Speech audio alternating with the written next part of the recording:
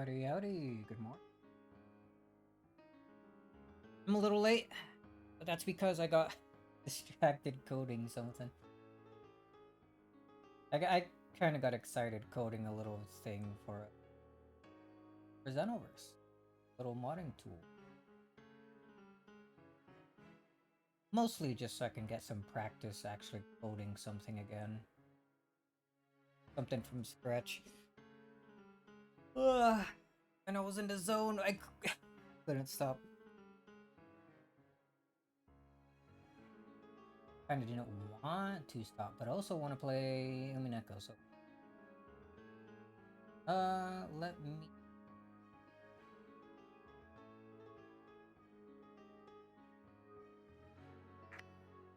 If I talk more about the stupid thing, I'm probably just gonna keep yapping about that. Let's get back to this. Been a week already. This week passed by kind of fast, actually. But I guess that's also because I didn't stream Monday and Tuesday. Practicing for making Umineko mod, surely. Are there... Well, I guess aside from the old 7th mod thing, are there actually any mods for this? I wouldn't really think so. I mean, what would you do? What would you do that the 7th mod here doesn't do?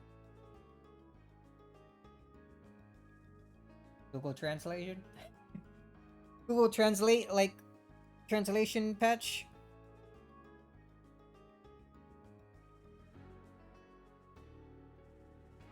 Oh, my coffee's kind of warm. Colder than usual. Like, I guess I kind of just left it sitting there for like 30. Yes. So like last we left off, we didn't get. We got through that whole little story with George, Shannon, the whole thing with whatchamacallit, Beatrice, like just being there from the start. But there's also some weird like changes. I don't remember the Halloween like lollipop thing that Maria had. There we go.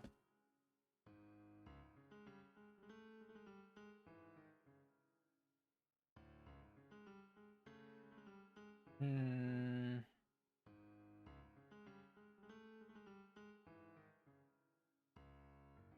Another thing that's now coming to mind.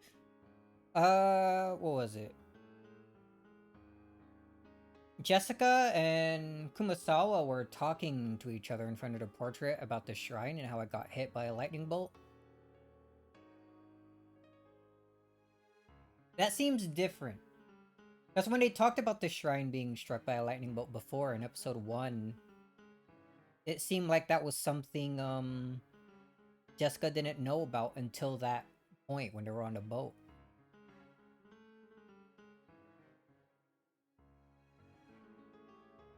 I feel like things are different this time around.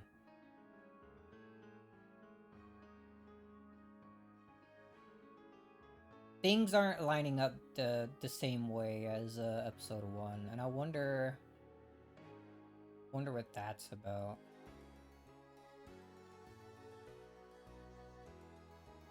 Like when you go and look in here,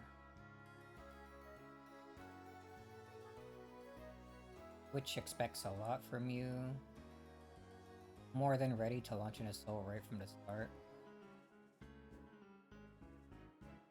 Is this like a slight retelling then? Where the witches, or rather Beatrice, is trying to make it seem even more likely that she exists?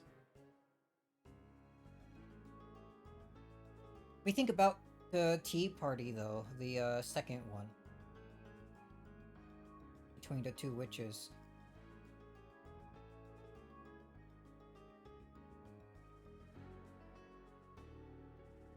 Birkenstill? Birkenstell? Birkin?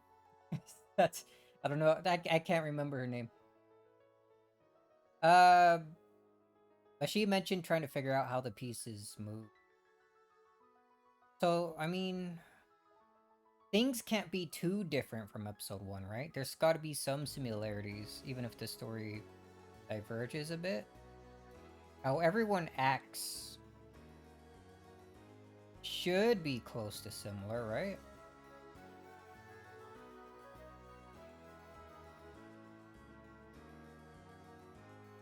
Hmm.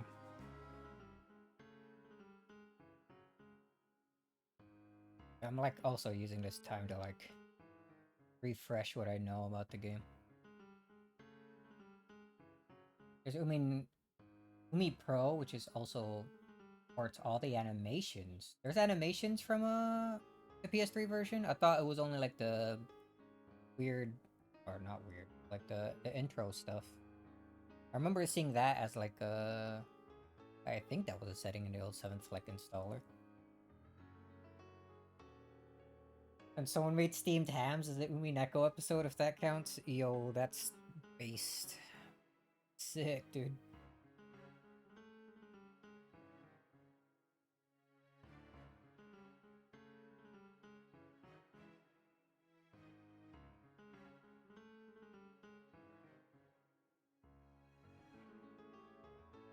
Hmm. Well, animations for effects like rain.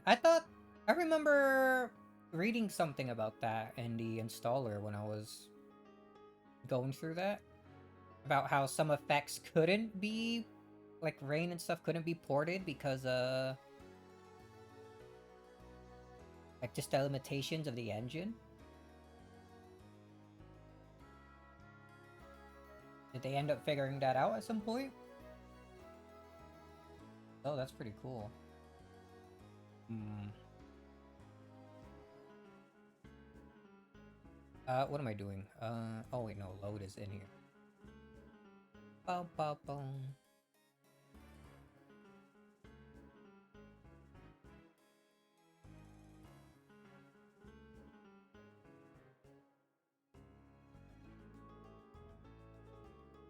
Tsushima Battler! We got everyone here. Big fancy flower. No tips. So,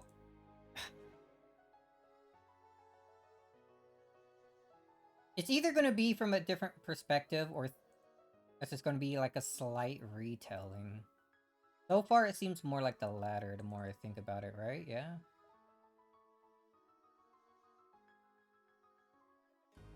Is it going to be like...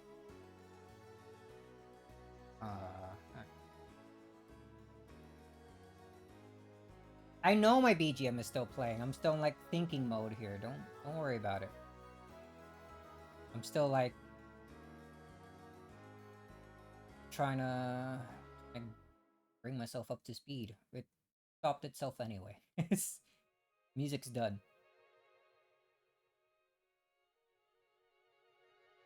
Thinking. I like that that track as like thinking music though.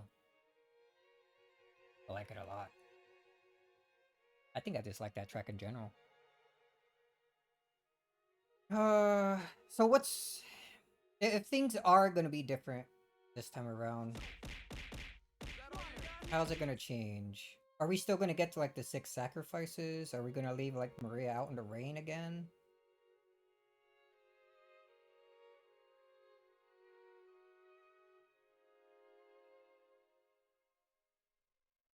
If all those killings happen again, but maybe like different groups, that could be possible, right? There are multiple different pairs you can put together for the whole pair apart to two or close. That's the whole Twilight stuff. Like, still doesn't make sense to me. You would think that it's like days, but no, you only spend like 2 days on Rokkanjima. Twilight. Twilight? Twilight.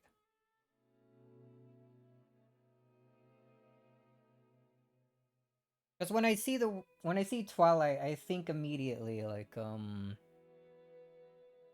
the time of day. But it has to mean something else, right?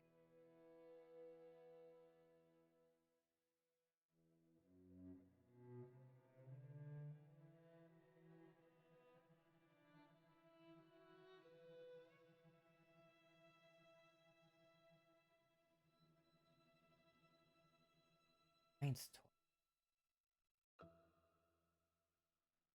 It's for sure important. It has to be.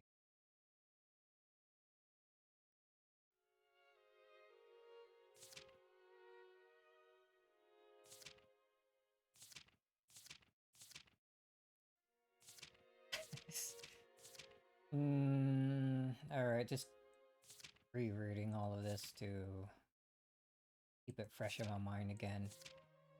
But surely we're gonna get more info as to what we could do with this, right? Surely. Alright. Okay. One more sip of coffee and then we'll get in.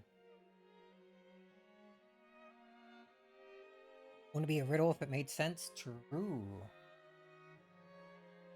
I mean, all riddles make sense after you solve the riddle, right?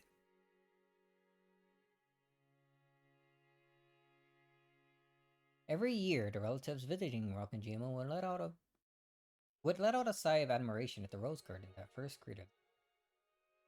They would stop there to chat about the rose's beauty and how well they were blooming that year. So this is after they got off the boat. Everyone's already here. That skipped straight from the airport all the way to here, huh? In the midst of all this, there was a single unhealthy rose, and Maria became overwhelmed at dejection at its condition. Alright, this is similar, but George uses quick wits, and saying that everything would be fine if he took care of the poor thing, and marked it with a candy wrapper, and immediately restored Maria's good mood. And Battler, with whom she'd been getting along with well since that morning, started talking about Halloween. There's Halloween again. This was such a favorite topic of Maria's that she began playing around energetically again. Here's the freaking pumpkin marshmallow pop. Has its own graphic. Maria, that marshmallow jack-o'-lantern candy bought by her mother was probably the greatest sort of treasure. They seemed to have bought several, and she demanded a trick or treat from every person she met, giving them candy instead of the other way around. マリアはどうしてこんなにハロウィンが好きなんだろうな。日本人には一つ馴染みにくいイベントだと思ってたんだが。仮装行列で練り歩く子供のお祭りだからじゃねえのか。普段と違う格好をしてはしゃぎ合うってのは楽しいぜ。Halloween was pretty fun. 多分僕はもう少しディープな理由によるものだと思うな。何しろ魔女のマリアちゃんだからね。そういや、飛行場でもマリアは仮装するなら魔女になりたいって言っていたっけ。マリアって魔女が好きなんだ。The start of October? You say that like every October at the very start. You don't immediately see like Halloween decorations everywhere. Same thing with Christmas. The start of December, it's like instant Christmas lights and stuff. ええ、大好きよ。困ったくらいに。まあまあ。あのくらいの年頃はファンタジックな存在に憧れるもんですから。Actually, sometimes you see Christmas lights at the very start of November even. せめてテレビアニメのヒロインに憧れるくらいなら可愛いんだけど。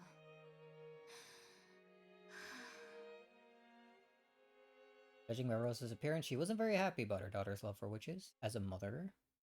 The cousins other than Battler seemed to realize this, and they shrugged, wearing stiff smiles. ほー、魔女好きだとハロウィンも好きになるって論法なのか。わかんなきゃ本人に聞けばいいか。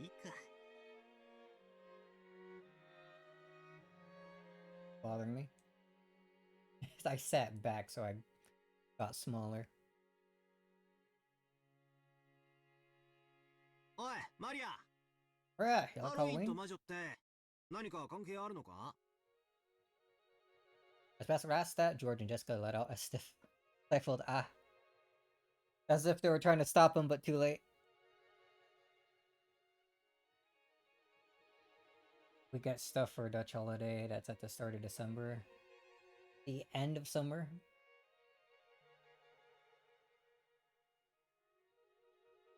When does summer... No, that's like a whole... like, season ahead, isn't it? Right? Yeah, that's like... start of fall, dude? Yeah, I might have been waiting for just that question. Oh! Why's she using this face, dude? Maria might have been waiting for just that question. After beaming for an instant, her expression turned a little mean, as if to say, you're totally clueless, aren't you? It was the face of a hobbyist who's been picked off by an outsider saying something stupid about their favorite subject.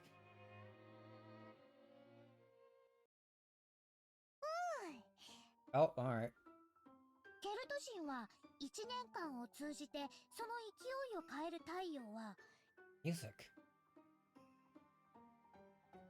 Due to Celts, the changing strength of the sun over the course of the year 1 signified... 年を通して生まれ、育ち、老いて死んで、そして再び蘇ると考えていたの。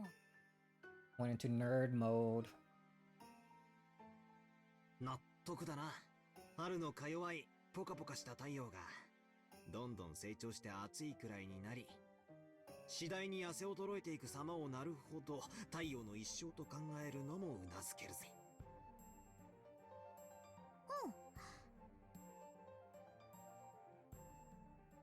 No voice line for this? So they thought that the end of October, the sun died. It was laid to rest in the land of the dead. It was then revived at the winter solstice. それで太陽が1年の生涯を終えて死ぬその日を大晦日、サビンと呼んでお祝いしたの。再び日照時間が長くなりだす冬至の日を太陽の復活の日とする考え方はとても面白いよね。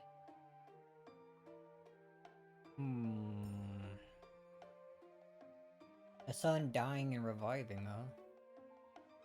古代の人々がいかに太陽を神聖視していたかがわかるエピソードだよ。 Will that be an important note? で、それが魔女とどう関係があるんだ？ It seemed that my casual urging forward had slightly infuriated Maria. She glared at me with eyes that told me to shut up while she explained, wow, rude. Maria seemed to be having a blast as she talked, so I decided not to interrupt. 10月と11月の狭間は生と死が最も近くなる。ケルト人たちはこの時期に聖者の世界と死者やこの世ならざる者の世界が最も近づき、 Well, I knew at least that much, yeah? 異界の住人たちがたくさん訪れると信じてたの。日本でいうお盆みたいなものだよ。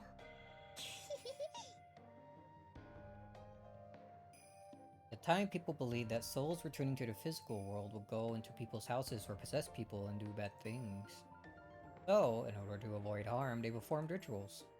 One of those was to imitate creepy monsters and scare the souls back, which was apparently a way to avoid being possessed. Really?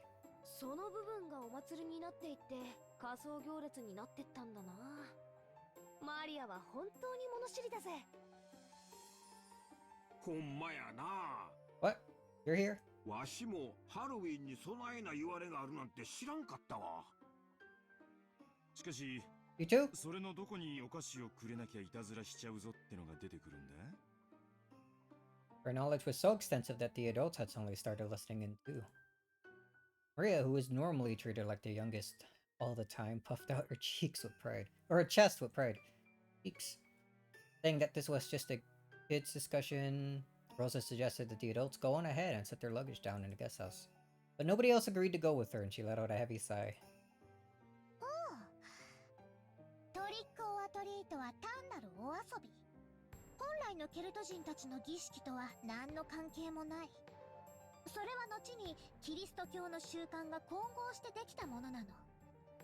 でもマリアは本来のハロウィンの姿とはそうあるべきだと思うの。 According to Maria, the souls of the dead weren't the only ones who visited from the non-human world.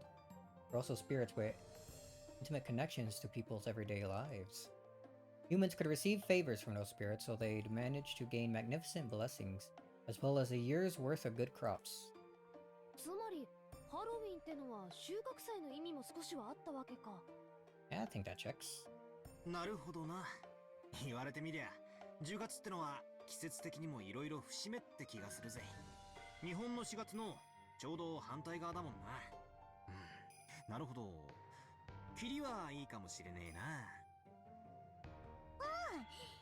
そしてね、魔女たちはね、その時期に魔女集会サバトを開いたの。 I felt like I've heard about this before too. I just don't know where. Assembly. 魔女たちは豊かな恵みをもたらしてくれた精霊たちに感謝しねぎらったの。ハロウィンの仮装は向こうから来る客人たちの模倣。つまり彼らにお菓子を施すのは一年の収穫への感謝の気持ちがあってもいいわけだね。ジョージお兄ちゃんの言う通り。 Oh, smart, those two. ハロウィンはこの世とあの世の交流のある時期ってわけなんだな。それでつまり魔女たちにとってはそういう世界の客人たちと交流できる大切な、そう言いたいわけか。おお、バートラの言う通りだからね。魔女たちや悪魔たちの力が最も活発で盛んになるのが10月なの。 You mean the month that it is right now? Was it like October 20... No, October... What was it? I want to say 26, but is it actually 14? I forgot when this starts. 16? きっとベアトリーチェも来てくれる。 It's October for sure. 4th? Aw, shit. そしてね、一緒にマシュマロお菓子食べてマリア so も黄 wrong. 金鏡に連れてってもらうの。一緒に魔法のお歌を歌って魔法の呪文を習って魔法陣の書き方を習うの。 So she's already talking about the Golden Land.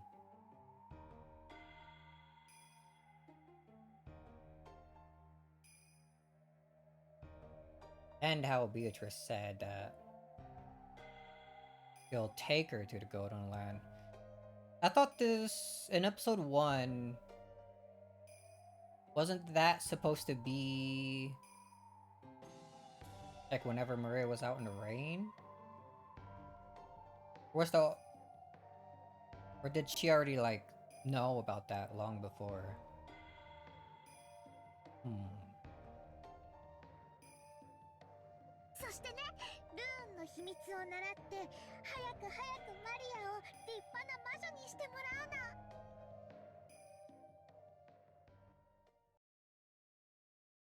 あらあら、それは素敵ね。 Here's Eva. 子供は夢があるのが一番よ。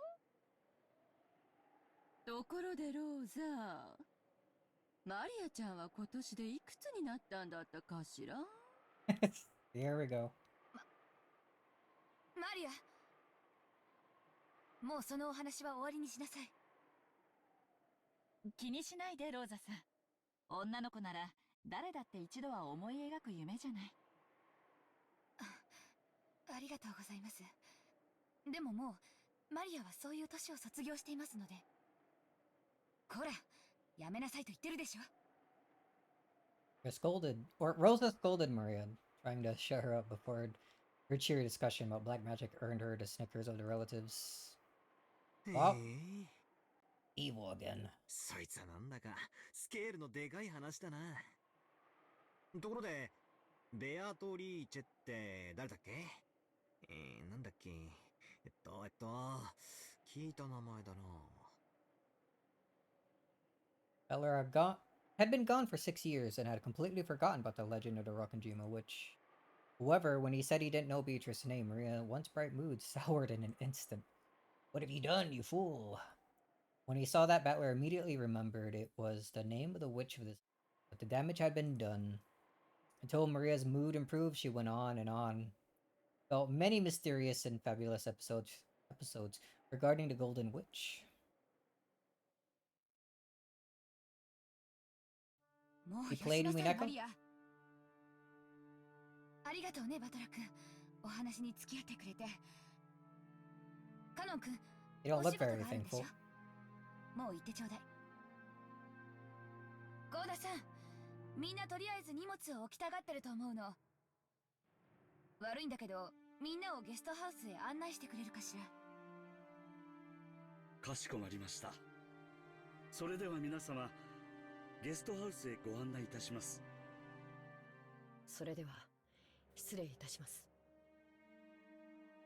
But led the relatives and began to head towards the guest house, eager to set down their luggage and take a breather, so they didn't realize that Rosa and Maria weren't coming with us.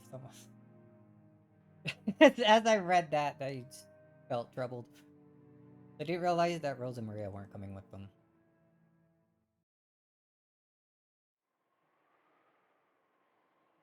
Oh no. After watching them leave towards the guest house, Rosa's face changed suddenly. She let go of the hand that had been gripping Maria this whole time. There was a bright red mark there, making it clear how much excessive force she had been using on Maria's slender arm. And then that hand slapped against Maria's head, pinched her left ear, and lifted. 魔女の話はするなといつも言ってるでしょうが。それはママとの約束だといつも言っているでしょ。ママ痛い、ママ痛い、痛い、痛い、痛い。ハロウィン、ハロウィン、うるさいのよ、あんたは。魔女のお祭り？ケルト人が何よ、黒魔術が何よ、バカじゃないの。あんた9歳よ、9歳。電車であんなに騒ぐから、わざわざ電車降りてまでその蛍光塗料みたいな気持ち悪いお化けマシュマロを買ってやったのよ。遅刻してまであんたに買ってやったのよ。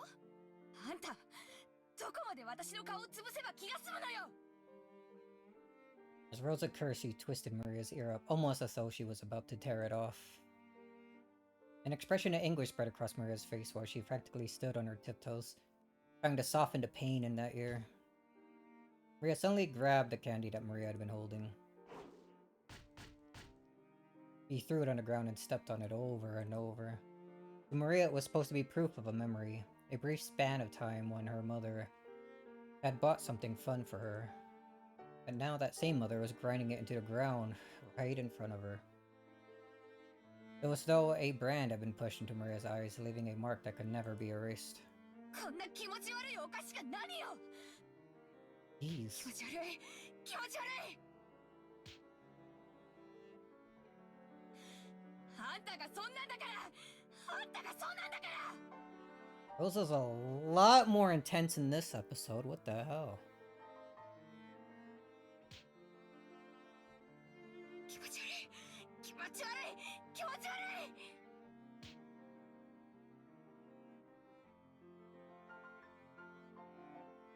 As she said that, she struck Maria's head over and over again with her palm. She didn't hit Maria's face, because the red swelling would stand out. Just the open palm slap on her head, dude? Maria closed her eyes tightly, patiently bearing her mother's violence. No, that wasn't quite it. 帰ってきてママ、帰ってきてママ、助けてママ、助けてママ、悪い魔女に打ち勝って。 Kept bearing Rosa's soul, muttering that over and over. だからその魔女ってのをやめろつってんのよ。この Jeez. Rosa, tired from hitting her daughter, breathed so hard her shoulders shook.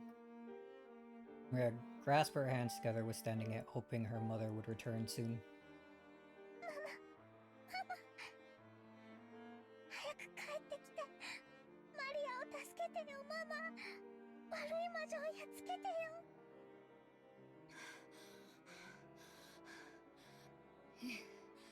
いつまでもそこでそうしていなさい。そしてそこで魔女でもハロウィンでもいつまでもブツブツ一人で言ってればいいのよ。 After hurling those words at Maria, Rosa left in the direction of the guest house, leaving Maria behind. Jeez. Wonder why your dad ran off. Could be anything. Maria, forgetting that it was even okay to cry, kept staring down at the jack-o'-lantern candy that had been trampled beyond recognition.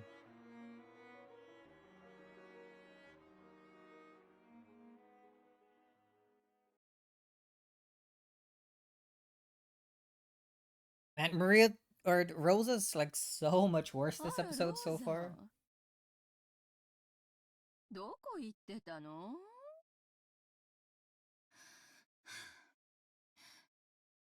ごめんなさい。バラが素敵だったもので、ついつい。Yeah, the roses were wonderful, sure. ローザ、早く荷物を置いてこいよ。兄貴んとこへ挨拶に行こうぜ。ん？マリアちゃんはどうしたんや？まだ花壇におるんかいな。ええ、気に入ったバラがあるみたいで、世話をするって言って聞かなくて、しばらくは好きにさせることにしました。女の子には女の子の世界があったことを、時には尊重してあげないとね。そうね。お気遣いをありがとう、キリエ姉さん。ゴーダさん、私たちの部屋はどこ？ Hey, ご案 everyone 内い know たし that ます。 Eva's best mom? こちらでございます。 I don't know お about 荷物をお that. 持ちいたしましょう。結構よ。自分で持てます。ありがとう。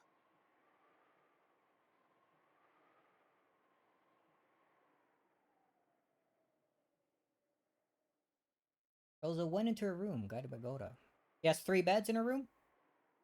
In a couple episodes you get there?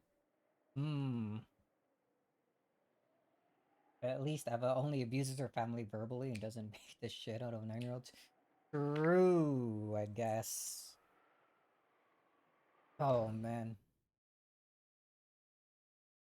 He then closed the door somewhat violently and threw her luggage on top of the bed.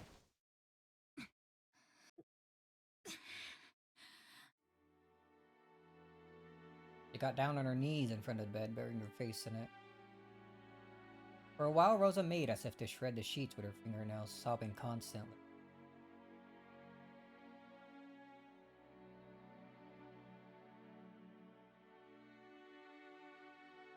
マリア様、大丈夫ですか？ Canon appeared from behind a thicket after watching Rosa leave.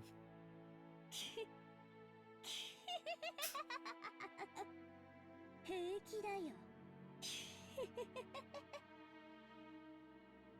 Mira gave a creepy laugh, but to Canon, who had seen the whole thing, it looked like she was enduring the best she could. 最低のやつだ。あれで母親なんて。仕方ないよ。その程度の器にはその程度のが入り込む。マリアは全然平気だよ。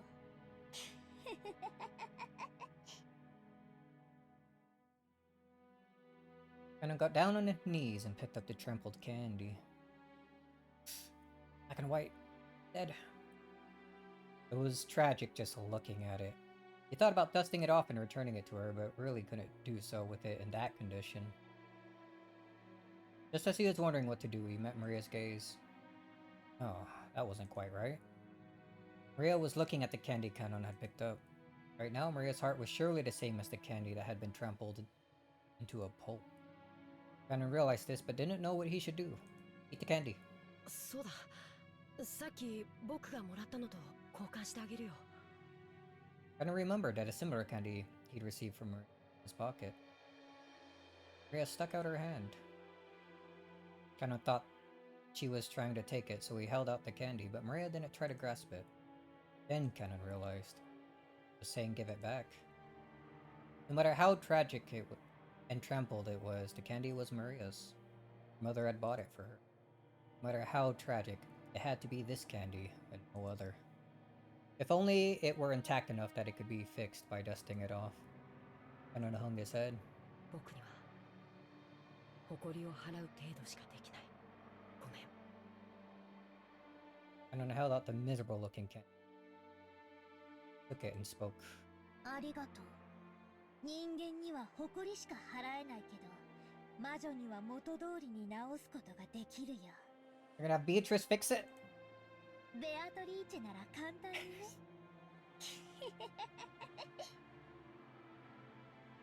マリア様、ベアトリーチェ様のことをご存知なのですか？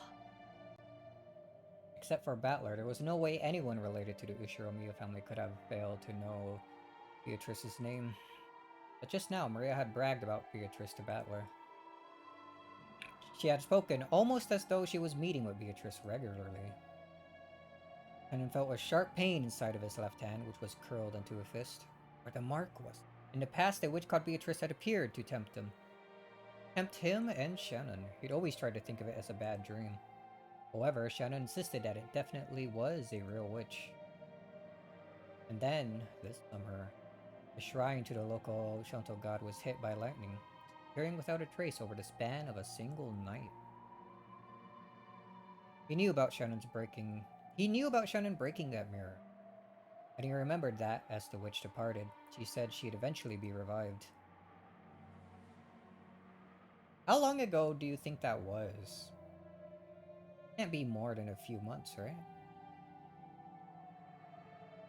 And now, this girl who believed absolutely in Beatrice spoke as though she'd met Beatrice herself. Shannon couldn't suppress a vague sense of foreboding welling up in his heart. For a while, Maria remained silent as though she could see into Cannon's heart. Almost as though she was waiting for a memory of Beatrice to be revived. Then she spoke, as though it was a fact. マリアはね、ベアトリーチェとお友達なの。今日だって会って一緒に遊ぶよ。遊びますか？うん、遊ぶよ。一緒にね、魔法のお勉強をするの。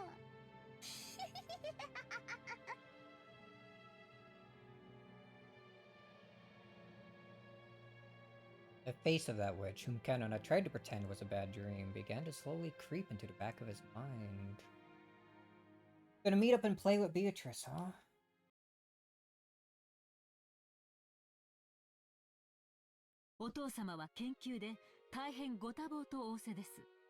And she's a lot less like an innocent kid this time around. He's like immediately in freaking witch mode. The typhoon isn't even around. It's not even raining yet. They're gonna still hang out on the beach and talk about the epitaph? Probably not, huh?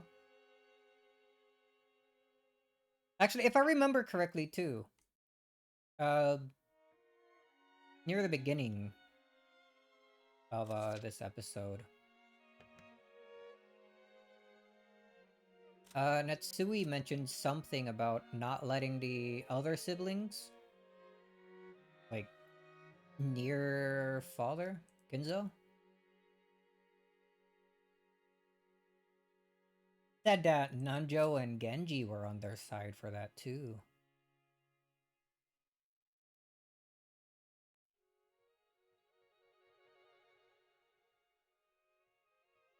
Or also Natsui think of him as being a spy for... Could that still be true this time around though? It's just the exact same description as episode 1.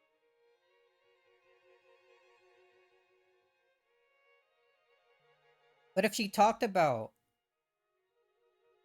having him and Nanjo on their side for keeping the others away from Kinzo, that can't possibly be true, right? 残念ながらこちらへはおいでになれないとのことです。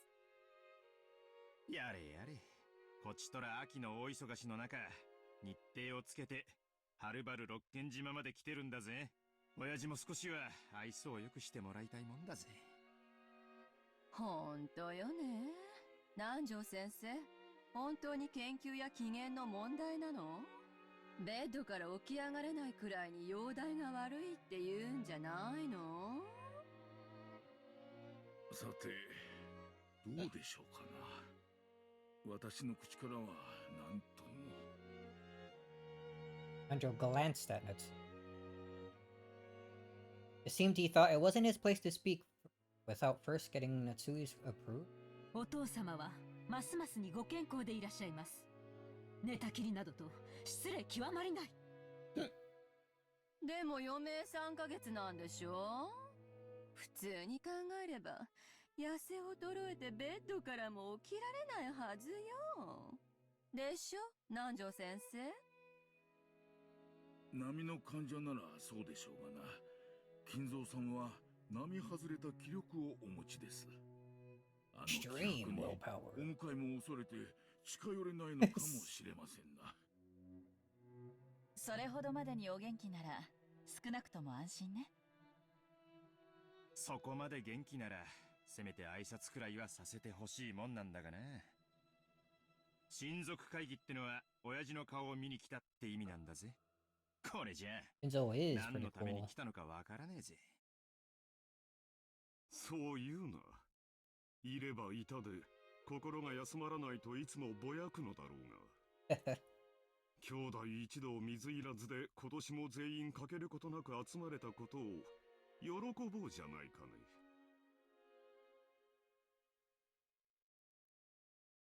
I like how he has the I don't know, I'm getting distracted with other things.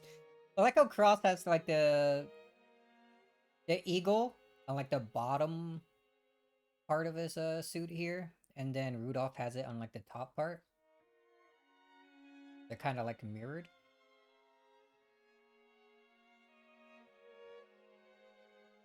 昨年の親族会議でも会えなかったのよ。血を分けた子供たちが2年ぶりに挨拶したいというのがどうして理解してもらえないのかしら。Do you guys really want to see him though? 挨拶の言葉があるのでしたら、私どもがお伝えします。As it plastered everywhere, basically made of eagles. それとも、He loves the eagle. 何かお父様にお会いして、挨拶以上のお話でもあられるのですか？いやね、何の話よ、も予算か、エヴァ。夏井さん。 Hideyoshi still reining her in? エヴァも娘としてお父さんの病状が不安なだけなんや。ちょいと気持ちを汲み取ってな。その通りだな。エヴァは親父殿が余命を宣告されてから急に親孝行をするようになったじゃないか。なるほど。その姿をぜひ見てもらいたいという気持ちもわからなくない。You only want to be nice to him because he's almost dead.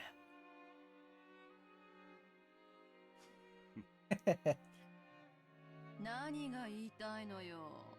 You know what he's saying. Come on. よせよ姉貴。晩飯までには機嫌を直してくれるよう祈ろうじゃねえか。それに俺たちは到着したばかり。まずは軽く挨拶に訪れただけだぜ。親族会議は親父抜きだってできる。いや、兄弟で意見を統一してからじゃなきゃ話せねえことだっていろいろあるはずだぜ。Are they still gonna have that whole like talk where they try to corner Cross again? Is Cross still gonna have that that golden bar?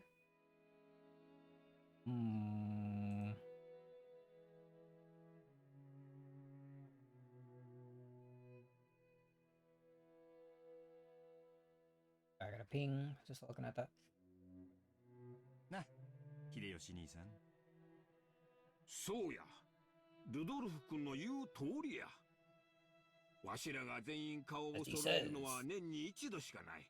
貴重な時間を大事にし、汚い話し合いをせんといかん。Though the tea hadn't yet arrived, they were very determined. でもその前に本家の素晴らしい調度品に囲まれた客間で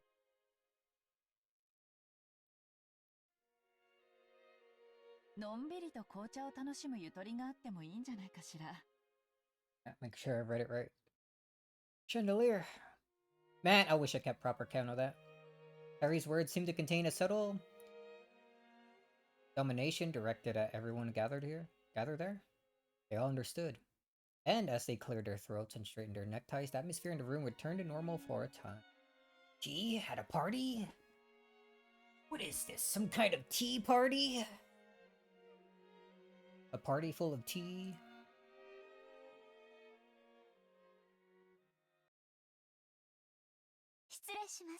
Oh, Shannon. お茶をお持ちいたしました。よ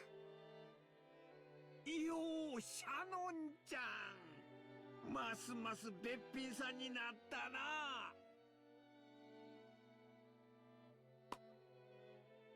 George, at the beginning of this episode, said that he wanted to basically propose in front of everyone, right? Is he gonna do it here? Is he actually gonna do that? Make his mother all sorts of mad?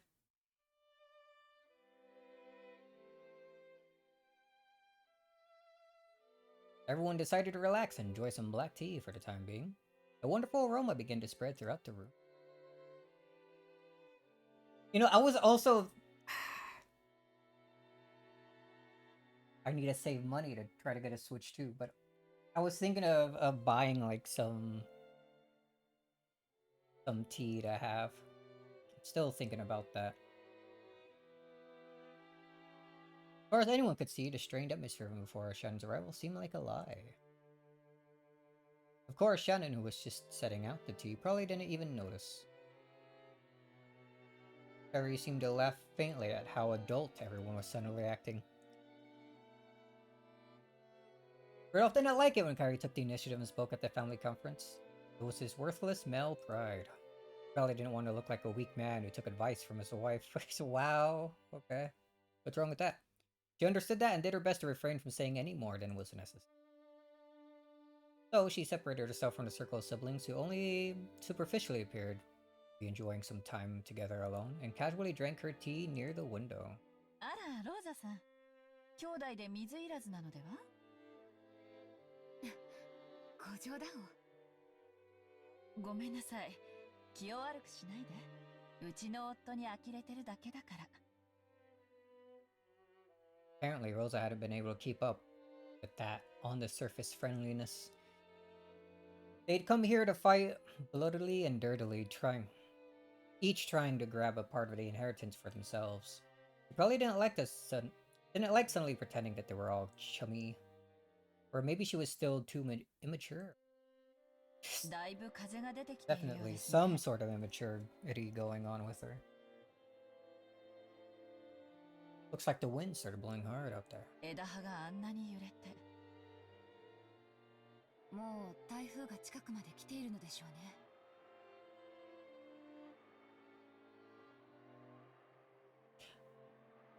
Are we ever gonna get an answer for what happened to the Rose in episode 1?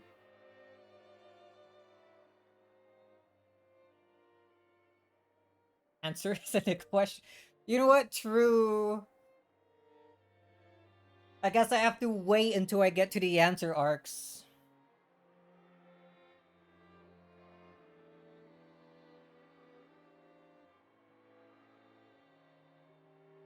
You know what? I just thought of an insane person. Like an insane guy.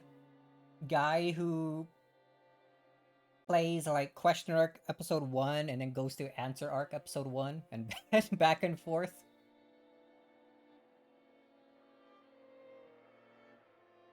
Think that would be a good way to play this? That would be mental. Why, you think it would ruin the story? Nah, it'd be fine, right?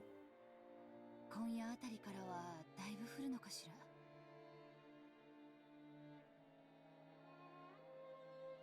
マリアちゃん、この1年で随分立派になりましたね。Get a whole bunch of questions for the episode, and then you get a whole bunch of answers for it.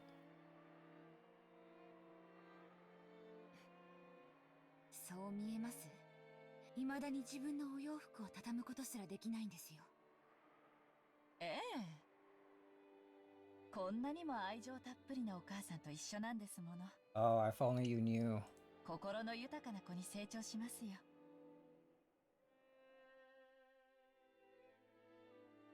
Rosa fell silent. Maybe she was unsure as to what Carrie meant by that. 私なんて母親失格ですよ。子に生まれる親は選べない。あの子がかわいそうで。お互い様じゃないですか。親だって生まれる子は選べない。Rosa bit her lower lip. どちらが悪いとかじゃなくて、一緒に生きていくんだという気持ちで、ゆっくり成長を見守ってあげればいいじゃないですか。ローザさんは毎日をマリアちゃんと過ごしてるから、小さな変化に気づかないかもしれないけれど、1年ぶりに再会した私たちには、その大きな成長ぶりがよくわかりますよ。I can't carry be Maria's mother, dude. もし本気で言ってくれてるならありがとうございます。 Actually, doesn't Carrie and Rudolph have a kid? Something about them being sick? I forgot what their name was supposed to be.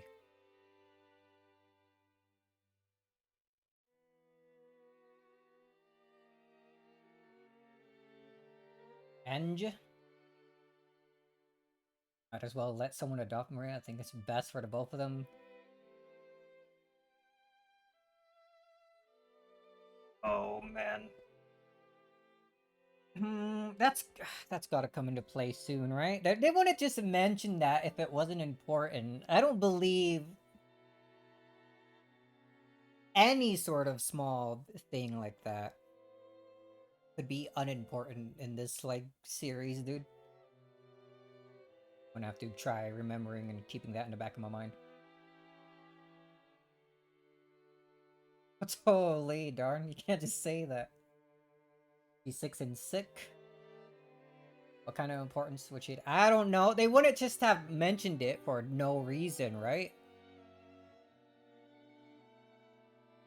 Like it's like at the airport where they mention like Eva having like a bag of candy, because that came into play later with the receipt for that candy being used to tell if the door to Kinzo's room has been opened or not. It was a very small thing, but it was used later. So something like that has to happen with their daughter. I'm not overthinking it. I never overthink things. What are you talking about? Do you know who I am?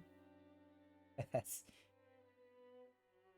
それでは失礼いたします。 And George runs in with his ring. Everyone, ご用がありましたらいつでもお呼びつけください。 I've come to make an announcement. Yaroda. Ganon bowed politely and left the room. As Hideyoshi and Rudolph, who had soft spot for one, watched her. Okay, dude. You guys have wives. The atmosphere in the room began to revert back to what it had been right before Shannon's visit. Sorry, I assumed you can think that. Dude. Well, thanks for apologizing. Now you know. Rudolph is already on his second wife. What's one more? That one is for George? Can't believe he's still single. お父様がいらっしゃられないなら、それはそれでできる話もあるというものよ。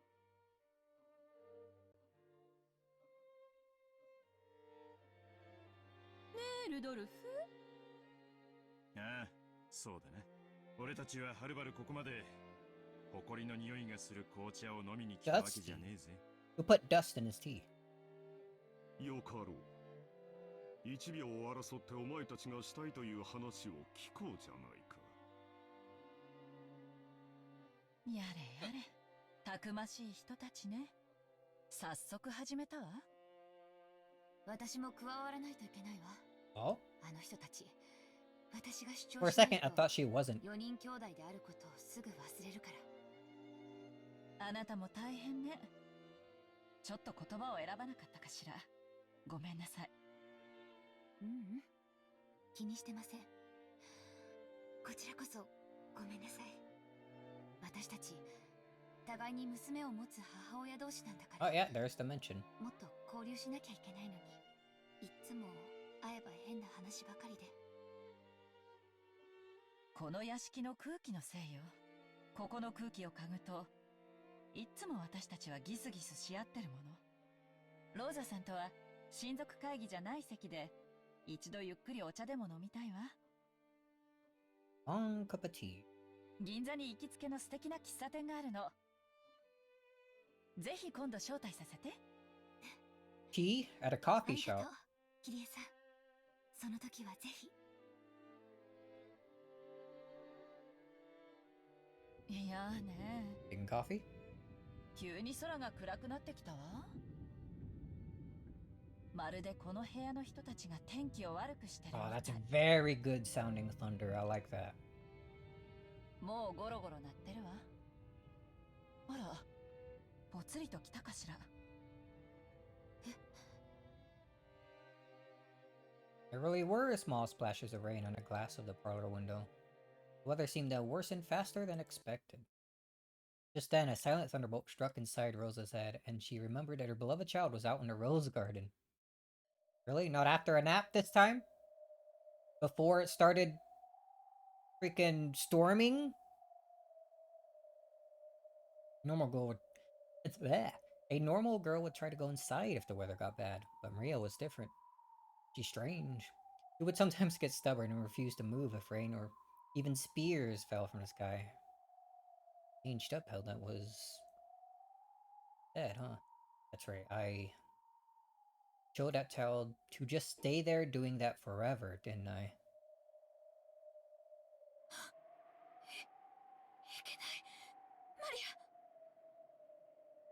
One looked back at Rosa when she let out a small scream. なんだ、どうしたんだね。ごめんなさい。ちょっと表に行ってきます。 So are they not gonna do that whole thing where they try to corner him then? なんだなんだ、どうしたってんだあいつ。いいじゃない。 Do they not need money this time around? Actually, it seems like Rudolph for sure needs money. That was shown earlier at the beginning of this episode. Maybe only him and not the others? 私たちの本題。そうね。ローザ抜きでも進められる話よ。話を戻しましょう。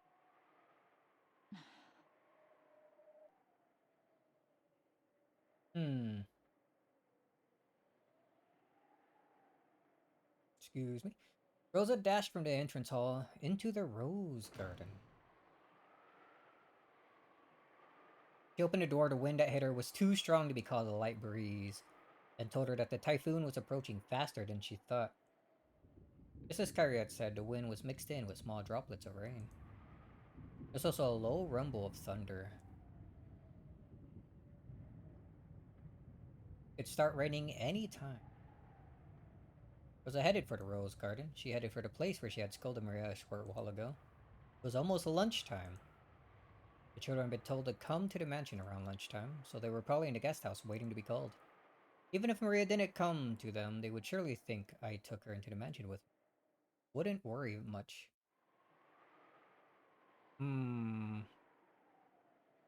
She's thinking this instead of everyone else. After all, she had been with her mother, so there wouldn't have been no reason to worry. I was here and I abandoned my daughter to the worsening weather.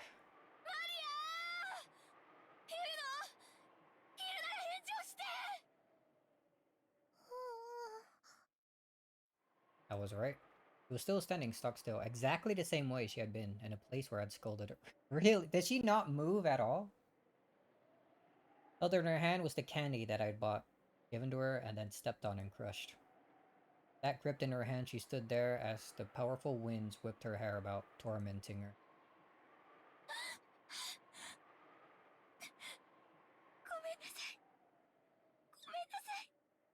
Well, it was before the weather got too bad.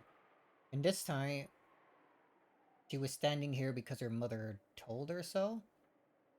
And it wasn't because she was looking for the rose.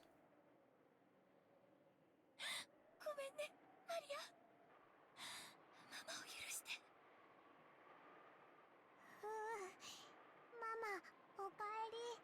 マリア、ママが帰ってくるのずっと待ってた。怖い魔女につねられたけど、我慢してママが帰ってくるの泣かずに待ってた。マリア、ママを許して。ママを許して。ママは悪くないの。また悪い魔女に取りつかれただけなの。だから平気。ママ大好き。愛してる。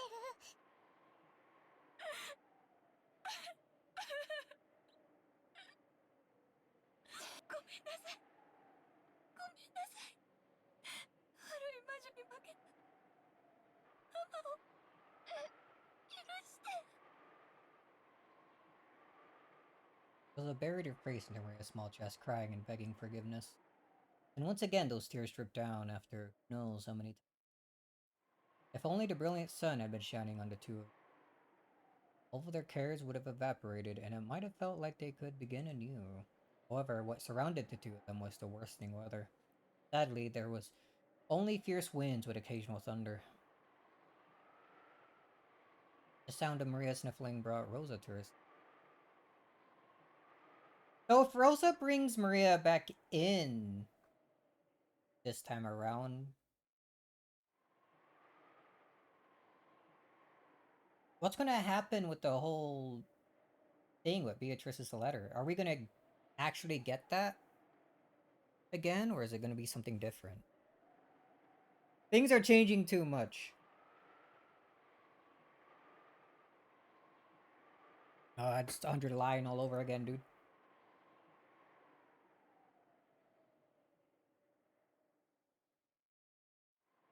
I'm like pretty deep into 100 line, but I'm thinking I might actually stream a bit of that.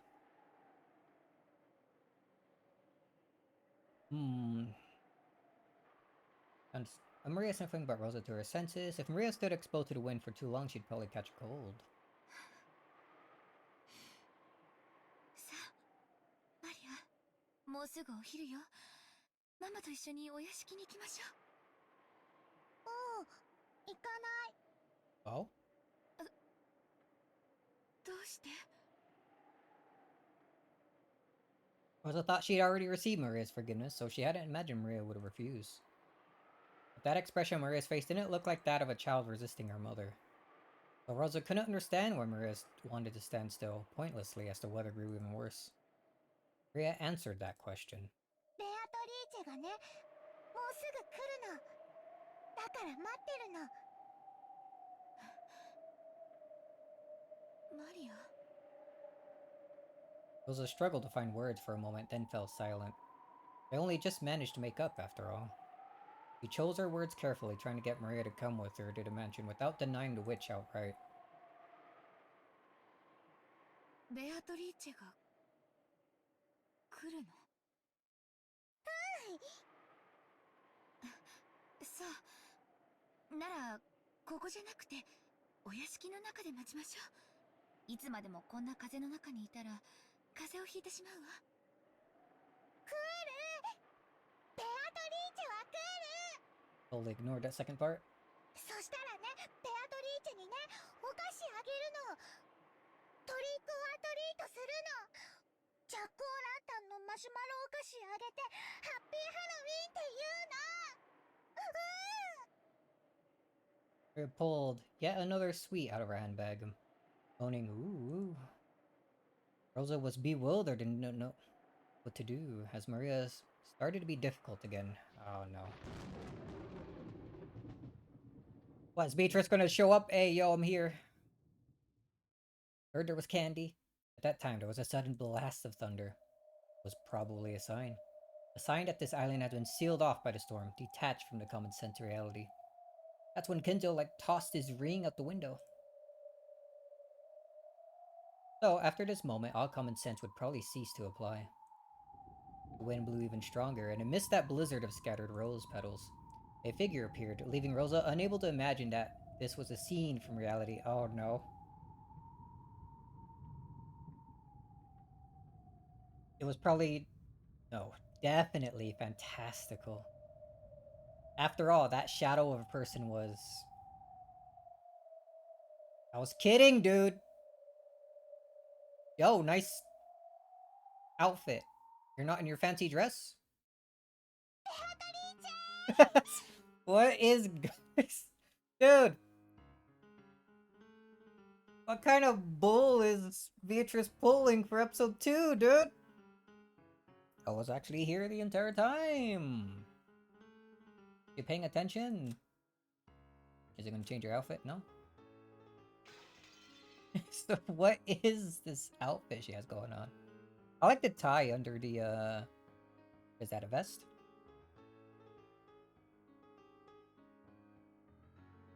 I dashed over to the shadow. Didn't even have to wait until the midnight of second day, dude. Normally, Rosa would scold her daughter if she dashed over to someone from whom she hadn't seen before and didn't know. But Rosa forgot to do that. Was unable to do anything but stand there, stunned. 久しぶりよ。元気であったか？マリアは元気。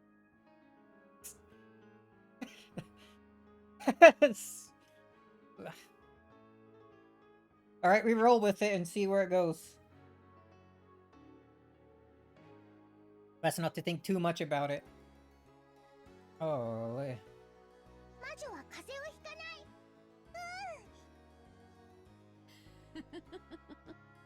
魔女は呪いにて風邪をひかせはするが、自らがひいてはなんとも間抜けな話よ。せいぜい自らが風邪をひくことなどないよ。これからも精進するがいい。Patted Maria's head as she said this, smiling roguishly. Rosa couldn't have known to name the woman who was happily spoiling Maria. However, Maria called it out in the beginning when the woman appeared. So, even though Rosa have never met her, even though the woman still hasn't introduced herself, Rosa was able to know her name.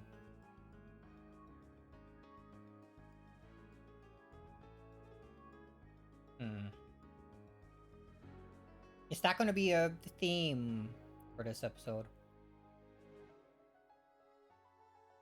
If there was... I feel like... what's the word I'm looking for? Phrase? A similar event like this happened with Canon, right? Canon and Shannon earlier. Where they, mentioned something about meeting her for the first time but knowing their name. Everyone knows Beatrice's name, apparently. Not gonna keep that up?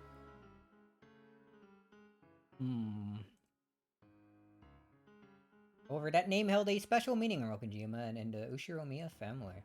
There's no way something that stupid could be. ベアトリーチェ、ハッピーハロウィン。あら、買ったの。ベアトにもあげる。ハッピーハロウィン。ほう、これをわらわにとな。天国にも地獄にも行けず、煉獄の闇にてさまよう男の唯一の明かりも、こうして歌詞となれば実に可愛らしいことよ。Really adorable that a candy could be made out of this. The lonely light of a man lost in the darkness of purgatory, unable to go to heaven or...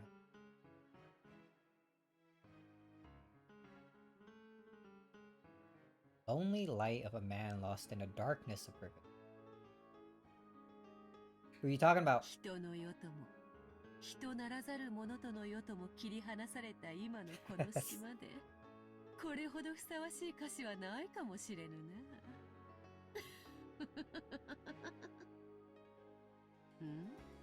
マリア、それはどうしたのか？ Oh, my mother crushed it. And then, like, Beatrice snaps her fingers and vaporizes Rosa right then and there. First one down. 5 to go. The witch noticed the sweet Maria was grasping. It was Maria's candy, which had been stomped on by Rosa until it reached this pitiful state. Oh, 踏んづけて潰れちゃった。ベアとは元に戻せる？ Beato. Maria didn't go us so... Blah, blah, blah. Speaking it's hard, guys. Maria didn't go so far as to say it was her mother who stepped on it. However, for some reason, when the witch saw that candy, she looked at Rosa and grinned. A chill went down Rosa's spine as though this gaze was staring straight through her.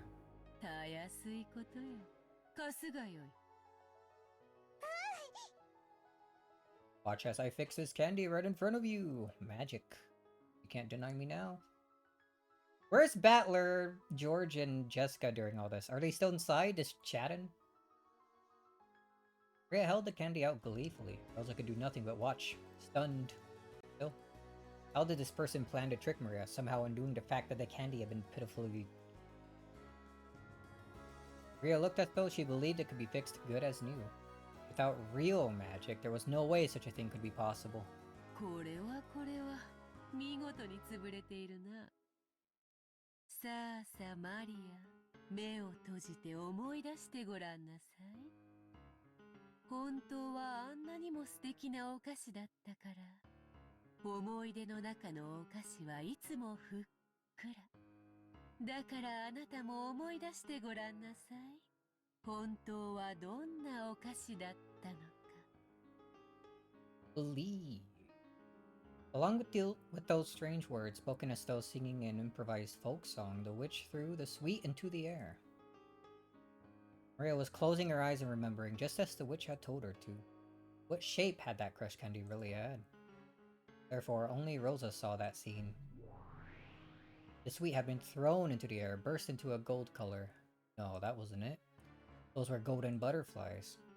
Scattered into several golden butterflies, and they began to gather at the witch's hand, which was held up in the sky.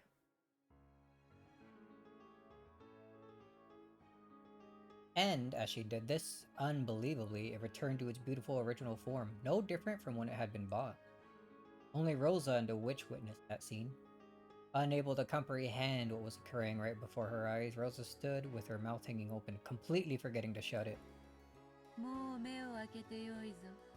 受け取るがよい。これでそなたの歌詞も元通りだ。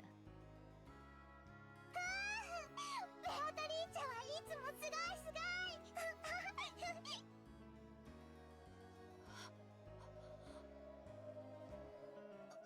There was a stark contrast between Rosa's shock and Maria's innocent joy.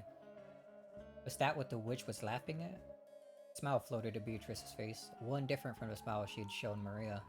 わらわの顔がそうまじまじと見られては穴も開こうぞ。ごめんなさい。 Those words triggered something very clearly in Rosa's mind. Rosa knew this face.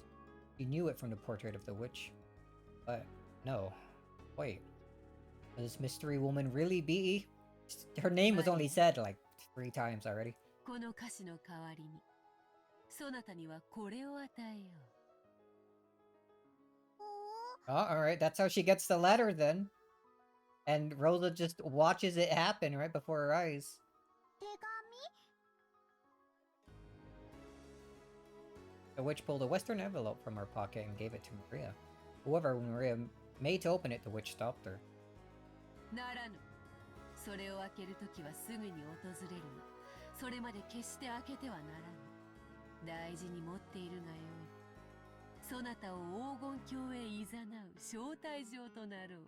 Oh. That sounds different from the first letter in episode 1. So don't open it after lunch?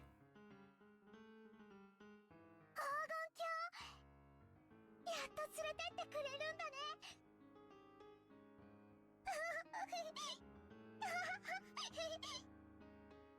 大事にしまっておくのだぞ。誰にも見せてはならぬ。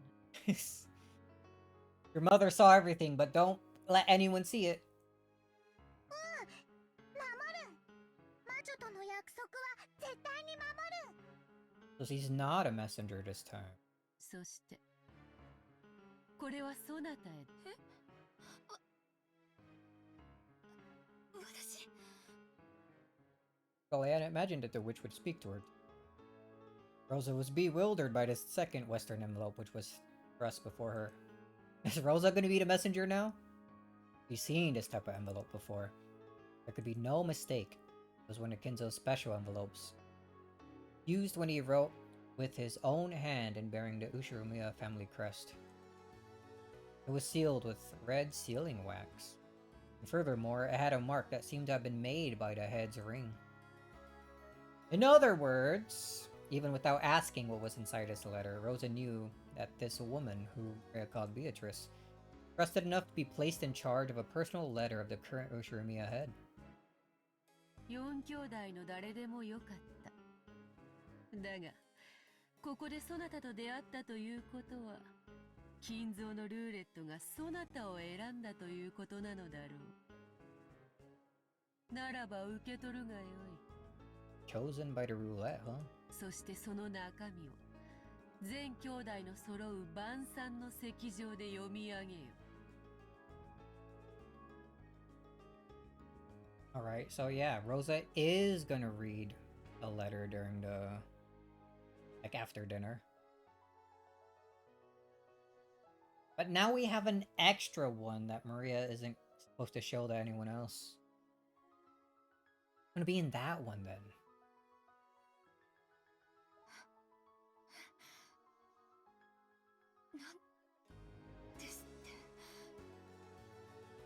Rosa looked back and forth several times between the witch's face and the envelope that had been handed to her. Today was the family conference, and the biggest object of discussion would be the inheritance problem. So she had joined together with Eva and Rudolph. They planned to force a certain condition on Cross to try and extort several hundred million yen in cash out of him. It was as if the witch could see through all of that. Does she intend to announce when all of us siblings are gathered? And with a personal envelope that no one but the Ushiromiya head can use. マリア、天気が崩れるぞ。ゲストハウスへ戻り、昼を待つがよい。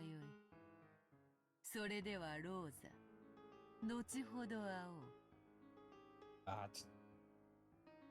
Probably gonna die in that second meeting. その席で改めて名乗らせてもらおう。Or is she gonna show up at the dinner and be like, yo.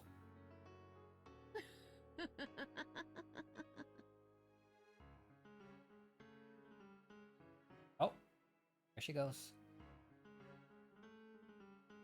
Actually, would... Is she ever gonna, like, show herself in front of Battler? Is she gonna show herself in front of everyone but Battler? She really had a good actress that would. You would almost believe there's a witch smoke and mirrors.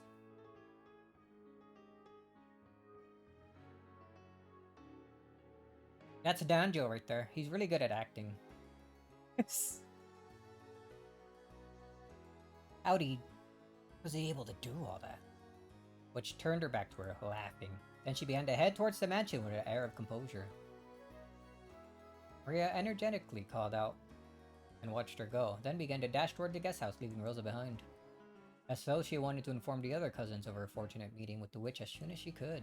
At last Rosa was left alone in the rose garden as the winds grew stronger, unable to do anything but pray that what had happened was just a daydream. Should have gave her the temporary, like, brand on her hand. You did with Canon and Shannon.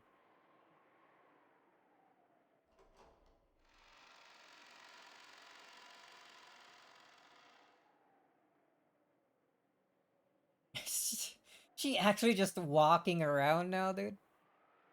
When the witch reached the entrance hall, Genji could be seen there. Genji welcomed the guest, approaching from the entrance hall with a respectful bow. お待ちいたしておりました。ベアトリーチェ様。久しぶりだな、源氏。 Up with that, like, sound effect. Did something change? Oh, it did change! Yo, nice tattoo. Nice stockings. Have a cane instead of a, like, pipe.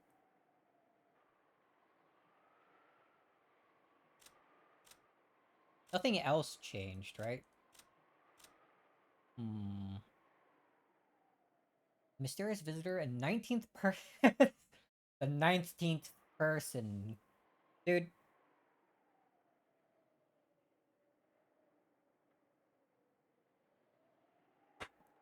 I don't know what to think anymore.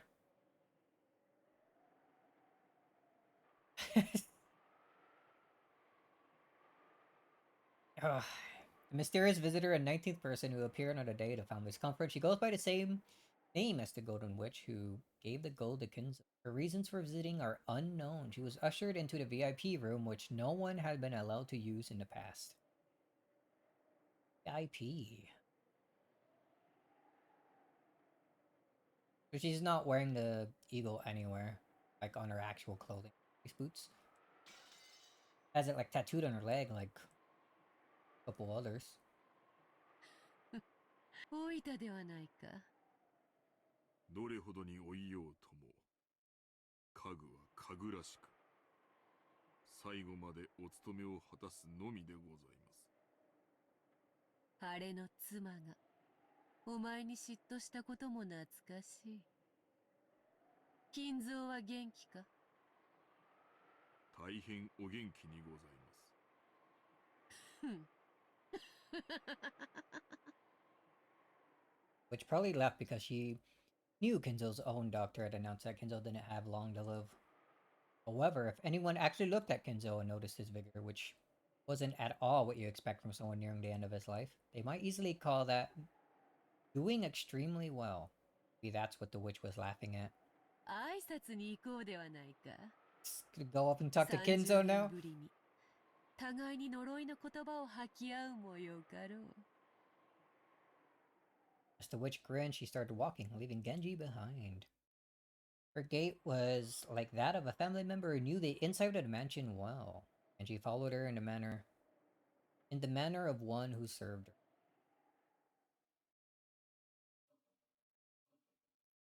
That time, Carrie came out of the parlor. She'd probably gone out to fix her makeup or something. And when she saw Genji following a witch, she was surprised, although her expression did not change. A guest for Kinzo has arrived, despite him being almost dead on the day of his family conference when the fate of the inheritance was decided. And furthermore, this person was familiar enough with the Ushiromiya family household that Genji was following behind her. Harry immediately realized that this person she had never met before was deeply important. Harry and the witch's eyes met. Realizing that it would be rude to pretend not to notice, she greeted the witch. はじめまして。ルドルフの5歳だったか。さようでございます。ルドルフ様の今の奥方様であられます。キリエ様でございます。From this exchange, Kai realized that this was a guest of fairly high rank, even amidst the Ushiromiya family. And the fact that this was a guest on that level, coupled with her resemblance to the portrait in entered hall, made Kairi's eyes instantly open wide.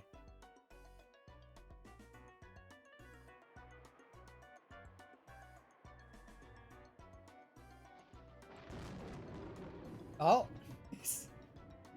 It changed? New portrait? I kind of like this one better. What's going on, dude? はじめまして。キリエと申します。初対面でしょうか。もし以前に挨拶をしていたなら、名前を忘れてしまって申し訳ございません。 Her smug aura mocks me. うすうすは想像がついているくせに、わらわにあえて名乗らそうというのか。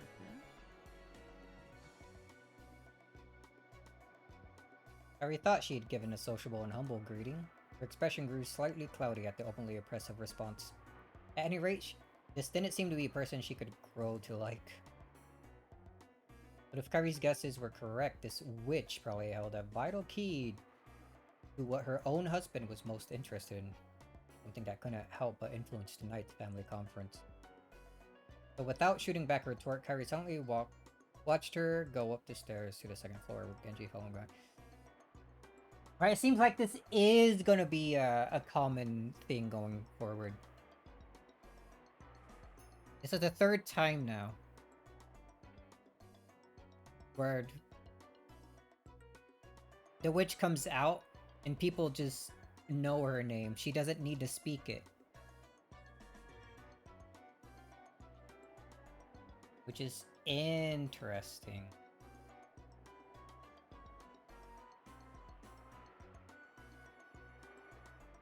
Probably attribute that to her just being smug and acting all like high and mighty and whatnot. Like, I don't need to state my name.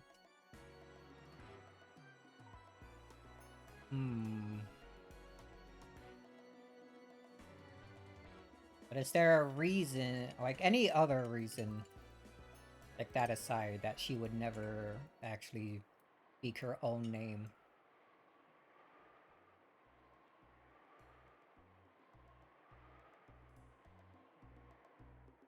Oh, I'm gonna need more coffee soon, holy. It's only been an hour, I'm already almost through it.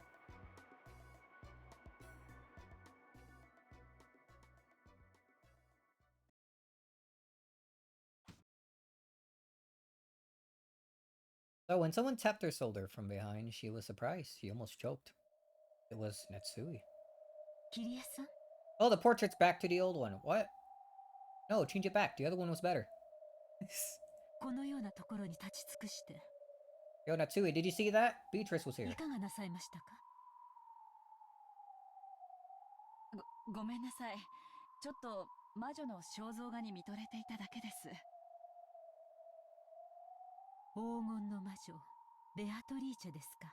今日の後宮家の復興は彼女が授けた黄金がなければ成し遂げられなかったとか。お父様らしい幻想的なお話ですね。Natsui spoke in a perfectly ordinary way. It was the sort of comment you expect for someone convinced that the thought of a witch existing was ridiculous, no more than another of Kinzo's ramblings. However, for some reason, that point of view didn't seem quite right to Karu now. Just a moment ago, she herself had seen the Golden Witch come in from the entrance hall and climb up the stairs. And Natsui's words made it feel as though someone was trying to deny the existence of that person, or make it seem like she was never there to begin with. ごめんなさい。少し頭痛がする気がして、ちょっと休もうと思います。あら、そうですか。なら、良い頭痛薬がありますよ。Oh, being nice. 用意させましょう。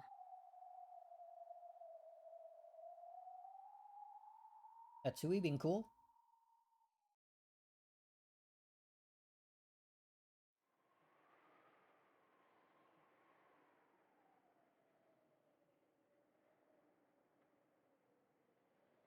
Long been going. I think in like 30 more minutes, or maybe the next like glass shatter, like steam break.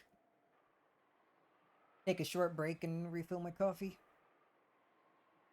In the hallway in front of Kenzo's study, or the hallway in front of Kenzo's study was filled with the scent of sweet poison, peculiar to that green liquor. Genji, who was completely used to it, did not grimace. The Golden Witch didn't grimace either. Sure. この中からどれほど出ぬのか。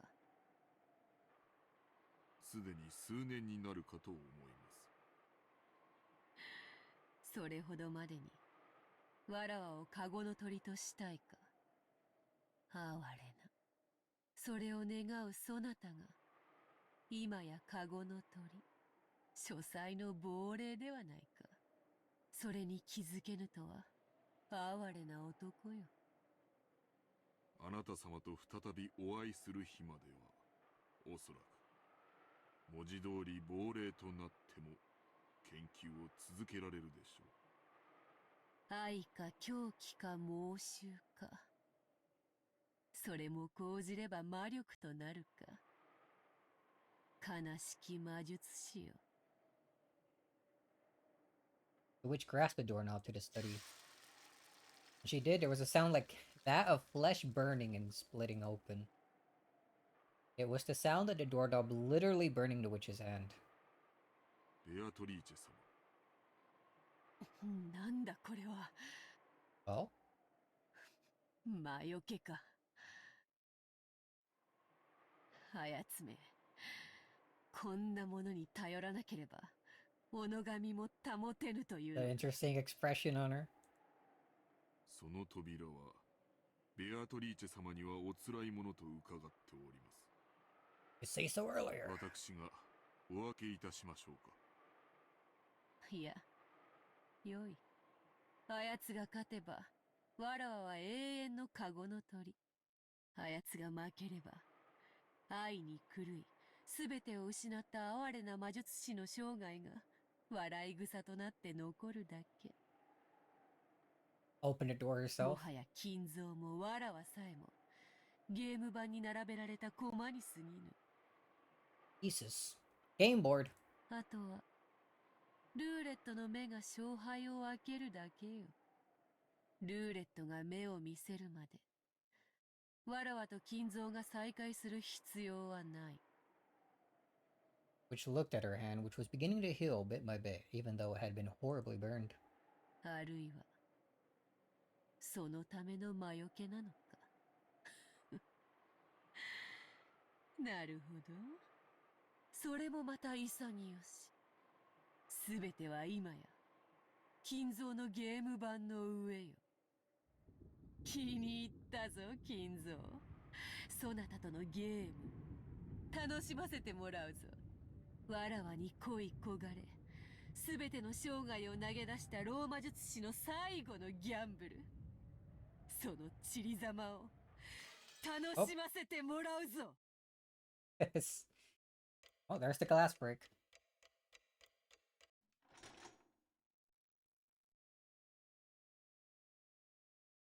What's going on? Too much is like different, dude. 誰か。 Who is it? Who's speaking here? Find out in a bit. Now, let me go quickly. I think I need to like actually stat more coffee to read. Actually, my second cup. So why was it so loud? So allow me to BRB real quick. Stretch my legs and get back into it here. Might as well do it now. Alright, quick BRB.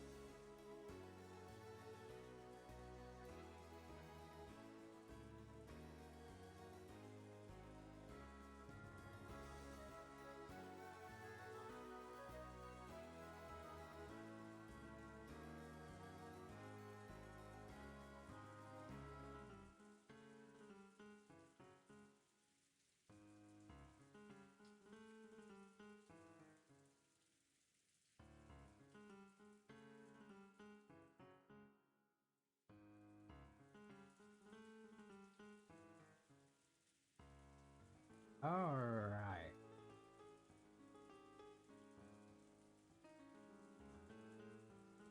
The coffee bot is making fresh coffee. Wait for that for a little bit. Couple more minutes.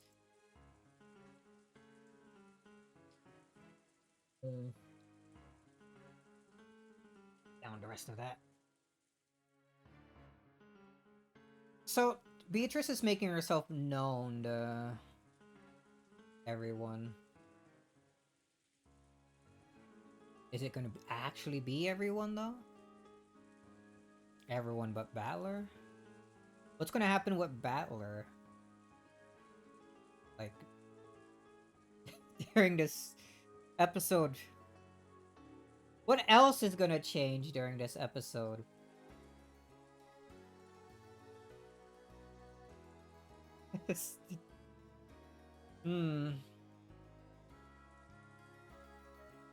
So, she's shown herself to Maria, gave her a letter.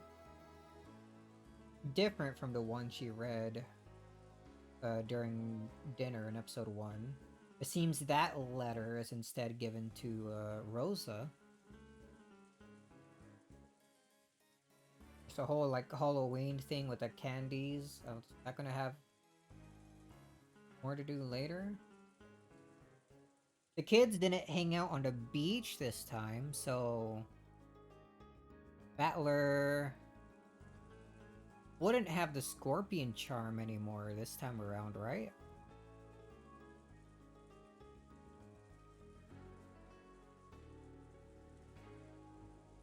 They didn't even really talk about the epitaph either.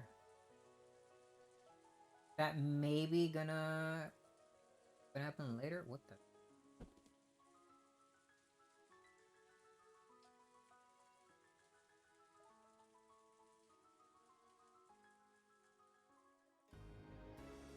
I get for leaving my... What if Beatrice would just end and you were right? She was important all along. Jeez! She wouldn't have been mentioned if it wasn't important.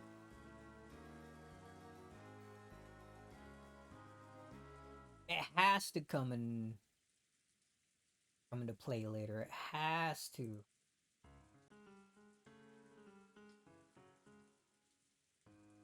Plus, coffee still isn't finished. Back and think a bit. Go ahead and do this. It's a black screen.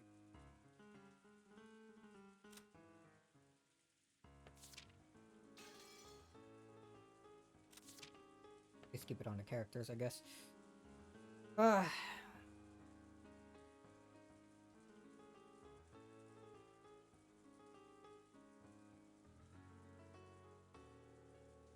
What happened? No, everyone was there at the dinner last time the message was read.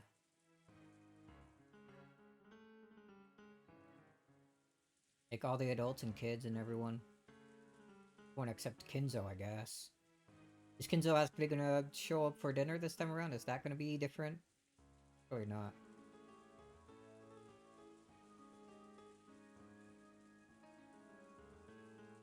What about the whole proposal thing with George and Shannon? Is that gonna... That doesn't feel like it's gonna happen in the same place. He did say that he wanted to do it like in front of everyone. Maybe he might try to do it at dinner, or maybe even lunch, since that hasn't happened yet, it seems. In episode 1, they were all saying how things might have been different if Beatrice just showed herself in front of everyone with that announcement. I wonder if she's actually gonna do that. Episode 2 here.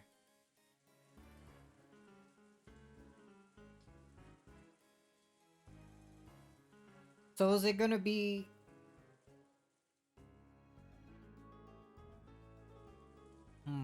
It's like... Is it not gonna be a mystery of if the witch is real or not? Or if there's like a 19th person or not? For this episode, and instead gonna be... People more focused on the epitaph and how to solve the riddle, maybe?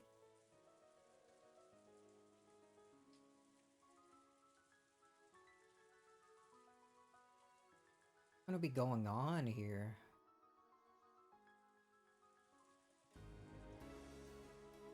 He proposes to canon instead in this episode. Whoa! Waste? Oh, but he's furniture. He wouldn't accept it. He'll just give the ring back. And throw. What is this? Some kind of mystery novel? I'm just like... I'm just thinking out loud while waiting for my coffee to finish. It's probably just about good. At least good to refill this cup. Then I could leave it to continue on and whatnot. Let me go grab that real quick.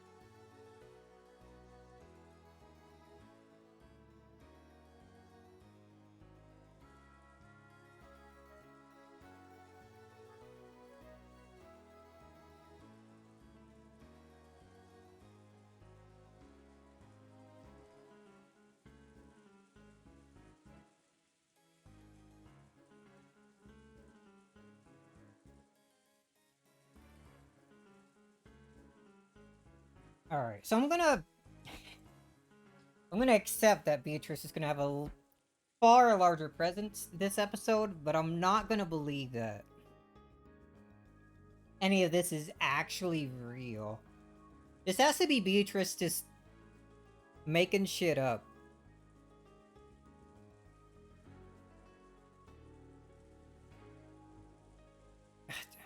Or do you...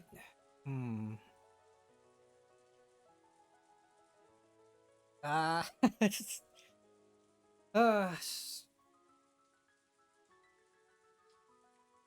think I just have to keep going along for this episode and seeing what else happens.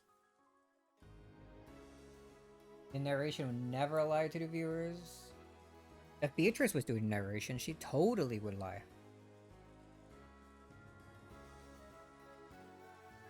But what are Battler's, like, retorts to all of this gonna be?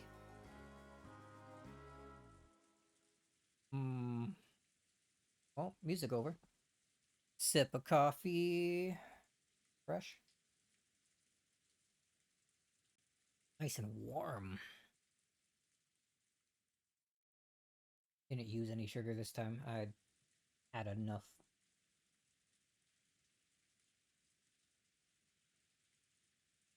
Cane, huh? Why cane? Like a magic staff? Alright, let's see. Let's see what happens. Wizard. 失礼いたします。昼食をお持ちいたしました。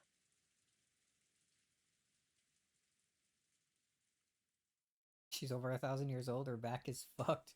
Oh, you know what? Makes sense. 失礼いたします。 Well, Beatrice in the VIP room, I guess. After receiving approval, Canon entered the VIP room, pushing the serving cart that carried lunch.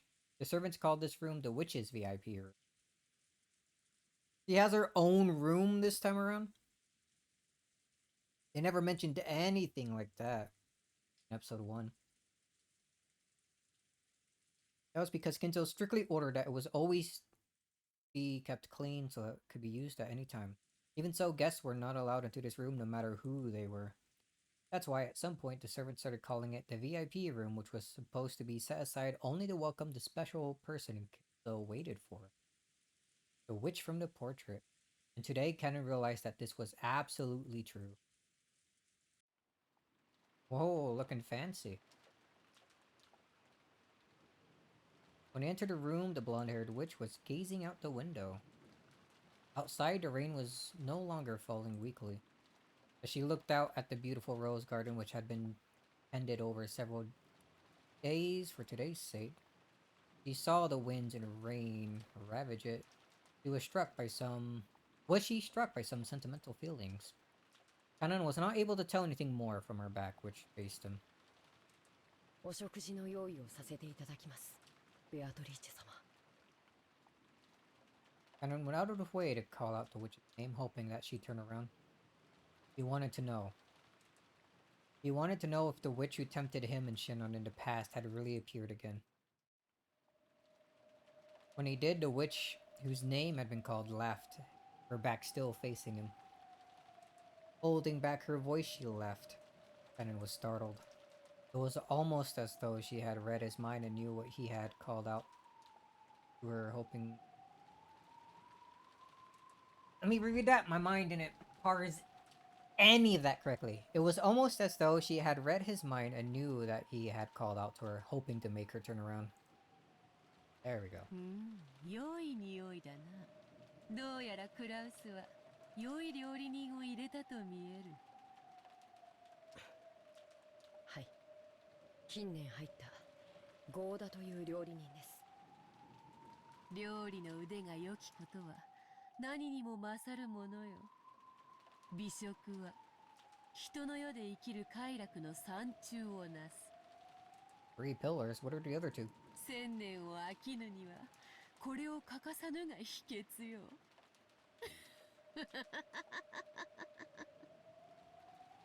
And on the witch's eyes met. Then she grew. Without a doubt.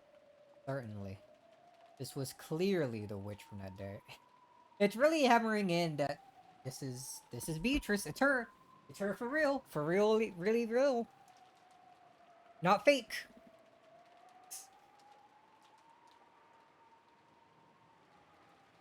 The witch that no one but he and Shannon could see in the past finally held a form, and she had arrived openly as a guest through the entrance hall.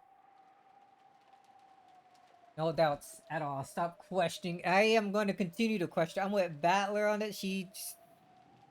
Something screwy is going on. I will not believe.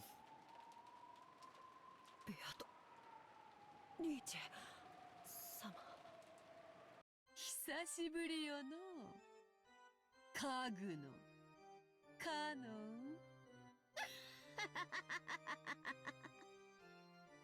お久しぶりでございます。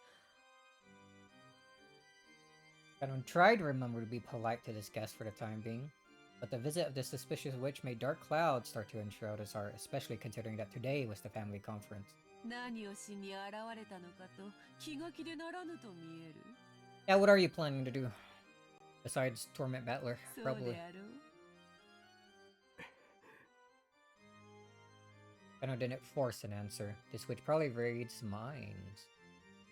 So it's pointless to go to the trouble of saying it out loud. Of course she could read even his inner resistance. But the witch giggled at Canon's childless defiance. 金蔵との最後の約束を果たしに来た。So episode 1, you didn't see her at all, ever. Episode 2, you see her all the fucking time, I guess. What's episode 3? You kind of see her, but then... Not really?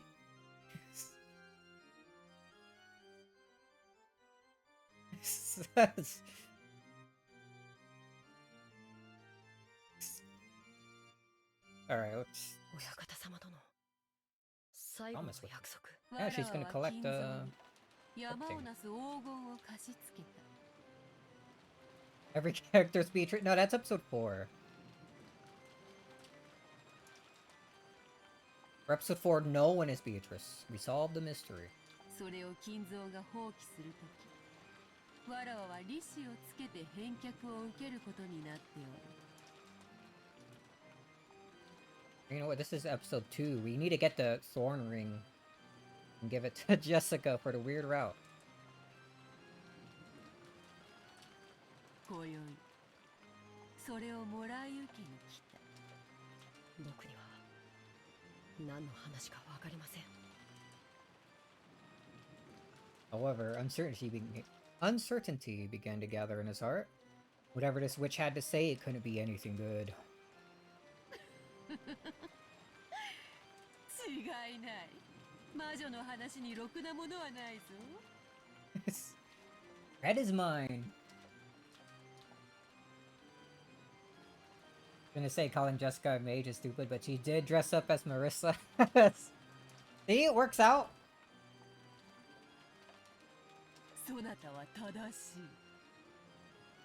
されど、魔女とハサミは使いようだ。Maybe Shannon would have made a bit more sense for that. He's kind of a bit of a pushover, like Noel. ソロモン王のように偉業を成し遂げる者も時にはおる。最も多くの場合は童話が語るようにろくな目に遭わんがな。しかし金蔵も食えぬ。わらわの利子の取り立てすらも自らの儀式に取り込みおった。Is the deal he had with Beatrice different too? Or is it going to be the same? わらわをも超えるとてつもない大魔術師か。さもなければ狂気に取りつかれたただの知れ者か。面白い。実に面白い。Shannon couldn't guess what the witch was muttering and laughing about. All he knew was that anything that made this witch laugh must have the exact opposite meaning for everyone else. And in the back of his mind, the horrifying words the witch had spat at him in the past began to resurface.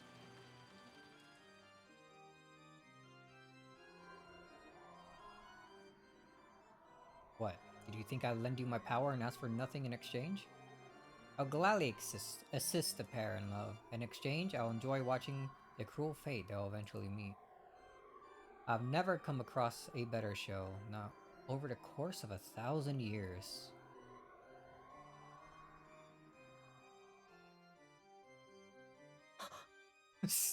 Dude, I can't take any scene seriously, like, when Canon makes that face, dude. まさかお前は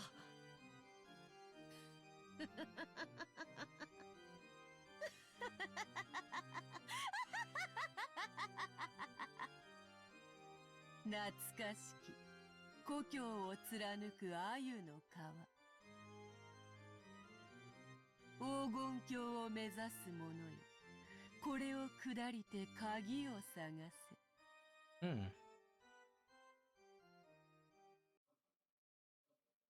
The witch suddenly began to recite a bizarre poem. It was something he remembered hearing.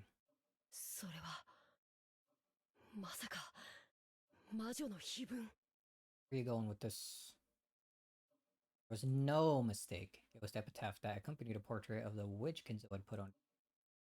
Relatives had guessed that it referred to the location of a hidden gold, but no one knew what it meant for sure. The witch suddenly began reciting the epitaph. カノン、家具である貴様なら金蔵から聞いていよう。すべてを黄金鏡へ返す日がやってきたのだ。喜ぶがいい。お前の恥辱にまみれた家具の日々がようやく終わる時がやってきたのだ。お前はそれをずっと望んできたはず。自らに存在価値を持たぬ家具にとってただ存在するだけの日々は苦痛に他ならない。魂ある者にとって写しをは固執すべきものだが、亡き者にとってうつしおは苦害でしかないからのう。Complicated expressions flitted across Canon's face. This was the day of release that Canon had been looking forward to. Day of release. However, the coming of this day had been mercilessly sudden. And for some reason, he didn't like the hateful tone used by the witch as she informed him of the coming of his long-awaited day of rest. Canon couldn't even decide what emotion he should be feeling. なぜに喜ばぬ？それともうつしおに何かの未練があるというのか？家具の分際で。未練などない。僕は家具だから。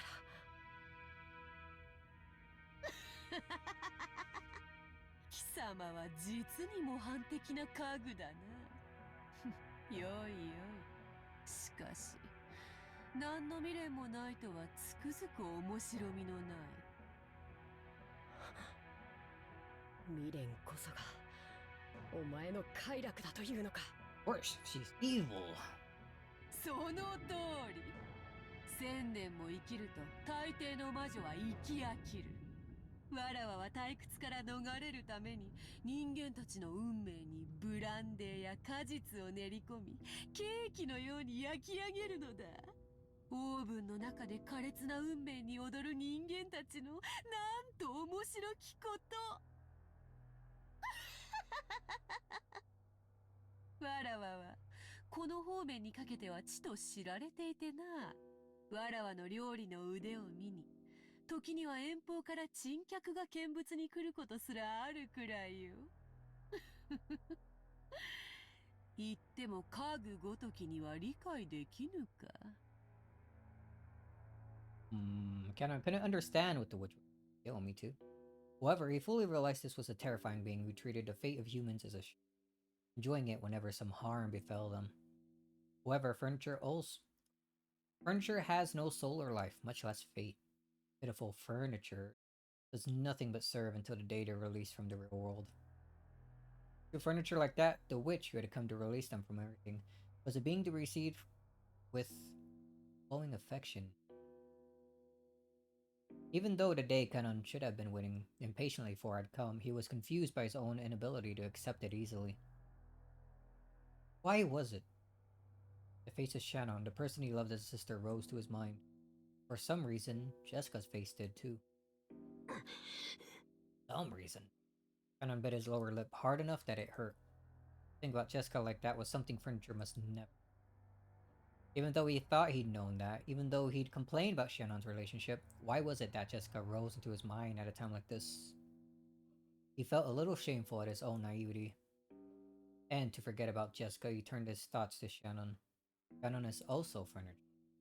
He has no reason not to rejoice at the coming of the day when all will return to nothingness. Shannon, through her relationship with George, has experienced an emotion forbidden to furniture. Even though she isn't qualified to be bonded with him, she's still trapped. She's still trapped in a dream that she isn't allowed to have. Will Shannon be able to joyfully accept this development? No, she won't. Would anyone? Shannon still has lingering regrets. Oops. Those will probably become a great source of pain and torture for her. Those lingering regrets were planted by none other than the... Why? Because that would be more interesting, nothing more. シャノンは待ちわびていたはずの日に知ってはならない感情を持ち、とても辛い思いを強いられるだろう。僕たち家具を解放する日を手土産に訪れてくれたあなたに感謝する。そしてシャノンにその日を受け入れがたくしたお前を憎む。 Making that face again. お前もシャノン同様に未練に苦しませてやりたかったぞ。しかしお前は愚直に家具であり続け、わらわに籠絡されることもなかった。しかしシャノンを慕いすぎたようだな。ャノンの未練がそなたの未練となる。それはわらわへの憎悪へと変わるのか？わらわを殺したくば殺してみるがよい。Just say you don't believe and close your eyes. You'll like evaporate. 金蔵の You'll 家 cease 具 to ならば be. その程度の力は持っていよう。しかしわらわを殺せば家具どもに安息の日は永遠に訪れぬぞ。そなたにそれが耐えられるのか？ What do you mean? The day of rest for furniture will not come. わらわによる解放を本当に拒むことができるのか？ What is up with the whole furniture thing anyway? Alright.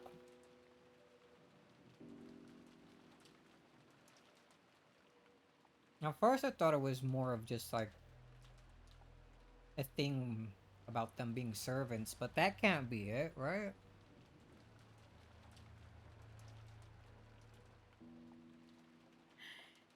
ひざまずけ。Ew. 何を？ひざまずき、わらわの靴に口づけをするがよい。Oh, okay. さもなくば、わらわはこの場を立ち去ろうぞ。Oh, easy. Just don't do that and she leaves and everything's good. 帰りて永遠に姿を笑わさぬ。のう、カノン。そなたはそれに耐えられるのか？黄金鏡の扉が開かれれば、そなたの苦難に満ちた家具の生は終わろう。望むならば、人間としての生を与えてもよい。さすれば、もはやジェシカとは対等。貴様も知りたいはずだ。恋の味が。隠そうとも知っておるぞ。甘き恋の沼にて溺れるシャノンを見て、そなたは羨ましがっている。恋の味を知りたくてうずうずしておるのよ。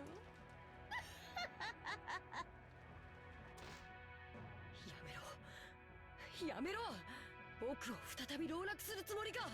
僕はお前を楽しませるためのおもちゃになり果てたりしない。ほう。ならばシャノンで満足するとしよう。まいた種はそなただけではないのでな。時には実を結ばぬ果実もある。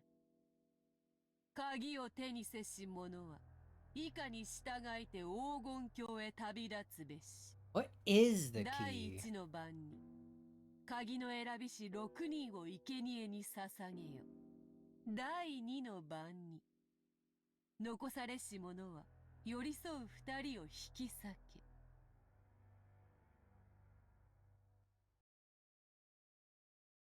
The witch recited epitaph again. It was so sudden and diverged so strongly from the topic. However, the challenging smile made it seem almost as though she was using the epitaph as a threat against. わからぬか？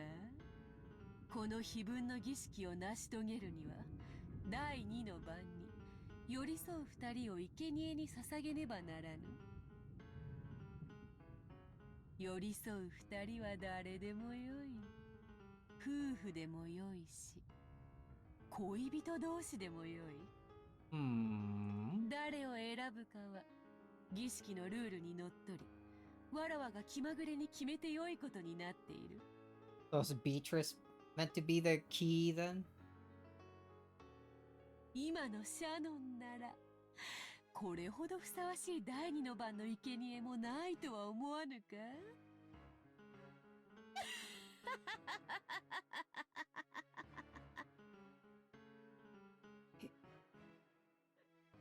卑劣な。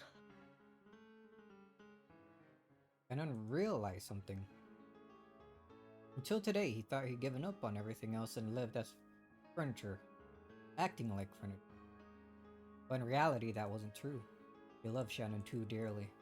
Therefore, when Shannon was in pain, Canon shared in that. Only Shannon had continued to live as furniture, indifferently like Canon, without any regrets in this world. He wouldn't have to be in so much pain. The witch planned to toy with Shannon, who had known the taste of love. No, whom she had taught the taste of love, as she killed her. She wouldn't be welcomed into the Golden Land and granted a compassionate rule. Instead, if the witch had her way, she'd be used as a sacrifice, subjected to the utmost of torture and pain, and forcibly turned into a human foundation for this evil ceremony. This witch would probably make Shannon meet this horrible fate, for no reason other than it was amusing to her. Furthermore, she was threatening to do this so that she could make Canon, who had never submitted to the witch, finally give in. It was that simple. In the end, though he tried to resist the witch and avoid pleasing her, he had only made things more amusing for her. After all, it was furniture. No, a toy. They were nothing but toys meant only to distract her from boredom. どうするカノン。ひざまずけばシャノンを生贄に選ぶことを控えんこともないぞ。I don't believe that. お前のような玩具を一度屈服させてみたかった。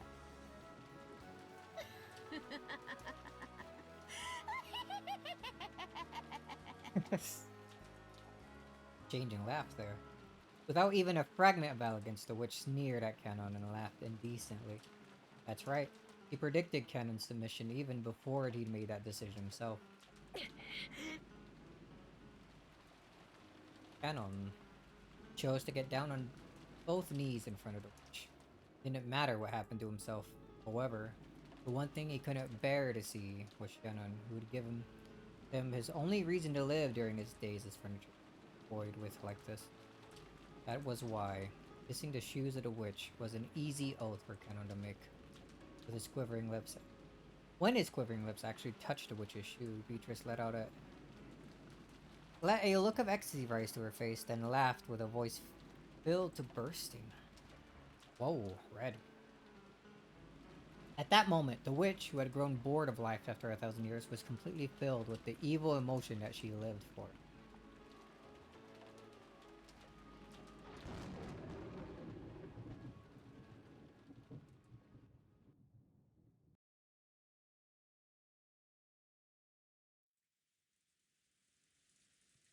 Man.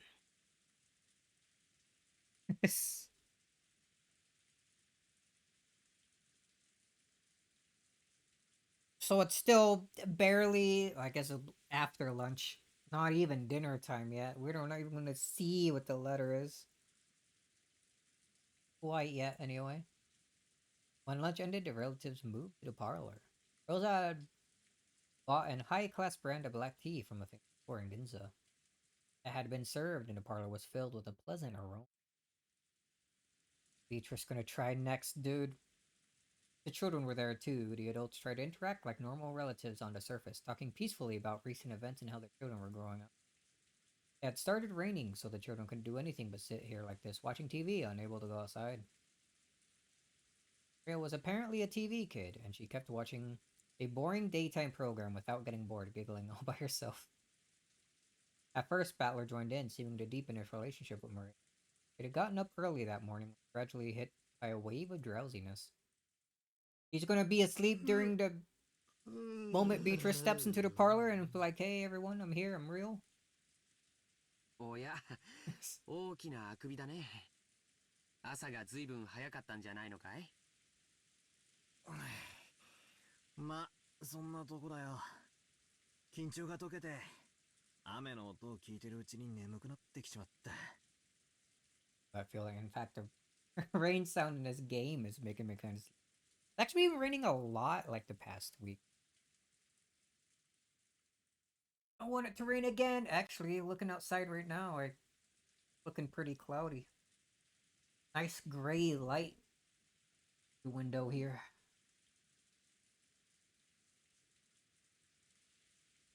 緊張あんだけ態度でかそうにしてて緊張なんてしてたのかよ。一応俺なりにはな。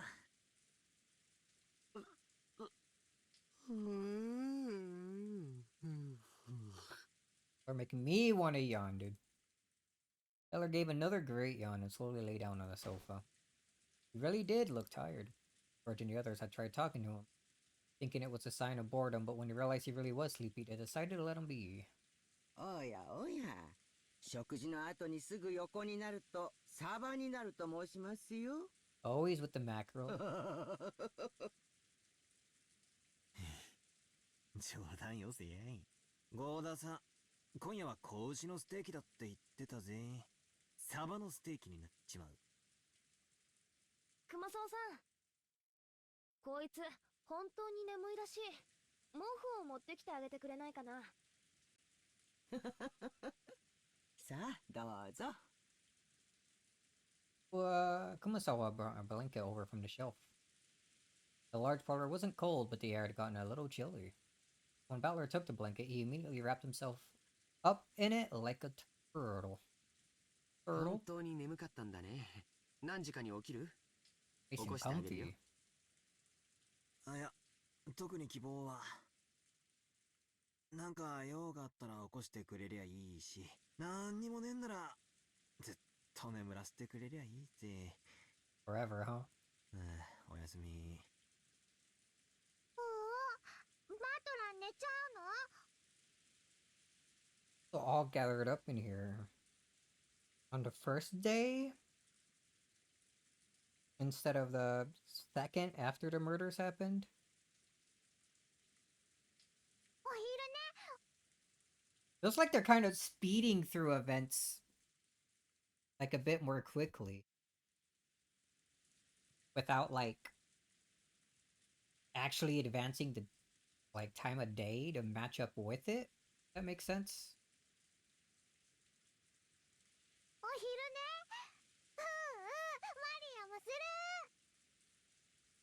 こらマリア、バトラは眠いんだから放っておいてあげなきゃ。熊 He 沢 wants さ to ん、 take a nap too. もう一枚毛布をもらえるかな。It was doubtful whether Maria really wanted to take a nap. She probably saw Butler wrapped up in a blanket and wanted to do the same. When she received the blanket from Kumasawa, she joyfully wrapped herself up in it and set up camp again in front of it. せっかく6年ぶりにいとこがみんな揃ったってのによ。I've done nothing all episode. Give him a break. He's tired. Yo, just like me.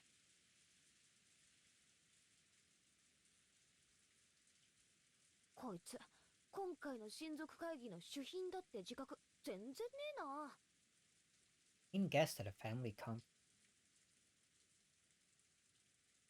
He wasn't anything of the sort. Episode 1. Right? 聞こえてるぞ。のんびり昼飯を食って、しかも外は台風で雨。何もすることがねえってことは、つまり、俺の出番じゃねえってことさ。それはどうかな。何も起こらないから何もしないなんて受け身の姿勢じゃ人生は退屈だよ。違うぜ。そういう意味じゃない。なんつうのかな。こういう時、俺はこう思うことにしてる。出番じゃねえんだよ。Isn't こいつがお芝居だったならさ、俺の出番じゃねえってことなんだよ。だったら、舞台袖でおとなしくしてるに限るってわけさ。自分の人生はいつだって自分が主人公だろ。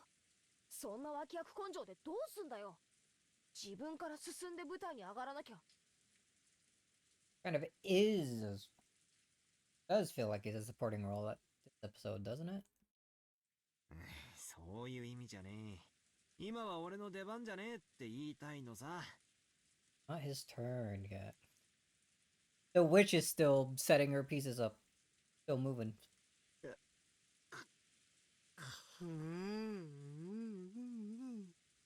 悪いな。眠くて思考がめちゃくちゃだ。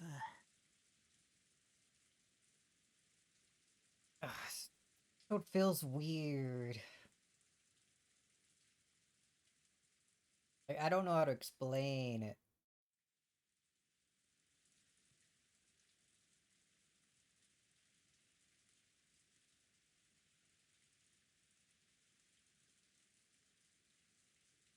those TRPG chests where you remove every single piece every turn. It takes a while.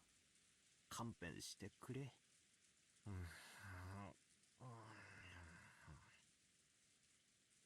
確かに。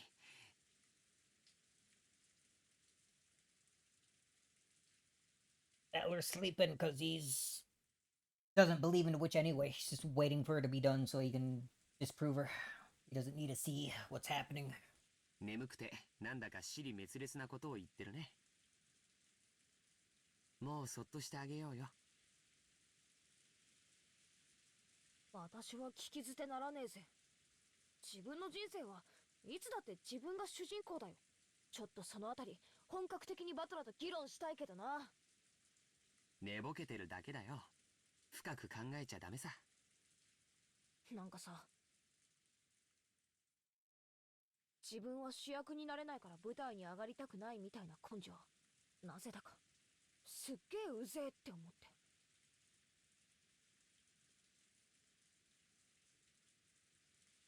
Oh, I thought we were back in the VIP room with Beatrice. But I guess it's just at an angle of the parlor we haven't seen before. With distant eyes, Jessica gazed out the window at the gray rose garden obscured by rain. She put her forehead up against the glass. The pleasantly cool sensation seemed to chase away memories she was trying to forget. まだ君の出番じゃなかったってことなのかい。じゃあいつ君は舞台に上がるんだよ。In that case, who the heck is the main character on this stage? Apparently right now it's Beatrice.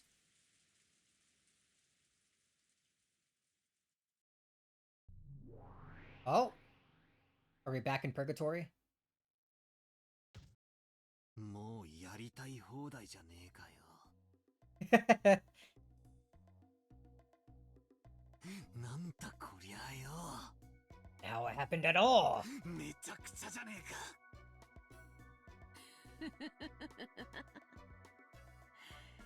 そなたがわらわを否定する根拠とする18人だの19人だのという理論が実に滑稽だったのでな。So I became the 19th 差 person. し手を変えてみたまでよ。そなたがわらわを否定する最大の根拠は単にわらわが駒としてゲーム版に並ばなかったからというだけのこと。Kept complaining that I didn't just show myself earlier, so here I am at the very start. I was here all along, idiot. Believe. ならばこうしてクイーンを先に指せばいいだけの話ではないか。初手にてクイーンに道を開けるはチェスの王道ではないか。ふざけやがって。こんなの認められるわけねえじゃねえかよ。魔女が歩いて玄関からやってきただと。ふざけるじゃねえ。なんだなんだ。前回のゲームではそなたに散々自由に手を進めさせたぞ。こたびはわらわがそなたの手に合わせて駒を動かしたに過ぎん。初手にてもう降参か。くそったれ。ふざけるな。誰が降参なんかするかってんだ。上等な指し手だぜ。好きに進めればいいじゃねえか。なるほどな。まだまだお前の手番は終わってないってわけだ。It's still our turn? 好きに手を進めりゃいい。Yeah, do whatever. I'll disprove all. 今のうちに十分な陣形を築いとく。俺が必ずしのぐ。必ず詰める。言い訳なんてされたくねえ。存分に来やがるってんだ。まだまだこの程度じゃ魔女なんて認められるわけがねえぜ。そうさ。さっきマリアのお菓子を魔法で直したように見えたが、実は同じお菓子をもう一つ懐に忍ばせていて、芝居がかった方法ですり替えて、あたかも魔法で直したみたいに見せただけかもしれない。 It was all a trick. That's why you made Maria close her eyes. ああ、そうさ、そうに決まってる。ダメだぜ。全然ダメだぜ。ほほう。ローザは歌詞が蝶に散る瞬間を見たぞ。 It was just a bunch of glitter you had in your hand at the time. Tossed it up. 知らねえよ。そんなのは幻覚か手品か。さもなきゃ見間違いだろ。大した問題じゃねえ。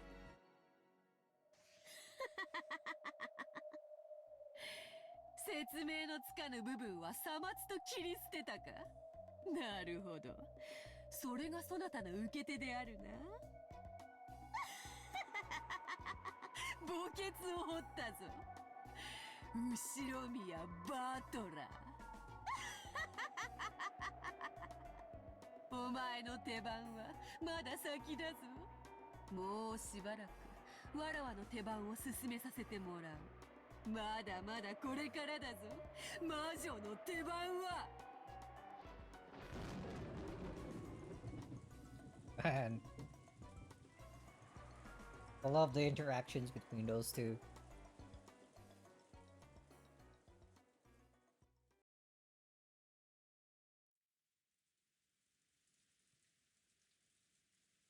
Sleep. So, still tell me he's gonna be asleep throughout this entire like episode, and then he strikes back in episode 3. Wars. When was Empire Strike Back? That wasn't. I don't know anything about Star Wars. I watched like one movie. Played the Lego games. Just like a bickering couple. It's so fun. When they started hearing Battler snores, the relatives went their separate ways, leaving the parlor, letting Battler sleep in silence. Even though it had been so lively in the parlor with so many people gathered there, when all of them scattered at once and were swallowed up by the vast magic, it created an eerie silence, with no sound except that of the rain. That doesn't sound eerie at all. It sounds pleasant. Great, even. Give me that every day. Yeah. Oh, they're not going to the guest house this time around. They're actually staying in the guest rooms. All of them, maybe. そんな人間には一度も会ったことはないぜ、兄貴は。会ったことなんてないわ。キリエさん、本当なの？ Pearson's talking about the 私も her meeting. ちょっと玄関ホールに出た時に挨拶をしただけです。20歳ちょっとくらいに見えたわ。私は名乗ったんだけど、彼女は名乗らなかった。源氏さんに案内されて2階へ登っていくのを見たの。なら源氏さんを見つけて直接話を聞いた方が早いやろ。しかし妙な雲行きになってきよったな。Mystery woman had spoken to Carrie. Without naming herself, she sneered that Carrie should have had a vague idea as to her identity. That brought someone to mind. And then there was her look-alike, the witch in the portrait. Oh! We're getting this one again. So smug. そいつは自分が肖像画の魔女様だとそう言いたいってのかよ。私はそういう意味で笑ったんだろうと理解したわ。私とは初対面でも私があなたの5歳だと知っているような口ぶりだった。姉貴、本当にそんな奴は知らないんだな。くどいわよ、そんな金髪女。この屋敷に出入りしたところなんて見たこともない。そんなようなことはどうでもええで。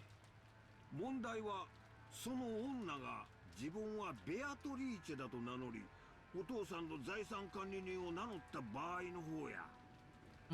So this question for this episode gonna be, is she actually Beatrice or not? あるいは愛人の娘を自称して遺産の分配を要求するつもりかしら。いずれにせよとんでもないジョーカーが紛れ込んだものね。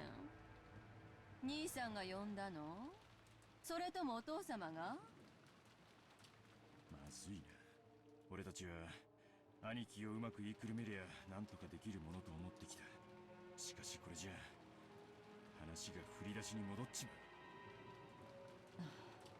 あなたが私の知らないところでどんな策謀を巡らしてたのか知らないけれど、どうも少しは対策を立てる時間を得られたみたいね。ああ、その金髪姉ちゃんが晩飯の席で突然現れて俺らの度肝を抜くのに比べたら、今からわずかの時間でも対策を協議できる方がマシだ。何しに現れたか分からへん以上、撃てる対策も限られとるで。向こうの狙いは何なんや。Your lives, maybe? 決まってるでしょ。お父様の遺産の正当な後継者だと言い張るためよ。お父様は未だにベアトリーチェの虜なのよ。その娘がいたなら全財産を譲りたいと言い出すはずだわ。妙な遺言状でも突きつけてくるかもしれない。そりゃ裁判沙汰にすれば半分の4分の1は主張できるかもしれないけど、多分決着するまで遺産分割はできなくなるわよ。それは困る。私もルドルフも、もちろんローザもね。俺たちはそれぞれの都合で早急にまとまった金がいる。俺たち最大のウィークポイントってわけだ。Alright, so they all still need the money. 狙いは何だ More than anything else. キリエ、読めるか。 In the chessboard. 初耳なんだけれど、私たちには急ぎまとまったお金が必要だという前提があるのね。キリエさん、男の商売には攻めの時にこそ軍資金がいるようになることもあるんや。それを分かっていな。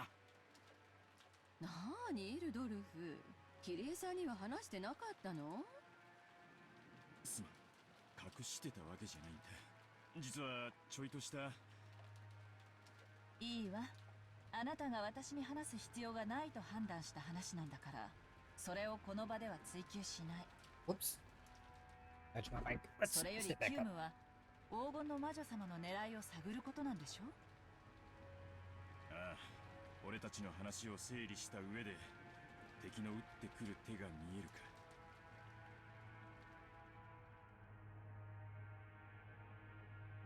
Rudolph had a certain measure of trust in Carrie's unique thinking technique, chessboard thinking.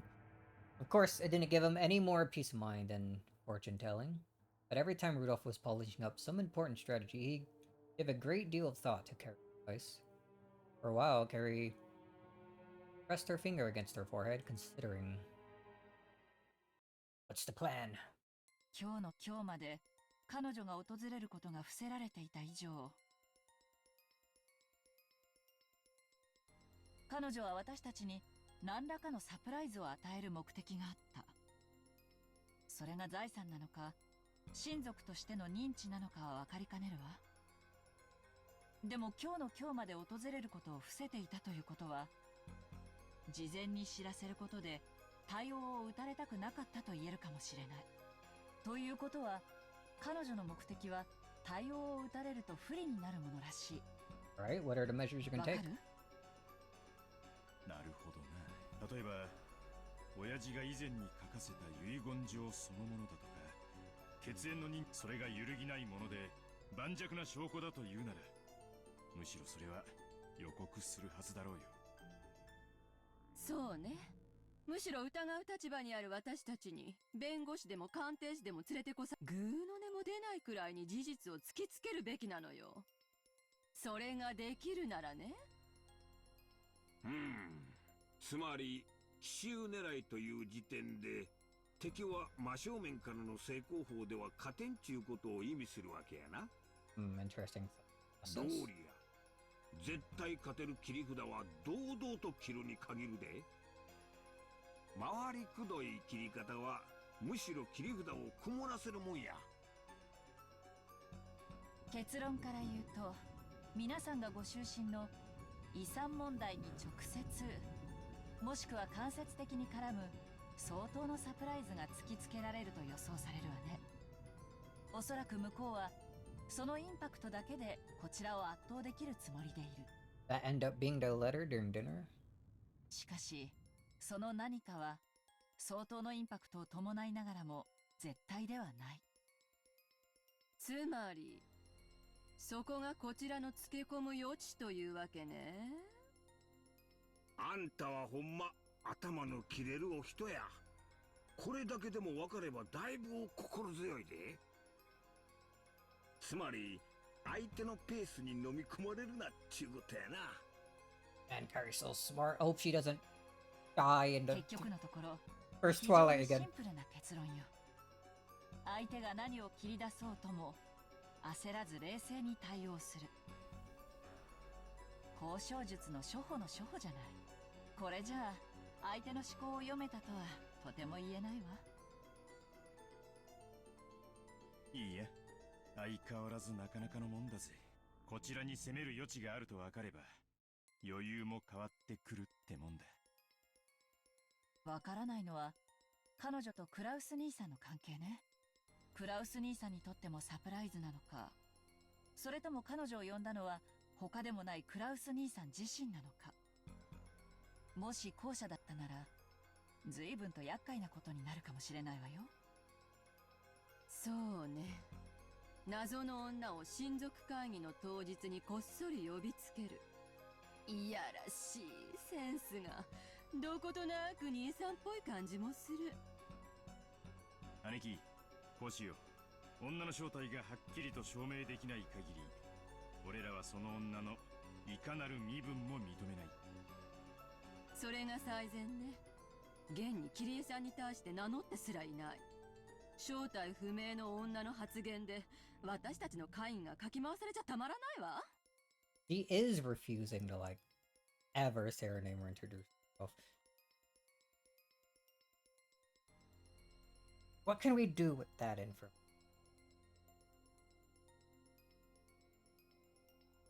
You can't possibly be Beatrice because you never said you were? 血縁証明でも示してみせるかもしれん。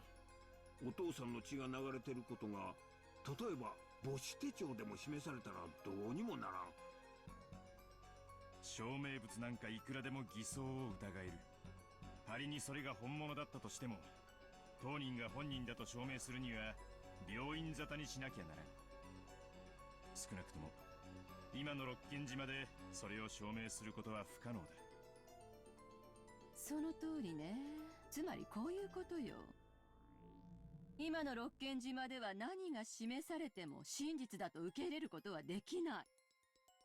台風が去って叱るべき場所で証明してみせるまで何も信じられないってこと。そういうので上げ足を取りまくるのは姉貴の得意技だな。任せるぜ。バカ言ってんじゃないわよ。あんたも協力するのよ。私たちにはお金がいる。それも急ぎまとまった額が。Quickly. 私たち A は lot of it. 共同体よ。こんなところでひょっこり現れた謎の女に遺産の当てをぶち壊されてたまるもんですか。Ralph and Eva always formed a united front as siblings at times like this. Sickened by the idea that their own inheritance might be snatched away by an outsider, Harry noticed how indomitable they looked, shook her head slightly, and gave a small sigh as she gazed out the window. Outside, it was still raining heavily, and everything was gray, having lost all vibrance. The lush green garden that the sun had shone on earlier now felt like a lie. I like that saying a lot. When something feels like a lie. For some reason, Eva said a second ago. The words Eva said a second ago kept repeating in Carrie's head. So in other words, something like this. No matter what's shown to us now in Rokanjim, that can't be accepted as true. There was an odd nuance to those. Nuance to those words? At that moment, the island was closed off by the typhoon and isolated. They had access to no public institutions and no hospital. So on this island, no matter what manner of proof related to the outside world was shown, it would always be possible to call it a lie. It would be impossible to prove that something was the truth. Now that they were isolated from the outside, all truths whose proof lay in the outside world could be called lies. What does that mean? That right now, on this Ronkajima, no truth exists at all? Does it mean that everything will now be ruled by lies alone? It almost gives the illusion that we left the human world of truth and have been shut away inside another world, one of lies. I remembered that woman's appearance one more time. Remembered both that what she had looked like and the witch of the portrait. On this island, which had been cut off from the world of humans and shut away in the world of non-humans, a non-human being has come to visit. Or I couldn't think of the smile that had appeared on that woman's face as anything other than a portent of misfortune. I get the feeling my chessboard thinking missed a vital premise, one that will be necessary to understand that misfortune-bearing smile. Yes, that smile made me feel as though someone inhuman was mocking me. I based my reasoning on the assumption that our opponent is a human like us. However, like this island is now, she may be a being that isn't human, and human values may not matter to her. If that's true, all of our reasoning is useless. Useless. For that reason, the witch had been... For what reason has the witch been invited here today? Only one thing is certain. Now, this instant, she's staying somewhere in this vast mansion. Just start opening all the doors. Run through the mansion. Can't be that many rooms.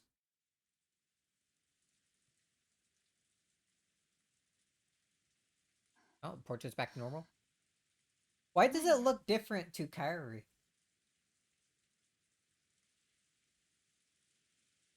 When Kairi thinks of it, and it seems to be only when she thinks of it, it's different. It's of the outfit that she's wearing right now. Like that more casual looking outfit and not the fancy dress. Oh. 今日のお昼にお外で私たち会ったわよね。 Which was real, wasn't it? あれは誰？おお、何度も言ってる。 I don't think it actually changed. This is a fun visual. It feels like Carrie's just imagining it differently. Just for flair, don't think about it. I'm gonna think about everything too much. You can't stop me. It's important to the story. I have to remember this for later. Whenever the witch throws a random multiple choice question at us later on. ベアトリーチェ。マリアは以前にベアトリーチェと会ったことがあるの？おお、毎年会ってる。Every year. 毎年？おお。じゃわからないでしょ。そうなの？Oh? This exchange of words, but here in front of the portrait and not like asking about who gave her the letter, huh?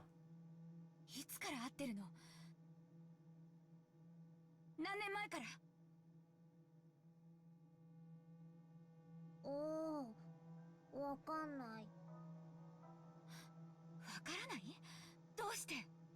去年？一昨年？もっと前から。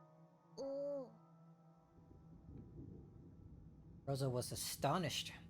Only the Ushirimiya family mansion existed on this island, so there couldn't have been any humans other than themselves here.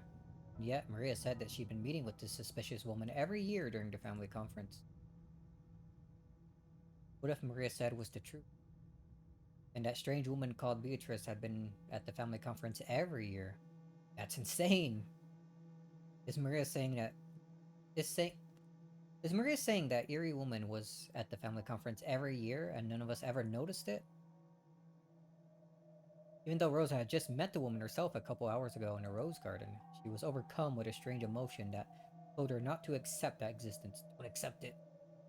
It's freaking Beatrice yelling in purgatory at her, don't believe. What in the world did I meet with earlier today in the rose garden? The typhoon grew near and the winds roared.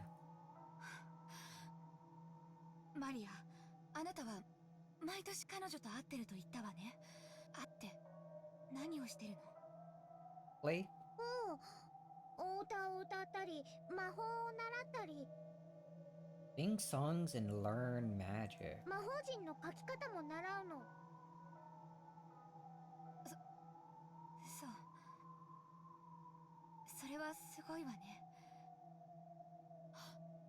マリアがよく自由帳に落書きじゃない魔法陣を書いたりしてるわよね。 Scribbles. それも彼女に教えてもらったの。ベアトリーチェにね、お手本書いてもらうの。ほらほら、見て見て。 Maria joyfully fished around in her handbag. Then she drew out a single notebook and began opening it. That page. Most of the pages were covered with drawings that were literally scribbles.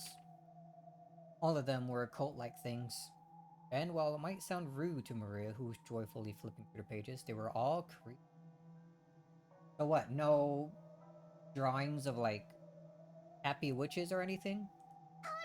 Like, at all this time? ベアトリーチェが書いてくれた。Oh, there's that. Oh, all of them. Even that one that repels magic? Each one of the pages in the group Maria opened to had an eerie magic circle. Furthermore, at a glance, Rosa could see that Maria hadn't drawn them. The strength of the strokes, the thickness of the lines, how clean the shape was. By itself, it wasn't enough to guess the background of the person who had written it, but it was enough for Rosa to be sure that it was someone older than Maria. Rosa had to accept this. You have to accept Beatrice is real. Oh, don't give in. Not real, she's fake. There really was a person on this Rokonjima that she herself hadn't known existed until now. And this person had come to the family conference every year to play with Maria. マリア、その魔女のベアトリーチェはここに住んでいるの？それとも私たちのように島の外に住んでいるの？ She lives here. おう、ベアトリーチェは六軒島の魔女だからこの島に住んでる。じゃあ親族会議のない日にもこの島にいるというのね。うん。ふうじゃわからないでしょ。どうなの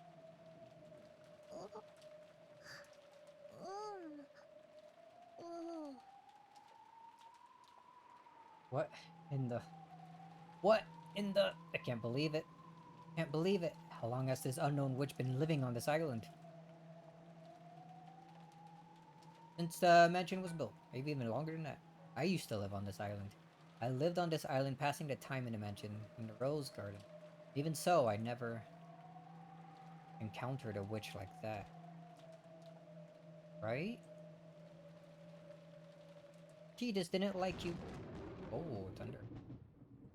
ママ、ママ、どうしたの？ママ。頭が痛い。 Probably getting a little mixed up with my memories from when I was a young girl. When I was young, I was terrified of the witch, unlike Marie. So for me, the name Beatrice was a synonym for terror. Surely my fear from those days has been revived by the appearance of the woman going by that name. She can't be a witch. She's obviously a human calling herself Beatrice, right? That's right. The witch entrusted me with an envelope. What in the world could that be? I pulled that western envelope out of her pocket. Didn't even crumple up or anything. Must be sturdy. It was one of the envelopes that bore the Ushiramiya family crest, which Kinzo used for his personal letters. And its red sealing wax had even been sealed by the head's ring which Kinzo held, which meant this envelope belonged to the Ushiramiya family head. In other words, it was from father. Why was a woman calling herself Beatrice holding it? Why did she give it to me? Right. I'm sure she said to read this aloud at dinner. What in the world could be written inside? Sense of uncertainty gripped Rosa, as if opening this envelope might let loose incredible misfortune. Just don't open it easy. However, at the same time, a little curiosity sprouted up too, urging her to find out what was written inside before the other siblings could. Using common sense, one might guess that it contained a huge decision somehow related to father's inheritance. Actually, if you receive it from the woman who called herself Beatrice, there simply had to be some connection. Does it mean this person wants not just the 4, but a total of 5 people to be included in the inheritance? I need a large sum of money, and I can't wait long. I feel like such a sinful daughter for discussing father's inheritance while he's still alive. But this is no time to spout off cheap ideals. And I've even colluded with Rudolph Nissan and Eva Nissan in order to get some money out of Kraus Nissan. Coming from that position, I can't help but see the appearance of the witch as a sign of approaching misfortune. Written in here. Sure, it's something frightening. Shall I read it secretly myself first? The witch requested it be read at the dinner table with everyone gathered. But if that's what she wanted, why couldn't she just read it aloud herself at dinner? Why did she go through all the trouble entrusting it to me? Simply put, is it because she doesn't mind if I read it secretly beforehand? It'd be better to secretly read the contents first. I understand that mean breaking my promise, but this is no longer the time for cheap ideals. Depending on the contents, I should probably discuss it with Eva Nissan and Rudolph Nissan too. They're always really good thinkers when it comes to this kind of thing. I gulped and put my hand to the red sealing wax. Fucking shocked. Oh.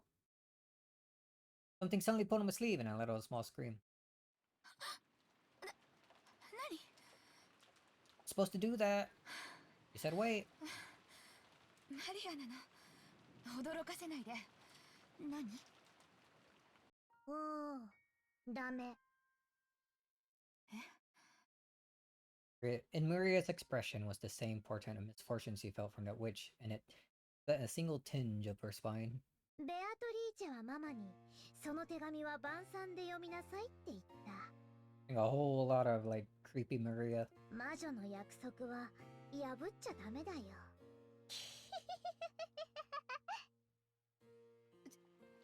違うわよ。ちょっと封筒を見ただけじゃない。約束は守るわよ。ママもいつもマリアに約束は守りなさいって言ってるもんね。ママももちろん約束は守るわよ。うん、ママはいい子。But weird for a child to be saying that. その笑い方、可愛くないからやめなさい。おお。そういえば、マリアも封筒をもらったわよね。中にはなんて書いてあったの？ I don't know. They didn't open it yet. 開けてない。Oh, there it is. ベアトリーチェは開ける時が来るまで開けちゃダメって言った。When is the time, though? だから大事に持ってる。うん。そう。マリアはベアトリーチェの言うことはちゃんと聞くのね。うん。マリアはベアトリーチェの弟子だから、お師匠の言うこと Oh, は her ちゃんと disciple 聞くの。 now. Not a messenger like last time. Straight up disciple. そう。 Oh, bolt-like thing going on. Rosa realized something. Mixed in with Maria's gaze was the glint of someone that wasn't her. If Rosa broke the rules and opened the envelope here, Beatrice would definitely learn of it. Because Maria was the witch's disciple. Maria was in contact with that witch. ママは約束を守るわ。だから安心するようベアトリーチェに言ってね。うん。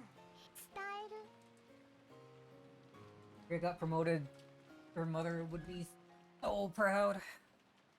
Seems pretty proud right now. ねえマリア、ベアトリーチェとお話をしたいんだけど、どうすれば会えるのかしら。知らない。 He appears when she wants ベアトリーチ to. ェはとても気まぐれだから、 Yeah, there it goes. いつも突然姿を現すの。マリアからは会う方法を知らない。でもね、いつもマリアのことを見てるの。だからマリアが困っていると後できっと助けてくれるの。きっとね、姿を消してマリアの近くに隠れてるんだよ。I thought she was in the VIP room though. その笑いをやめなさいといつも言ってるでしょ。Oof. It was a reflexive leap. So rough that it's a reflex, dude. Holy. Reflexively hit Maria on the head. I put a stop to Maria's laughing, but it wasn't able to erase the color that had risen to those eyes, a color that seemed to bear a portent of misfortune. Rosa swore. She swore that, at least until they left the island, she would not leave Maria alone. She couldn't allow an unknown being to make direct contact with her daughter any longer.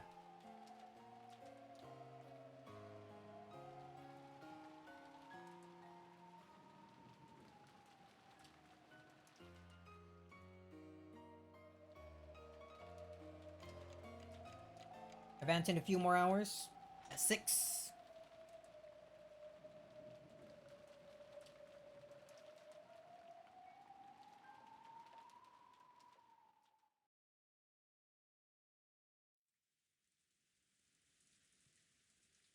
Where are we now? マリア、 Back at the guest house? 戻ってこねえな。またローザおばさんに叱られてるのかな。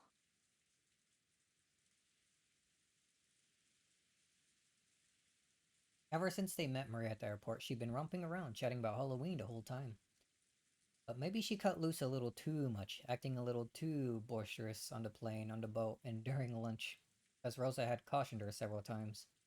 At times like that, Aunt Rosa tended not to scold her much in front of people. More often, she would take Maria aside and scold her alone. So, since Maria had been called off somewhere, they figured she must be getting scolded. They looked at the clock, they realized it was almost 6. Of course they couldn't imagine she'd be getting scolded all this time. Maybe it was time for some anime she watched every week to start. Probably hadn't left the mention parlor. ひょっ Gosh, と I'm すると scolded.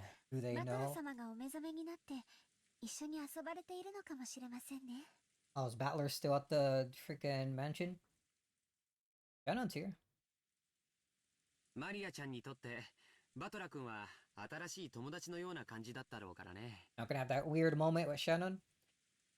そのバトラ君と飛行場で Episode 1ハロウィン exclusive? ごっこをするのがきっととても楽しかったんだよ。バートラもずいぶんはしゃいでたな。あいつ図体はでかくなったってのに中身は昔から全然変わらねえぜ。そうですね。バトラ様は6年前のままでいてくださった気がします。シャノンは6年前のバトラ君のこと覚えてるんだ。ええ、何しろ大層お元気な方でしたから。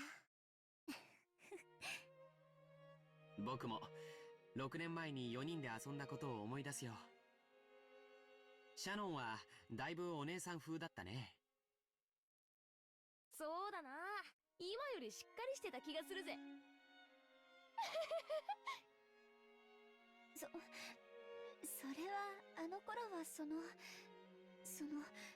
いろいろと失礼いたしました。Yeah? Like what? いいよ、そんな礼儀云々は。仕事中はともかく、こうして休み時間に過ごす時の僕らはあの頃から変わらない仲良しでいつ。そうだぜ。使用人のシャノンとオフの時の作用は使い分けていいだろう。I was accidentally collect the mouse whenever I'm just holding it in my hand here. 奴隷じゃないんだぜ。使用人の仕事をしてるだけじゃないかよ。Oh. Jessica knows Shannon's real name? I thought that was only something George was supposed to know. 私はシャノンとは、サヨとは一番古い友人だと思ってるぜ。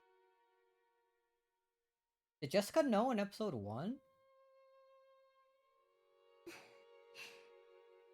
ありがとうございます。お嬢様。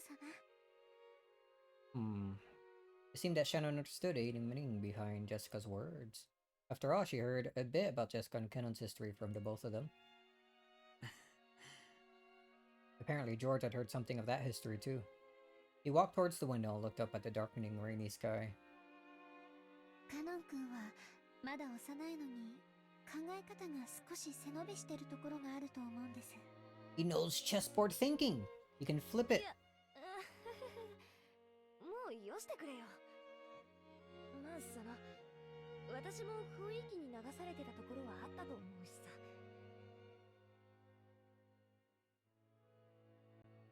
さ。Oh, canon. Why did I think it said battler? Oh no, my reading comprehension. It's going down. Alright. Ugh. It's only been like 3 hours. You already figured out Canon's this battler. He's so correct. Whoa. Yeah, I'm actually super smart, dude. I already solved the mystery. I'm just going along with the story for content. まあそのシャノンたちのことを見てちょっと羨ましいとか思って気がせいていたところもあったかもしれねえな。私のことなんかどうでもいいだろ。 What's up with Jessica having like 2 fangs here? Is she a vampire? それよりジョージ兄さんたちの方はどういう感じなんだよ。だいぶいい感じなんだろ。 That why she has to. No, wait, no. If she was a vampire, the cross would like destroy her. どうなんでしょう。うん。とてもいい感じだよ。Shannon was a loss for words. Her face red while George answered brightly and immediately. That carefree attitude made it easy to see that their relationship was proceeding so perfectly to make anyone envious. ちぇ、やけるぜ。ってことはシャノンもそのうち寿大社ってわけなんだ。どうなんでしょう。私にはどうなんだろうね。A 僕にもわからない mystery. ね。George laughed teasingly as though pressing Shannon for an answer. It was probably the way they usually flirted when they were alone. Jessica could only smile bitterly and say, yes, yes, thank you, that's enough. Cut it out, 僕に guys. は夢がある。 Oh, そ dream. れは一国一城の主になりたいというビジネス的な野望だけじゃない。生涯を共にできる伴侶と幸せな家族を築きたいという夢もある。子供は最低でも2人欲しいとか。Two, at the very least. At the least, that means he's open to the idea of more. 家族で一緒にできるスポーツをしたいねとか。他にもいろいろ。そんな話をよくシャノンとはするよ。こんなことを話すと、いつもシャノンには気が早いですねと笑われるんだけど。Maybe you are, man. Slow down a bit. 僕はこの年のうちからもうなぜか落ち着いた老後のことを考えてしまうんだよ。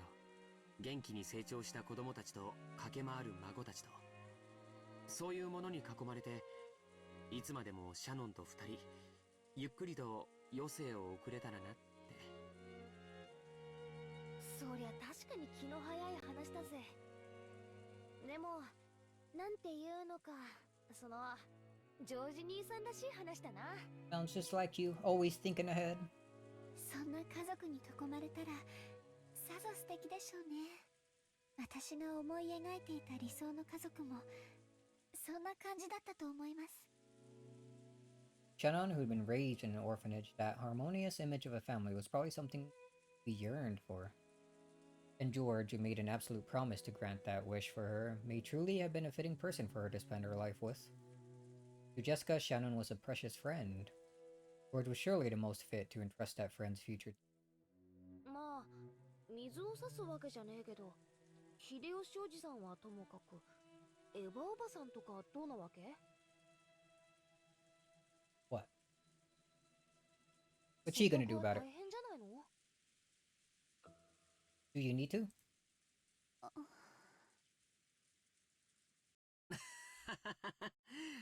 そんなことは誰も気にする必要はないよ。僕が誰を伴侶に選ぶかは誰にもはばかられない。 True. シャノンは僕が幸せにする。それに誰の許可が？ジョージ兄さんかっこいいぜ。 George is so cool, 恥 guys. ずかしいセリフを堂々と。昔の兄さんはそういうキャラじゃなかったと思ったんだけどな。男子3日合わざれば刮目して待つべしさ。What's 僕 it だって say? 成長する。 Don't see a boy for 3 days. You should watch him closely. I don't think I understand that. Never heard a saying like that before anyway. Don't see a boy for 3 days. You should watch him closely. How do you watch him if you haven't seen him? シャノンを幸せにするために、僕はもっともっと勉強して、ふさわしい男に成長するつもりだよ。 Even George realized how embarrassing the words coming out of his mouth were. His face turned very slightly red, and he scratched his head. ジョージさん。 If you're being 大丈夫。 embarrassing. 母さんは確かにごねるかもしれないけど、僕に親族全員に君が僕の伴侶だと認めさせてみせる。すっげえな。シャノンが羨ましいぜ、まったく。そこまで言ってもらえて、恐縮です。っていうかよ、私はお邪魔虫なんじゃないかって気がしてきたぜ。席を外した方がいいか？ As Jessica rose with a forced smile from the bed she's been sitting on, the phone rang. Dinner time. Before Jessica picked up the receiver, wondering what this could be about, Shannon looked at the clock and jumped. Apparently, she spent too much time on her break. すみません。私、お勤めの時間を忘れておりました。これで失礼します。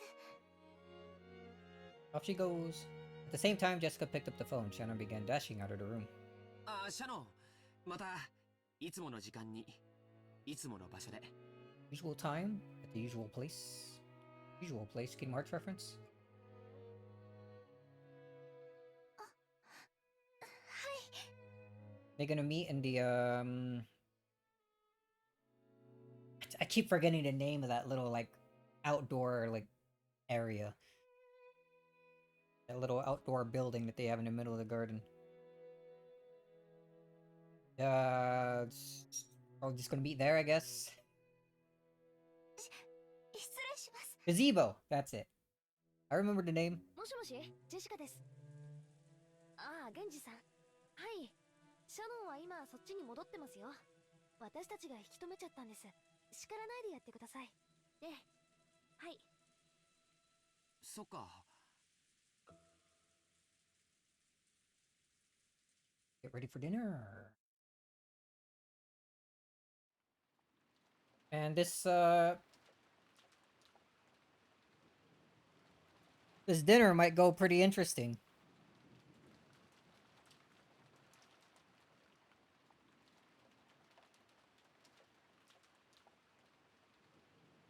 Go ahead, just straight up chugging the rest of that coffee. Feel like I'm gonna need it. Many plates were lined up on the counter in the kitchen. Preparation for dinner were proceeding steadily. Number of plates lined up there was 19. Hammering that in. The number 19, which is here. Beatrice, finish your moves already. I want to see Battler's turn. That was one more than should have been set up for the annual family conference. 納得できません。どうして私が直接お届けに上がってはならないのですか？ But you suck. Goda-san flared up at Genji, paying no heed to the pot that was spitting steam. Master enjoyed eating alone in a study, so his food needed to be served in that. However, that was something that always happened. Of course, Goda-san would want to set the table for the master with his own hands, since he'd put his heart and soul into this cooking. But the master had imposed a strict rule that none but the servants bearing the Golden Eagle crest enter his study. So while Goda-san would be able to greet the master from outside the study, not once had he been granted the honor of carrying his cooking inside. Goda-san was always irritated by this. Of course, he was a newcomer in terms of years of service. However, he had piled up plenty of experience in previous jobs, and he was quite confident that he'd be able to perform in front of Kinzo in a manner that would do him no disservice.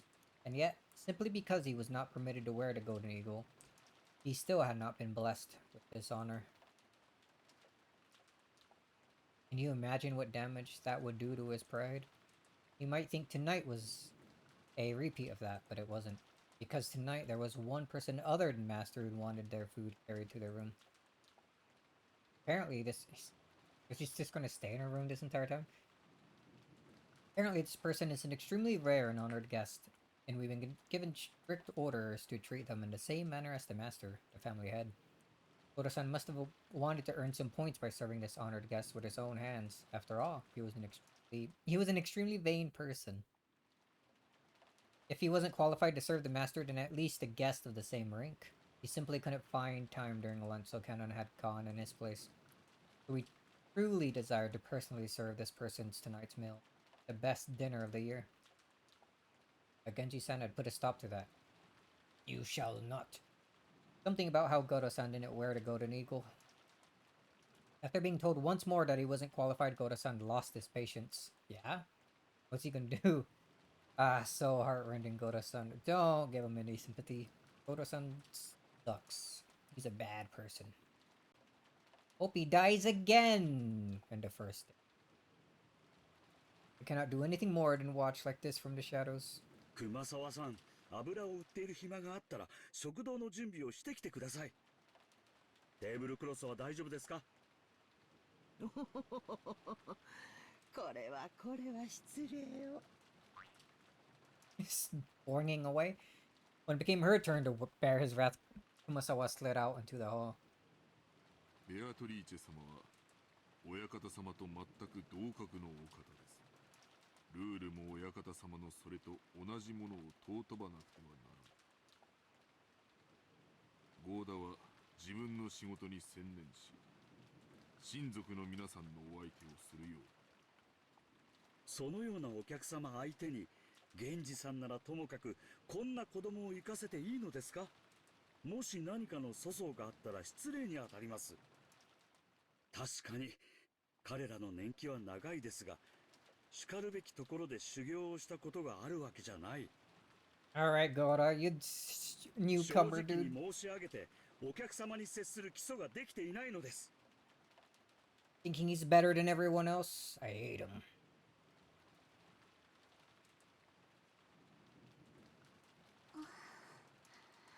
Oh, incredibly rude. Oda spoke bluntly, even though Shannon was standing right there in the kitchen. Shannon was the one whom Genji had ordered to carry dinner to Beatrice's room. By the ranking system among the servants permitted to wear the Golden Eagle, Shannon certainly was the second highest in rank. If the highest ranked Genji went to set the table in Kinzo's room, then it fell to Shannon to set the table in Beatrice's room. Oda's pride was always horribly injured by this ranking system. At times like this, he speak out bluntly and rudely against Shannon. Get him out of here already. But it kept raising examples of each of Shannon's failures until now, making a ruckus about how she shouldn't do this or was terrible at that. Shannon, who listened to this with her head hung in shame, heard Cannon's voice from behind her. Cannon had been leaning against the wall in the hallway near the kitchen, a blind spot from the inside, and had been listening to all of this. Probably knew that if he entered the kitchen, sparks would start to fly his way. 言わせておきなよ。最低の男だ。He sure is. What was it?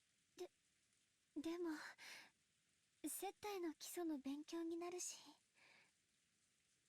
ゴーダさんはたくさん勉強してるからとても参考に。Worth it. 姉さんは優しいね。それより貴賓室のお客様がベアトリーチェ様だというのは本当なの？ Unfortunately, it seems that way. 昼食の配膳に行かされた時にあった。間違いなくあいつだったよ。そう、お元気そうだった？ Yeah, she made me kiss her feet. Then I remembered that he and Shannon had different impressions of Beatrice. To Shannon, Beatrice was a cupid of love who had granted her magic to establish her relationship with George. Judging by the expression that rose to her face, it looked like she couldn't wait to inform Beatrice of how her relationship with George had progressed. However, Canon already knew. The witch came here with a terrifying goal in mind. The nebulous witch that only they'd been able to see in the past had now revived so fully that she could walk in openly through the front door. Even have dinner carried to her. How long ago was this? Once she'd vanished in front of Canon. The witch said something about her own power was still weak. So if that witch was now appearing so openly, Did it mean she'd finally regained her former power? And she said something else too. He definitely said that she'd sown the seeds of love while fully aware that they would fail. And she said even more. He definitely said that the day had finally come upon which the door to the Golden Land would be opened. シャノン、あいつは親方様と何かの怪しげな儀式をし、きっと想像もできない恐ろしいことをする。それには誰も抗えない。何の話なの？あいつはやってきたんだ。親方様が求めた黄金鏡の扉を開き、すべてを黄金鏡に戻すために。あいつは僕に確かにそう言った。Asked. The two of them, as furniture working for Kinzo, had been told what opening the door to the Golden Land meant, so Shannon understood everything without having to ask a single question. And because of that, she felt a deep despair. Something tore at Cannon's heart as she looked at that expression twisted with grief. そんな、どうして今になって。だから言ったんだ。僕らは家具だって。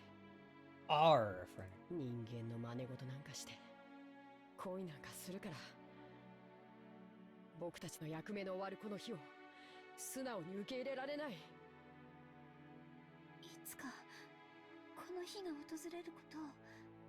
でもいつまで経っても訪れなくて。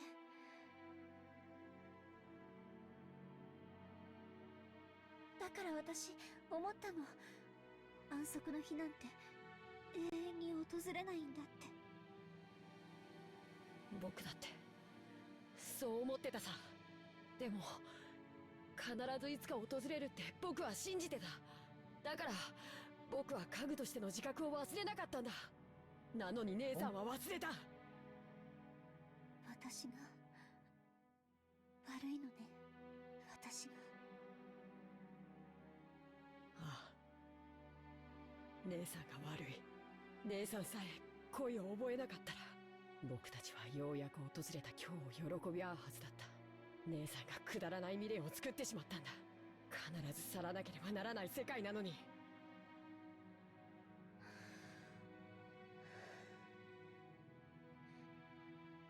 儀式は今夜始まるの？あとあいつは僕に言った。今夜ジョージ様は姉さんに婚約指輪を贈るだろうって。That was a fact. Where supposedly had an engagement ring hidden in his pocket today. And surely he would hand it over tonight. あいつは姉さんとジョージ様を第二の番の生贄に使うつもりで二人の仲をくっつけたんだ。わかる？姉さんはあいつにそそのかされた上利用されたんだよ。そうだったの。考えたこともなかったわ。でもあいつは言ったよ。もし今夜その婚約指輪を受け取らなかったなら姉さんを生贄に選ばないと約束した。僕たちが揃って黄金鏡へ行ける確率はとても低いと思う。13人が生贄になる。生き残るのは5人だけ。その中に僕たち2人が入れる確率は本当に低い。でも姉さんだけでもその約束が得られるなら確率はもっと上がる。僕はかけたいんだ。黄金鏡には救いがある。僕たちはそこへたどり着き人間を手に入れるんだ。そして姉さんと2人で人間としての人生を歩みたいんだよ。そうすれば本当の恋だってできるかもしれない。かつての私たちは黄金鏡へ行けることを夢見てたね。そこへ行けばどんな願いでも叶う。私たちをこの苦しみから救ってくれる。そう信じてた。However, in the ceremony, only a few people would be invited to the Golden Land, chosen by fate and chance. Everyone else would lose their life as sacrifice midway through the ceremony. However, in the past, Shannon and Canon had thought that whatever that whether they reached the Golden Land or were sacrificed, they would still be released from their duties as furniture. That meant the ceremony would definitely bring release to like them, no matter what happened. 僕は嫌だ。これまでの辛かった分を姉さんと取り戻したい。生贄なんてごめんだ。僕と姉さんは生き残る。そして二人で黄金鏡へたどり着く。だから姉さんを第二の番の生贄になんかさせない。頼むよ姉さん。あの男の指輪を受け取らないで。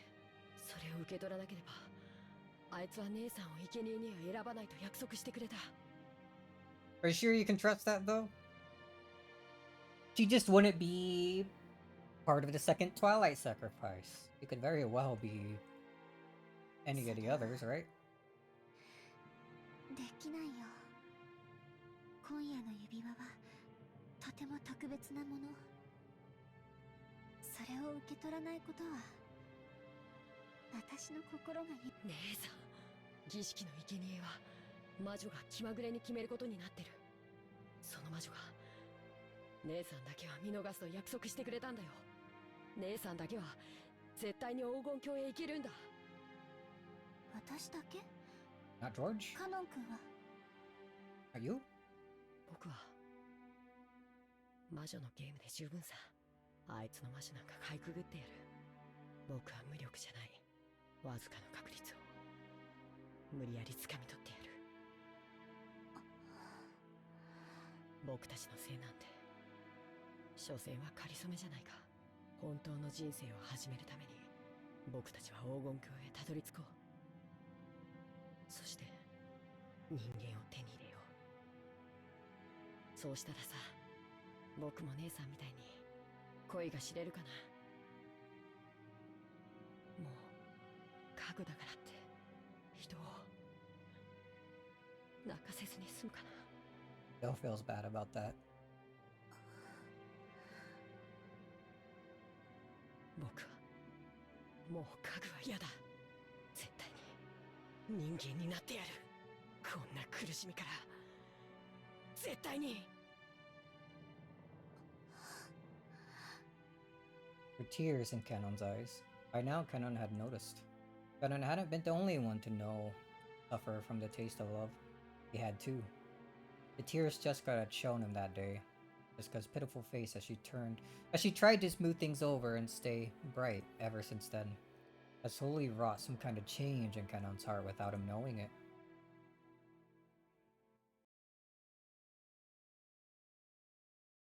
シャノン、さっきから呼んでいる。Kanon jumped at the sudden sound of Genji's voice. Apparently he had called for her repeatedly. He hurriedly answered. When she turned back, Kanon had disappeared. Seemed he didn't feel like showing his tears to anybody. はい、ぼんやりしていてすみません。昼食はカノンに頼んだが、本来は私の次の序列のお前が運ぶべきものだ。ベアトリーチェ様は当家の最高の賓客だ。それ以上の賓客はいない。もう一人の親方様と思い、丁重に頼む。よろしいですか。くれぐれも粗相のないようにお願いしますよ。経験の未熟なあなたに託すのは非常に心苦しいですが、当家のルールとあっては仕方ありません。Get off くれぐ yourself, れも dude. 頼みますよ。Oda had officially agreed, but he glared at Shannon with an expression that told her he definitely wouldn't give any mistakes. Now what are you gonna do about it? You're like a bottom rung, dude. Even Shannon felt that Goto might as well go himself if he was so desperate to go. But she considered this one of her responsibilities as one who had been allowed to wear the Golden Eagle and had to give up. Anyway, wanted to meet. What will I talk about? What will I ask? I don't know. Will this be a meeting of gratitude? Or one of grief? Or else... what? I don't know. Shannon piled the witch's food onto the serving cart and left the kitchen at a slow pace.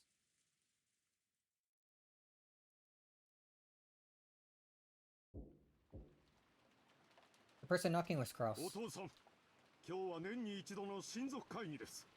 お父さんを一目見ようと兄弟が揃ったのではありませんか。黙れ。出ぬと言っている。源氏、そこにいるのであろう。なぜ私の指示した通りに食事をここへ運ばせんのか。 Itzo screamed across the door.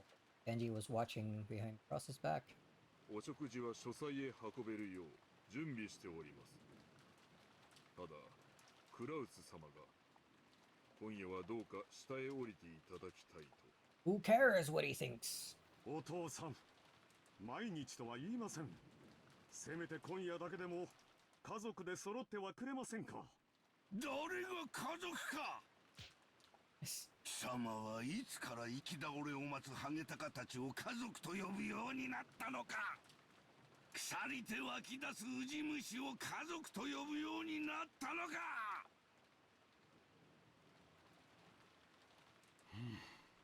やれやれ。Cross shrugged at this answer, which he had half expected. 言われた通り Or に he's still not gonna come こ out? こへ運べ。なぜ言うことを聞かぬ。なぜ。なぜ。 Angry. 源氏さん、後を頼みます。もうあの人に私の声は届かんね。Cross gave his head a small shake, then quickly turned his back on the door to the study. He only come calling... He only come calling to save face in front of his siblings, knowing full well how useless this was. Useless. After Genji watched Cross disappear... The freaking line of thinking... Pride from watching Joe stream. So many things.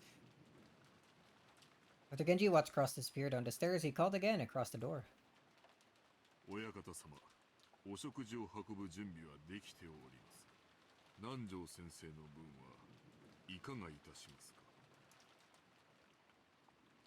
Nanjo could be seen in the study, as Kenzo had forcefully pestered him into finishing their long-lasting chess game they've been playing against each other since the early evening.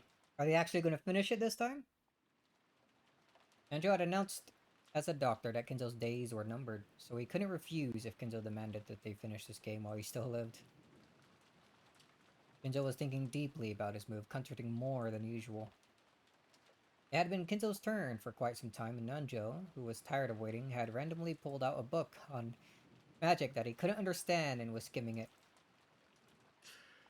金蔵さん、盤面を前に腕を組むだけではいい一手は出ませんぞ。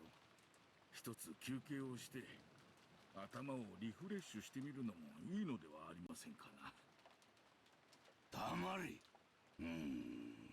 Shut up. 守りはこれで十分か。ビショップやナイトに隙間を突かれはしないか。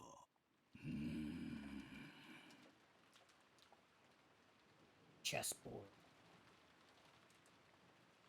Today, Kenzo was focused on maintaining a strong defense. Normally, Kenzo's motto was that offense was the best defense. However, today was completely the opposite. 私も腹が減りました。Go, leave ここ me. で中断しませんか。それに休みなく頭を回転させておりましたから、もう頭がクラクラです。これ以上は私も最善手をさせるとは限りませんぞ。それは困る。チェスは互いに常に最善手をささねばならん。そうでない一手は理解に苦しみ、思考を読むゲームを狂わせてしまう。それでは今日を著しく削ぐというものだ。Kenzo sighed deeply and finally shifted his gaze away from the board. Chess isn't chess without an opponent. That opponent is tired and wants to suspend a game, there's no getting around it. 確かにチェスの目的は勝利を目指すことで、そしてそれを読み合う知的ゲームです。Wait a minute. Key. ですが、勝利以外にもう一つ目的があることを金蔵さんはお忘れではありませんかな。Oh? なんだと？勝利以外にどんな目的があるというのか。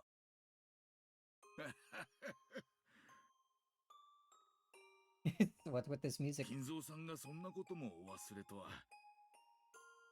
チェスを通し、親友と楽しい時間を過ごす。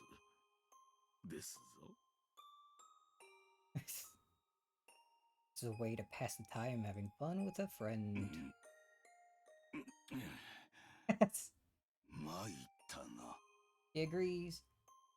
Kenjo's so good at Kinzo's social link. Knows all the right answers to get the musical notes.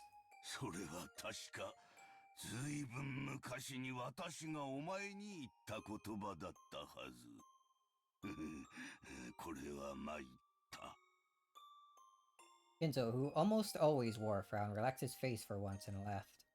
Kenjo felt like he'd been reunited with a close friend he hadn't seen in ages. そういうことです。一本取られたついでに、どうです？私と下に降りて食事と行きませんかな。食後にコーヒーと一緒にカスパロフの中盤についての議論でもいかがです？Oh, is he actually being convinced to go down? 提案だが遠慮する。私はもうこの部屋から出られない。儀式は始まっているのでな。そうですか。では私はお腹下へ降りることにします。気が向いたらいつでも。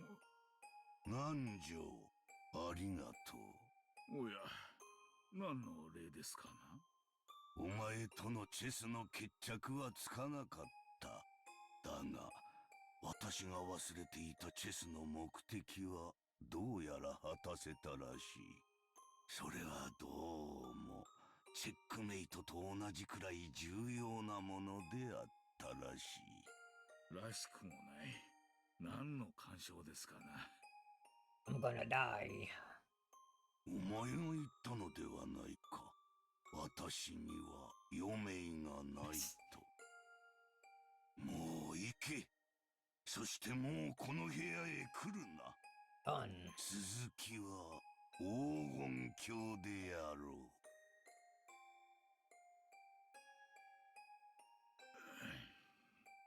う。いいですが、仕切り直しですぞ。ルークが落ちてしまったのは痛手ですのでな。それでは後ほど。ああ、後ほどな。黄金鏡か、煉獄か。Or in purgatory, huh? あるいは次の世で。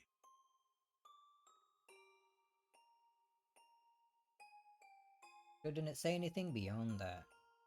And with a motion made smooth by familiarity, he pushed a button on the table that would release the auto lock.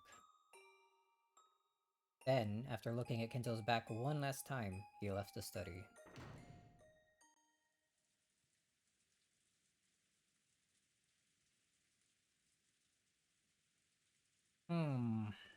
As he did, Genji's voice came from the hall. それでは親方様、これより夕食をお運びいたします。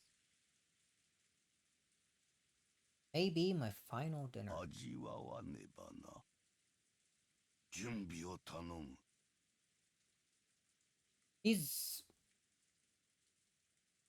Kinto's different.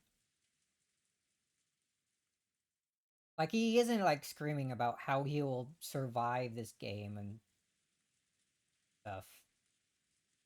What's up with that? かしこまりました。親方様のご準備の方は万端となりましたか？この部屋を今日まで問え旗への結界で厳重に包んだ。あれのルーレットが私を選ぼうとも必ずや弾き返す。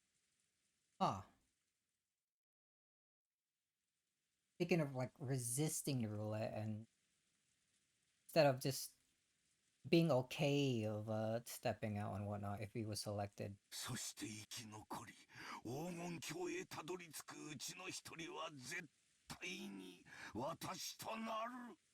私を冥府へ連れ去ろうとする死神どもの来訪をも拒もうぞ。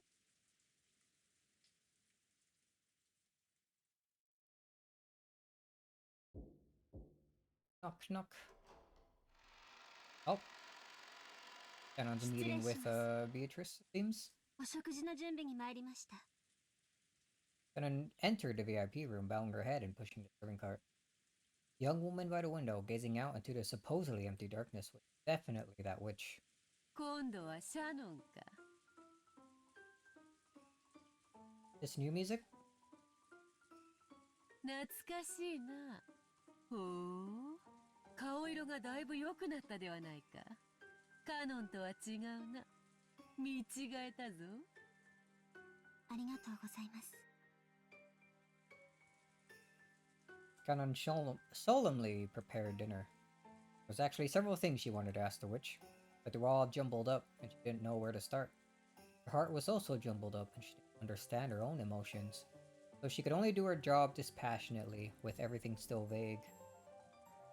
However, the witch saw what was in her heart. You can't hide anything from a witch. 謝らぬぞ。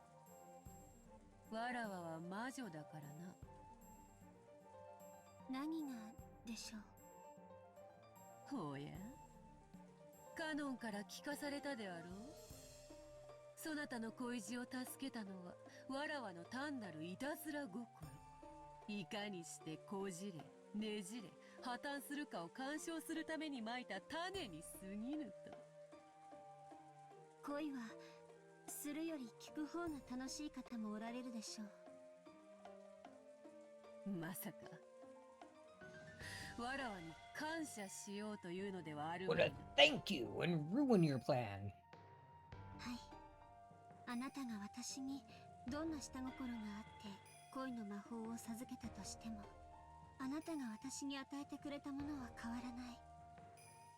だから添い遂げられないと知りつつまいた種であったとしても、私は恨んだりしません。ふん、やはり家具というのは面白みのない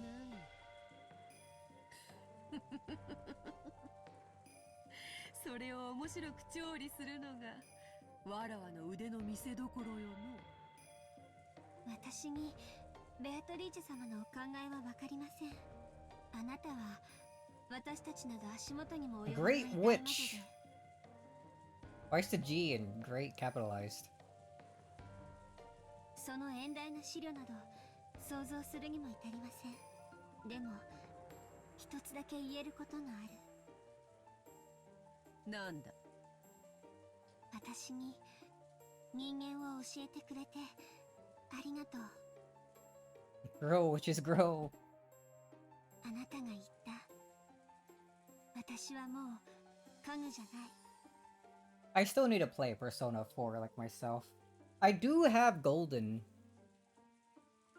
like the PC port, but with the rumors of like a remake of P4 like coming out at some point, maybe I should just wait for that,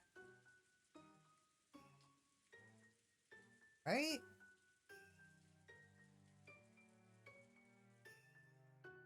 Taking this time to stretch. Whoa, that was a big yawn. It'd still be worth experiencing it. Just to experience it again in like a year? It's quite a long RPG. Well, maybe not that long. Anyway.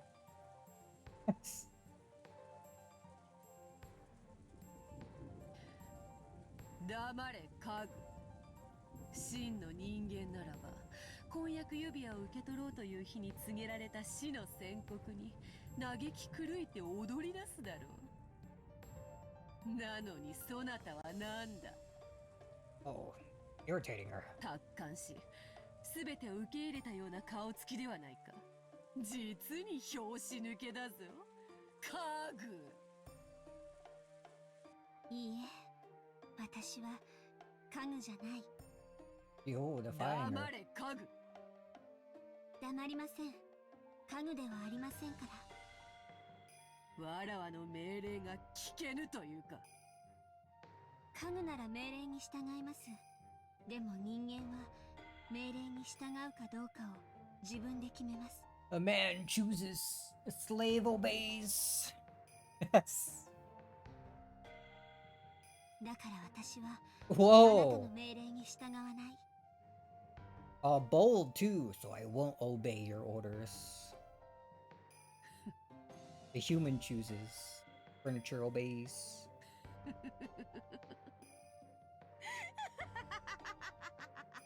Bold statement. Sure was if I've ever seen one. 前言を撤回する。やはり面白いぞ。種をまかねば、そなたは何の感情も抱かず儀式に身を任せただろう。しかし今のそなたは実に面白く育ち、わらわを心底楽しませてくれるぞ。それでいい。わらわは退屈を愛さないのだから。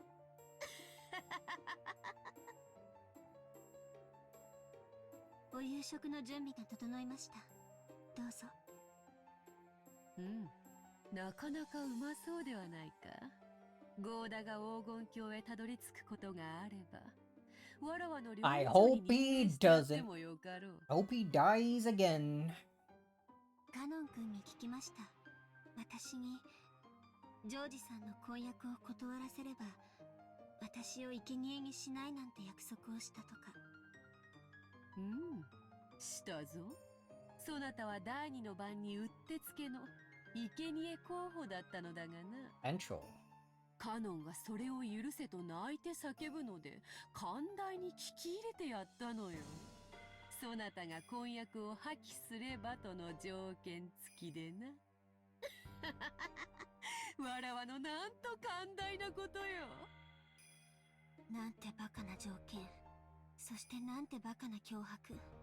そんなものでカノン君をいじめ抜いたというの。ほう、わかるのか。Apparently, Shannon had seen through it. He had apparently guessed at how the witch had bullied and humiliated Canon with that horrible promise as bait. 絨毯に這いつくばらせ、わらわの靴にキスをさせてやったぞ。それだけではない。他にどのような恥ずかしめを与えたか聞きたいか。 Shannon silently shook her head. あなたという人を私はようやく理解しました。 Damn, took you long あ enough? なたは人をいじめ、惑わせ、困らせて、それを楽しみ、糧にしている。だからあなたに抵抗する唯一の方法がこれであると確信した。なんだ。あなたなんか知らない。私は私に与えられた運命を全うする。だからあなたを面白がらせたりしない。 Shannon's pretty sick episode 2, dude. あなたなんか知らない。Shannon's stock's going up. Hope she lives past the first Twilight. Even the second one. Actually, through all of it.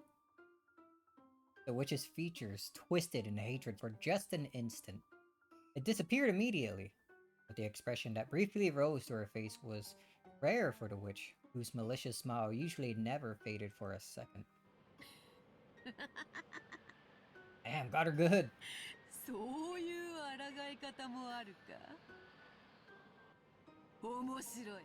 気に入った。殺してやる。お前の思い人と一緒にな。それがあなたが決められた運命ならばご随意に。私はそれに怯えたり逆らったりしません。これから起こる苛烈な運命があなたの意志によるものだなんて信じないから。私たち人間は未来に起こりうる運命など知らない。だからこそ最後の瞬間まで自分の信念と運命に従い精一杯生き抜く。運命はただのサイコロの目。そこに悪意なんて感じない。あなたが吹き込もうと信じない。 Yeah, don't believe her. ほう、家具をやめたくせに死を恐れぬとはな。それがわらわを退屈させると思っているようだが、それは大きな誤解だぞ。そなたが本当に最後の瞬間までそれを貫けるか、ますます興味が湧いた。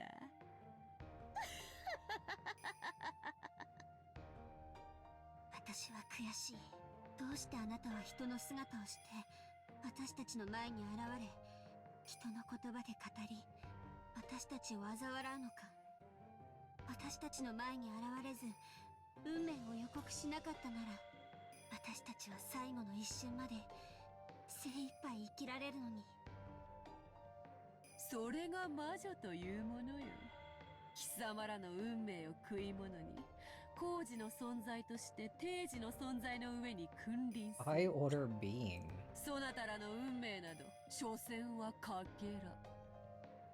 Fragments. Why is that capitalized? 両手で碗を作ればいくらでも救える。わらわに飼われた肉牛どもが何をほざこうとも、わらわの食卓を楽しませる結果に変わりはせぬのに同じこと。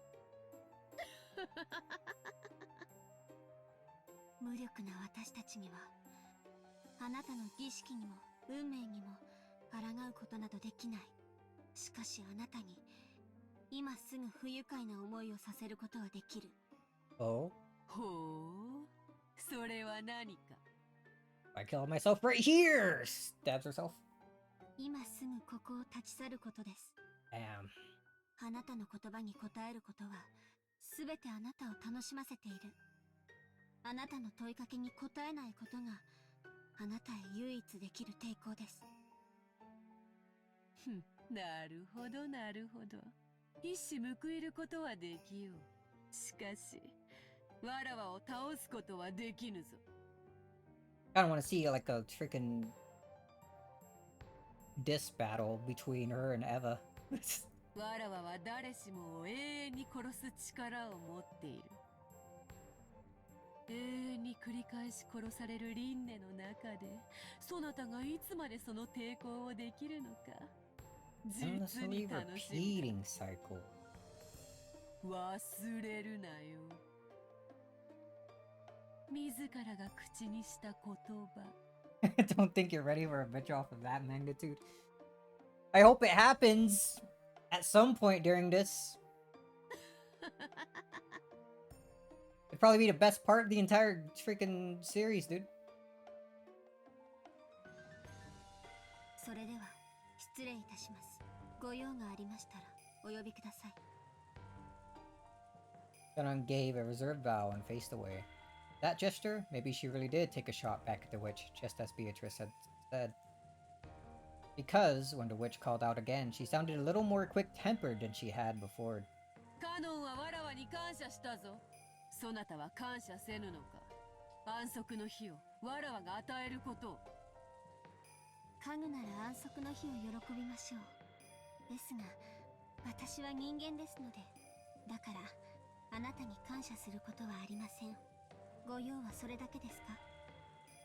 ジョージから指輪をもらうつもりであろう。Of course. 受け取れば、わらわがカノンと交わしたそなたを生贄に選ばないという約束を破棄すること。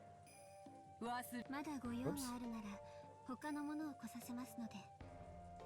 それでは失礼いたします。 It's completely ignoring her, hell yeah.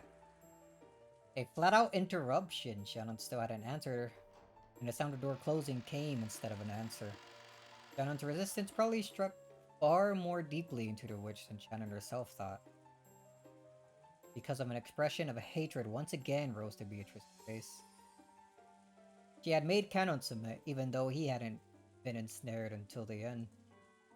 Whereas Shannon, who'd been so easily ensnared before, refused to submit this time.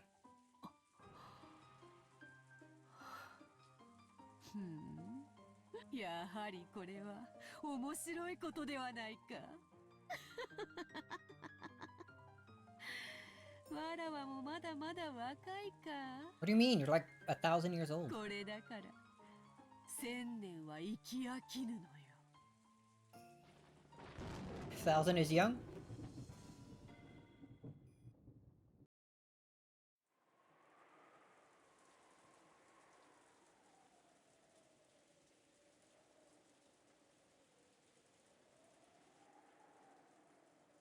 This was the most fabulous part of the family conference. Dinner. I wonder what's for dinner. In the past, when Kinzo had been serious about the conference, he'd taken everyone's yearly gathering for dinner very seriously, as anything embarrassing that occurred during the dinner would cause the deepest shame for him as the host. He had given Natsui stern orders to avoid embarrassment at all costs. Because of that, she and Cross eventually hired Goda, who had confidence in his cooking abilities. Thanks to that, they became able to serve wonderful dinners they could be confident in. But by that time, Kenzo had closed himself up in his study and never appeared for dinner.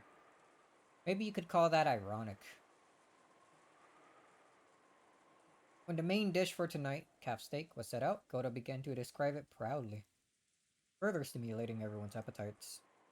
Everyone going to enjoy dinner this time because Rosa's not asking about the umbrella.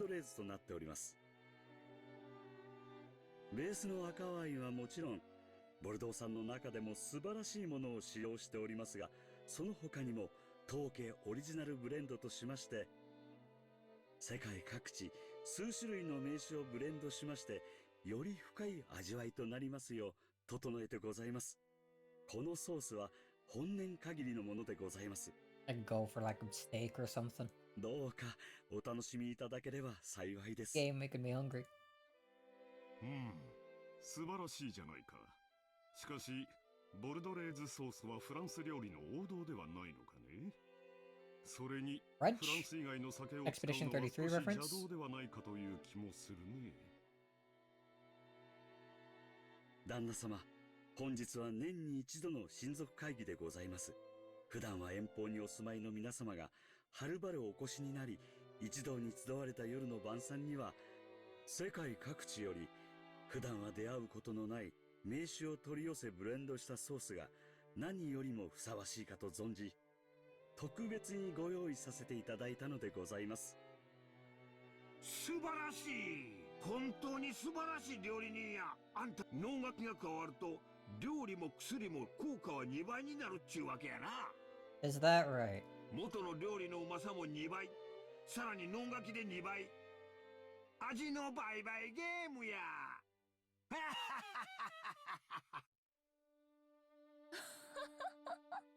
いやね、兄さん。その質問、読まれてたんじゃないの？違いねえな。まんまと美味しいところをゴーダさんに持ってかれちまったぜ。そうかね。今日の料理をフランス風だと気づいていない者もいるんじゃないかと思ってね。エヴァは先ほどバターを使わないのが美徳と言ったが、それはスペイン風だ。What? Avoiding butter, but butter's delicious, dude. 確かに国境を接してはいるがね。そういう意味で言ったんじゃないわよ。話の一部分だけ抜き出して勝手に加工しないでくれるかしら。と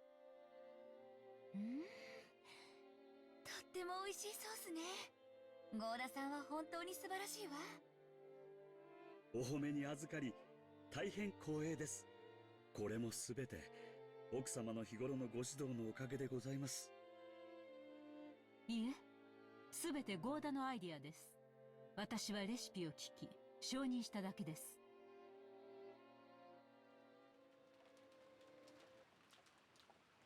Where's Battler? Looked like the siblings quickly got into a loud argument about the sauce. But for the most part, dinner proceeded peacefully. However, a certain question they desperately wanted to ask burned inside each one of them. It was about that visitor, the 19th person. A golden witch. In actuality, Evan, Rudolph, and the rest were very much on their guards during this meal. Clear? If the mystery guest was ever going to be introduced, this dinner table would be the most appropriate place to do it. However, no place was set at the dinner table for the witch. The family conference would begin in earnest after the meal, and previous experiences told them that it might last until deep into the night. However, they couldn't imagine why such a person should be kept hidden until that late. If they're going to be introduced in the end... If they were going to be introduced in the end anyway. Foreboding music. So Eva and Rudolph and the rest were starting to feel a certain suspicion. Perhaps this guest was unknown to even Kraus. If this wasn't an assassin called by Kraus to give him an advantage in an inheritance problem, then maybe they should speak frankly to Kraus beforehand, creating a common front to resist anything disadvantageous to the four siblings. She was Kinzo's assassin, whose purpose was to keep the inheritance from being handed over to the four siblings. The enmity between Cross and the other siblings could only become a weak point that benefited the enemy. それではごゆっくりお楽しみください。 He finished explaining the reasoning behind the table setting and the cooking. Goda tried to leave the room, but Curie called him to stop with a small voice. はい、キリエ様。何か。ごめんなさい。今日はお客様がいらっしゃってると思ったんだけど、晩餐にはお見えにならないのかしら。He had planned on saying it nonchalantly, but unfortunately it reached the ears of Natsui, who was sitting in the next seat over. It seemed that Natsui had heard it as, even though the guests are here, why hasn't the host come to dinner? In other words, that Curie was asking whether Kinzo was going to join them for dinner. 当主様は体調が優れられませんので、お部屋で食事をとると仰せです。主人が初めにそう説明いたしましたが、何か。ごめんなさい。そうじゃないの。Natsui's reaction instantly showed Curie that this unknown visitor was also unknown to Cross and his wife, which meant on a chessboard inside Curie's mind she could hear the clattering of the pieces as they rearranged themselves. 客? Yo, Battler! I haven't seen you in like 2 hours. Battler had been sitting next to Natsui. He seemed to have heard Curie's words without misunderstanding them. Thinking it strange that someone else would be invited to today's family conference, he spoke up incredulously.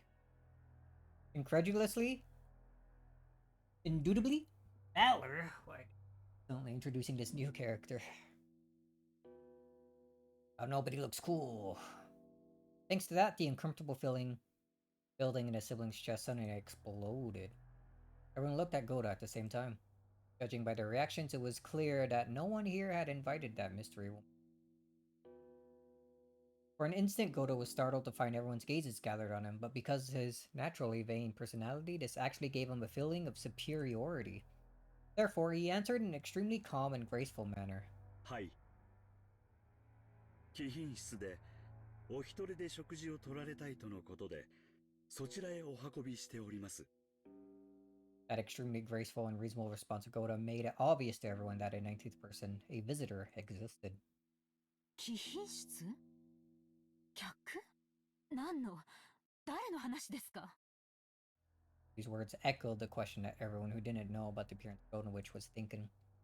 For a while, Goda was disoriented, caught completely off guard by this sudden interrogation. This was a guest who had been treated with such deep respect.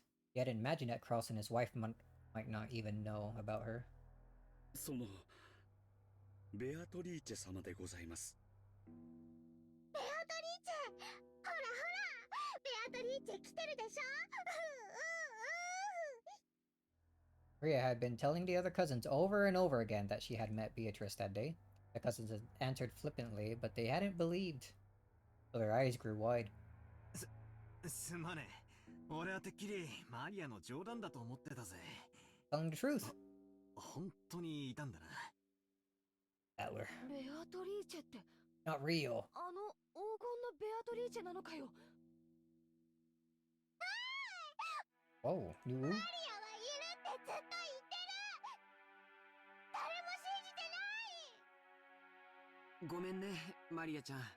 そういうつもりじゃないんだよ。After learning that everyone had doubted Beatrice's existence, Maria, who had been in a good mood all day, completely lost her temper. George, who sat in the next seat over, tried frantically to calm Maria. ゴーダ、それもディナーの何かの余興なのかね。なかなかの味な演出だ。兄貴、三文芝居はやめようぜ。兄貴が呼んだんだろ。呼ぶ？誰よ？どこから？兄さん、はっきりさせましょう。あれは誰？まさか本当に肖像画のベアトリーチェだと言うんじゃないでしょうね。私にはお前たちが何を言っているのかさっぱりだ。ゴーダ、これは本当に冗談ではないのだな。私はその Put the pressure on him real good. 源氏さんからそのように指示を受けただけでして、その源氏を呼びなさい。今すぐ。Get Genji in here right this instant. When Atsui yelled, Goda sped out into the hallway. The sound of the door being thrown open was the spark that suddenly set the dinner table ablaze. じゃあ兄貴も知らないってんだな。呼んだのは誰だ？親父ってことか？私には何のことかわからんね。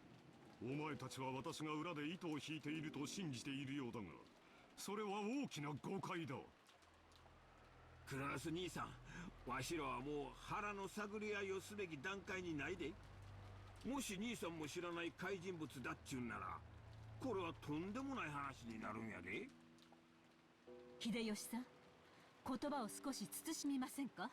主人は親族会議に不要な人間を招いたりはしません。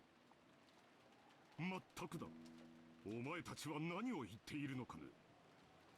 肖像画の魔女が額縁を抜け出して現れたとでも言うのかね。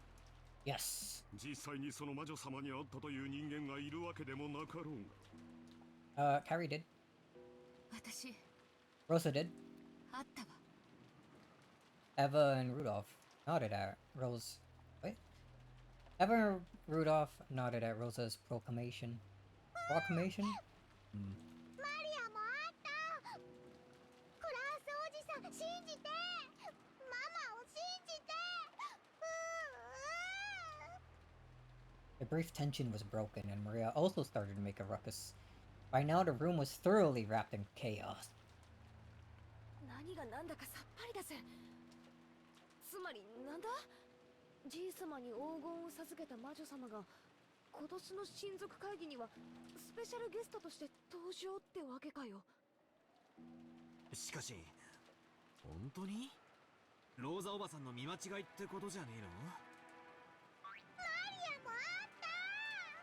Boing.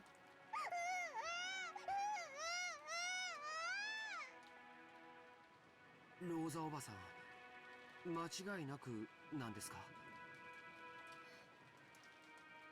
ええ。 She even gave me this letter. 私とマリアは会って話もしてる。私は会ったの。あれは間違いなく魔女だった。信じて。私の見間違いとか錯覚とかそんなのじゃ断じてない。あれは何だったの？ Chandelier?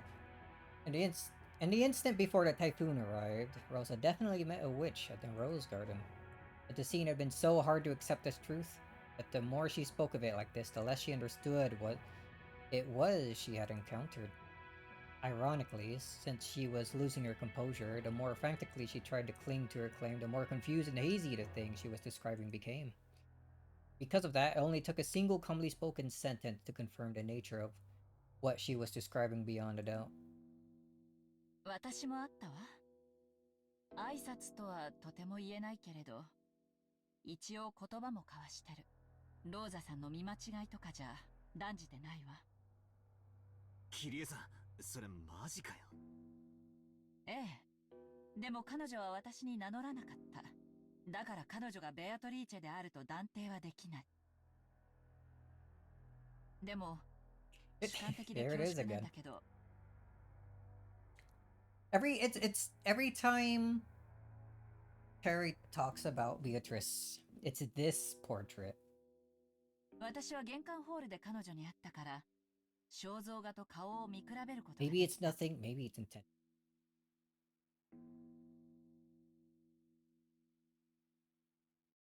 私は第一印象で、彼女こそがこの肖像画の主に違いないって思ったわ。あくまでも主観よ。そんなことはありえません。第一、その女はどこからやってきたというのですか？ Woods? 今日の船は皆さんの送迎のための便が往復しただけです。その船に乗っていたのですか？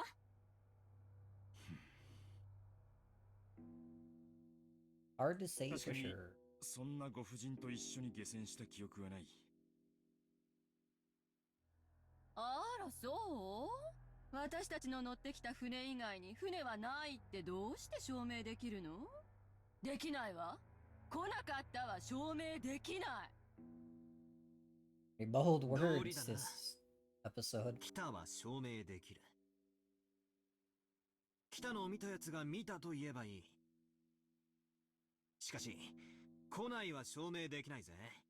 全員が来ない、見てないと言ったところで、全員が見てないところでこっそり来たことを否定はできない。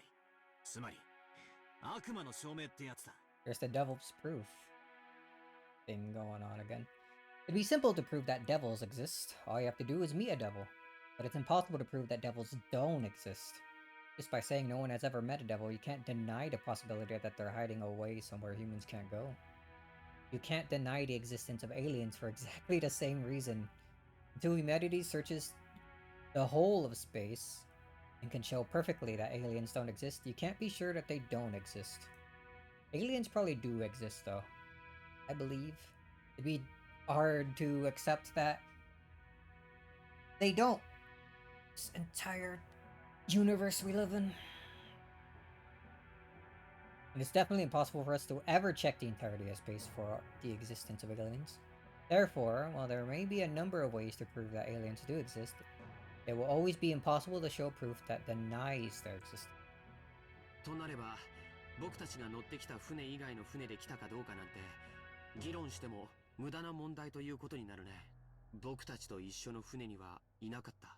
Man, Genji taking his time. それだけが事実で、それ以外の方法で、とにかくこの島に訪れたことになる。そうね。どうやって来たかなんて議論の必要はないかもしれない。肝心なのは現にこの屋敷に今いて、私たちと晩餐を共にする気がないという事実よ。整理しよう。今この島には後ろ宮家18人以外にもう一人客がいる。そしてそいつは兄貴も夏日姉さんも知らない客だってんだな。知りません。何の話だかもわかりません。お前は少し黙っていなさい。頭痛に触る。妻の言う通りだ。私にはお前たちが何の話をしているのかさっきからさっぱりだ。じゃあ答えは一つしかないわ。お父様が呼んだのよ。今日の親族会議のために。親族会議に？だから何のために？そんなの知らないわよ。兄さんが知ってたらそれを問い詰めようって思ってたのよ。予算か。クラス兄さんは知らんと言うとる。つまり話はこうや。お父さんが肖像画の魔女にそっくりの客人をこっそり招いた。それにローザさんが出会い、マリアちゃんが出会い、そしてキリエさんもあった。今はそこまでや。わしらに言いたいことがあるんならとっとと姿を現せばええ。挨拶もなしに引きこもってるっちゅうんはどないなわけなんやってことなんや。親族会議なんか花から関心のない親父が新しい愛人をこっそり呼びつけたってわけか。理想の魔女様のおべべを着せてよ。そう決着するには今日という日は意味を持ちすぎてるぜ。理由は一つしかない。親族会議に加わるためよ。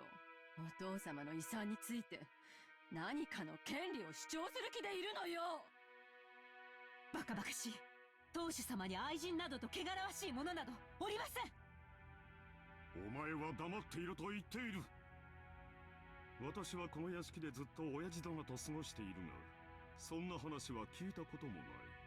最大限理解を示したとして、何十年も昔の愛人との間に隠し子がいたとして、それを親父殿が探し出し、今日という日に呼びつけたと、こう言いたいのかね。あなた、お父様にそんなものがいるわけがありません。尊い後ろ宮の血が愛人ごときに。先ほどから数人が見た見たと自称しているに過ぎません。幻想妄想白チュームに決まっています。あるいはこれも夫を陥れるための皆さんの何らかの芝居なのですか？何の芝居だってのよ。芝居だって言うならそっちでしょうが。よせよ姉貴。ちょいと暴力的な言い方だが、夏日さんの言う通りではある。キリエは姿を見たが、俺は見てない。姉貴もだ。だがローザは見た。しかしってことは、いるってことになる。exists. No, she doesn't. いるを証明している連中が存在する以上、いるで直ちに決着だ。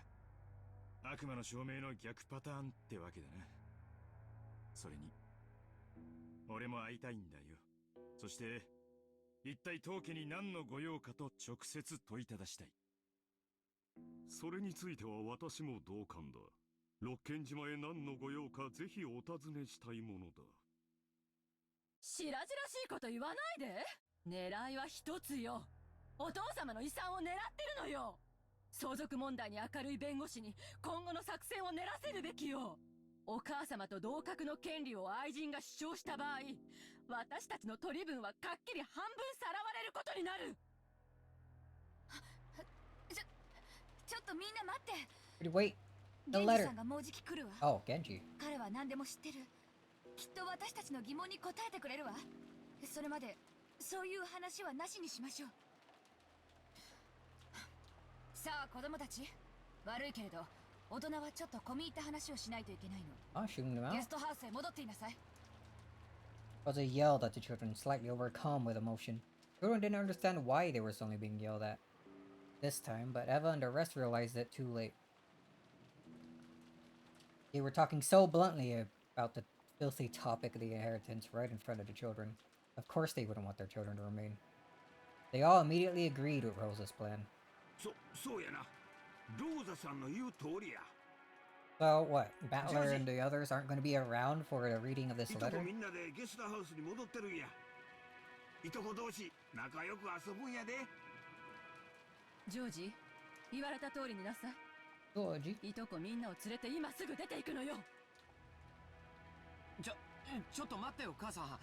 僕たちはまだ食事も終えていない。デザートもまだ来てない。デザートはゴーダさんにゲストハウスに運ばせます。だから出て行きなさい。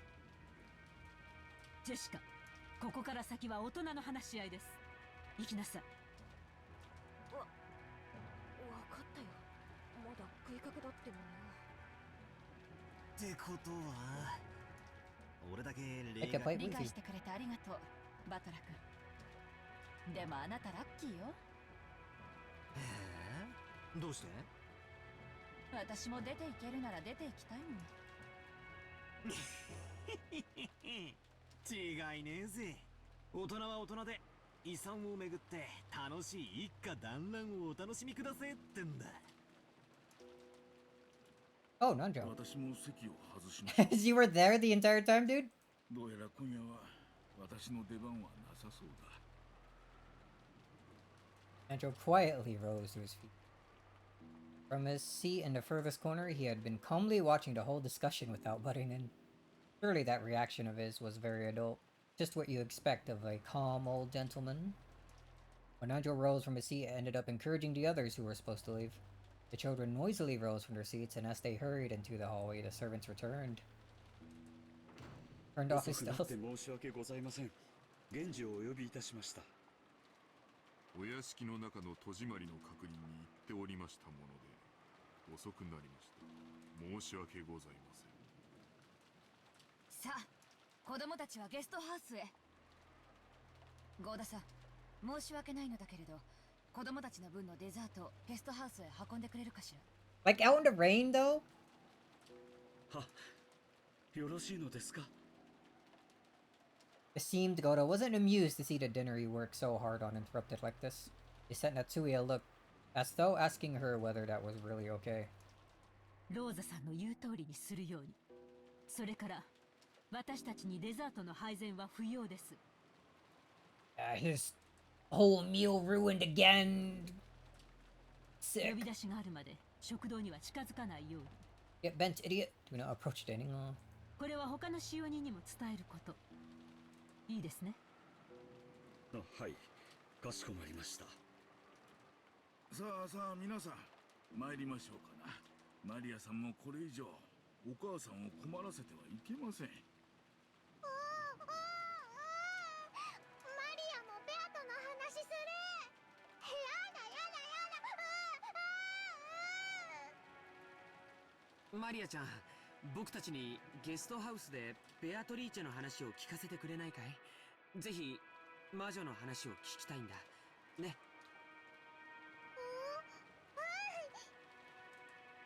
ジョージ兄さんは本当にうめえぜ。 He's able to smooth that over pretty quick. 感動するぜ。 How is he still single? 本当に子持ちじゃねえのかよ。手慣れすぎだぜ。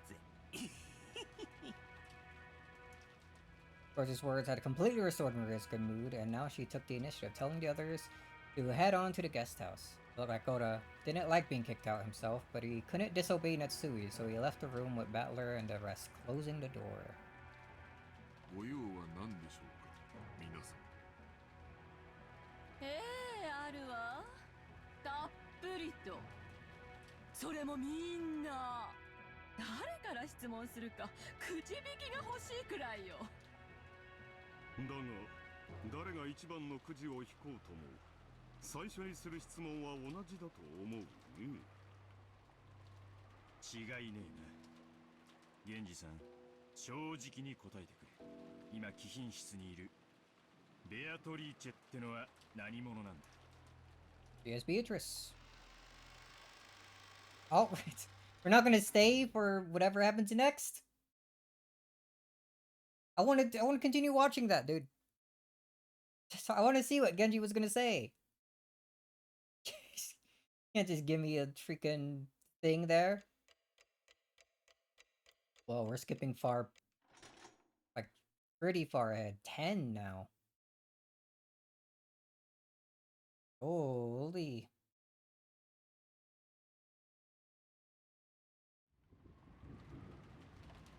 So stormy. Probably gonna stop here for today. I was gonna take another break and then maybe continue, but I'm getting a decent bit hungry. Plus, I figure we can probably try doing more of this tomorrow. It turns out the Balatro thing that I was gonna do isn't gonna be until like much later in the evening, so I can do another morning stream. And then hop back on again later for Balatro in the evening. The versus thing we got going on.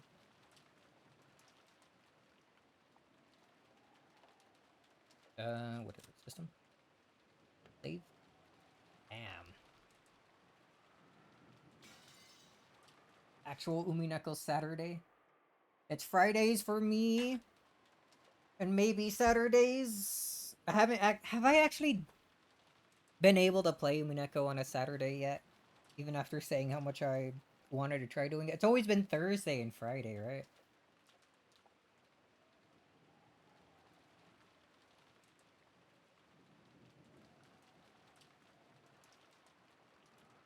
But what about the letter that Rosa had, dude? Are we not gonna get to see what that said? Hold on.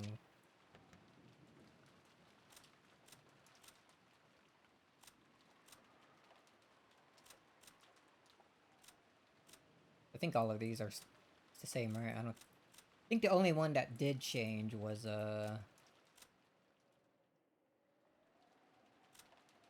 Beatrice whenever she appeared in her new outfit, I guess. Always pushing it off. Almost. You did you say that? I probably just wasn't listening to you. Again, as usual, you know how it is. Anyway, yeah, a lot of interesting stuff. I like how different it is. It still appears to be the witch's turn, right? It feels like it's gonna be the witch's turn for like the entire episode. Guess we'll have to see how it goes. I'm interested in what's gonna happen next. Things are quite a bit different from how it was the first time around. Well, it seems, what, Shannon and George are gonna be selected as the, That's the two who are torn apart. Who's gonna be the first 6 sacrificed then?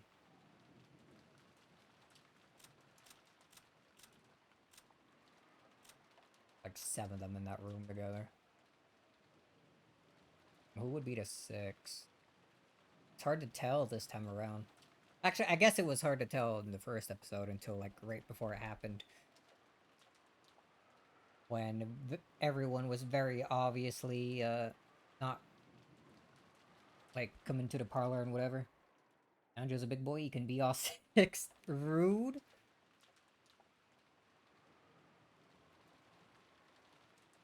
But yeah. I am still no closer to figuring out more of this epitaph or what the hell is gonna go on in this episode, dude. I'm about as lost as I was during the first episode, man. Maybe even more so. It has been an enjoyable ride so far, though. Right, I am hungry. I've been consuming nothing but coffee this entire time. Did say difficulty level is extreme. It was as if normal was any easier, dude. I wasn't able to solve shit. Wasn't able to figure out anything. I'm not even sure of the first few things I was thinking of. To remain like the whole thing I was thinking of maybe both Eva and Hideyoshi didn't need to like die together there. I don't even know if that's even anything. That's probably just my own garbage there, dude. I don't know what to think anymore. I don't know what to write anymore. Did all of them actually die for real in the first episode?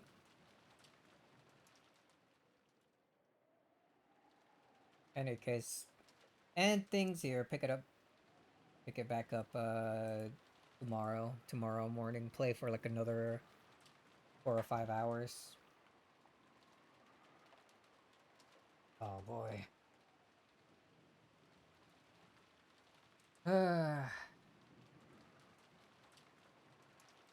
So what? Umineko, and then Blatro tomorrow. What else am I doing? Probably nothing on Sundays, like usual. Monday, I did want to play more Sonic Unleashed, so that finally probably get to around playing that.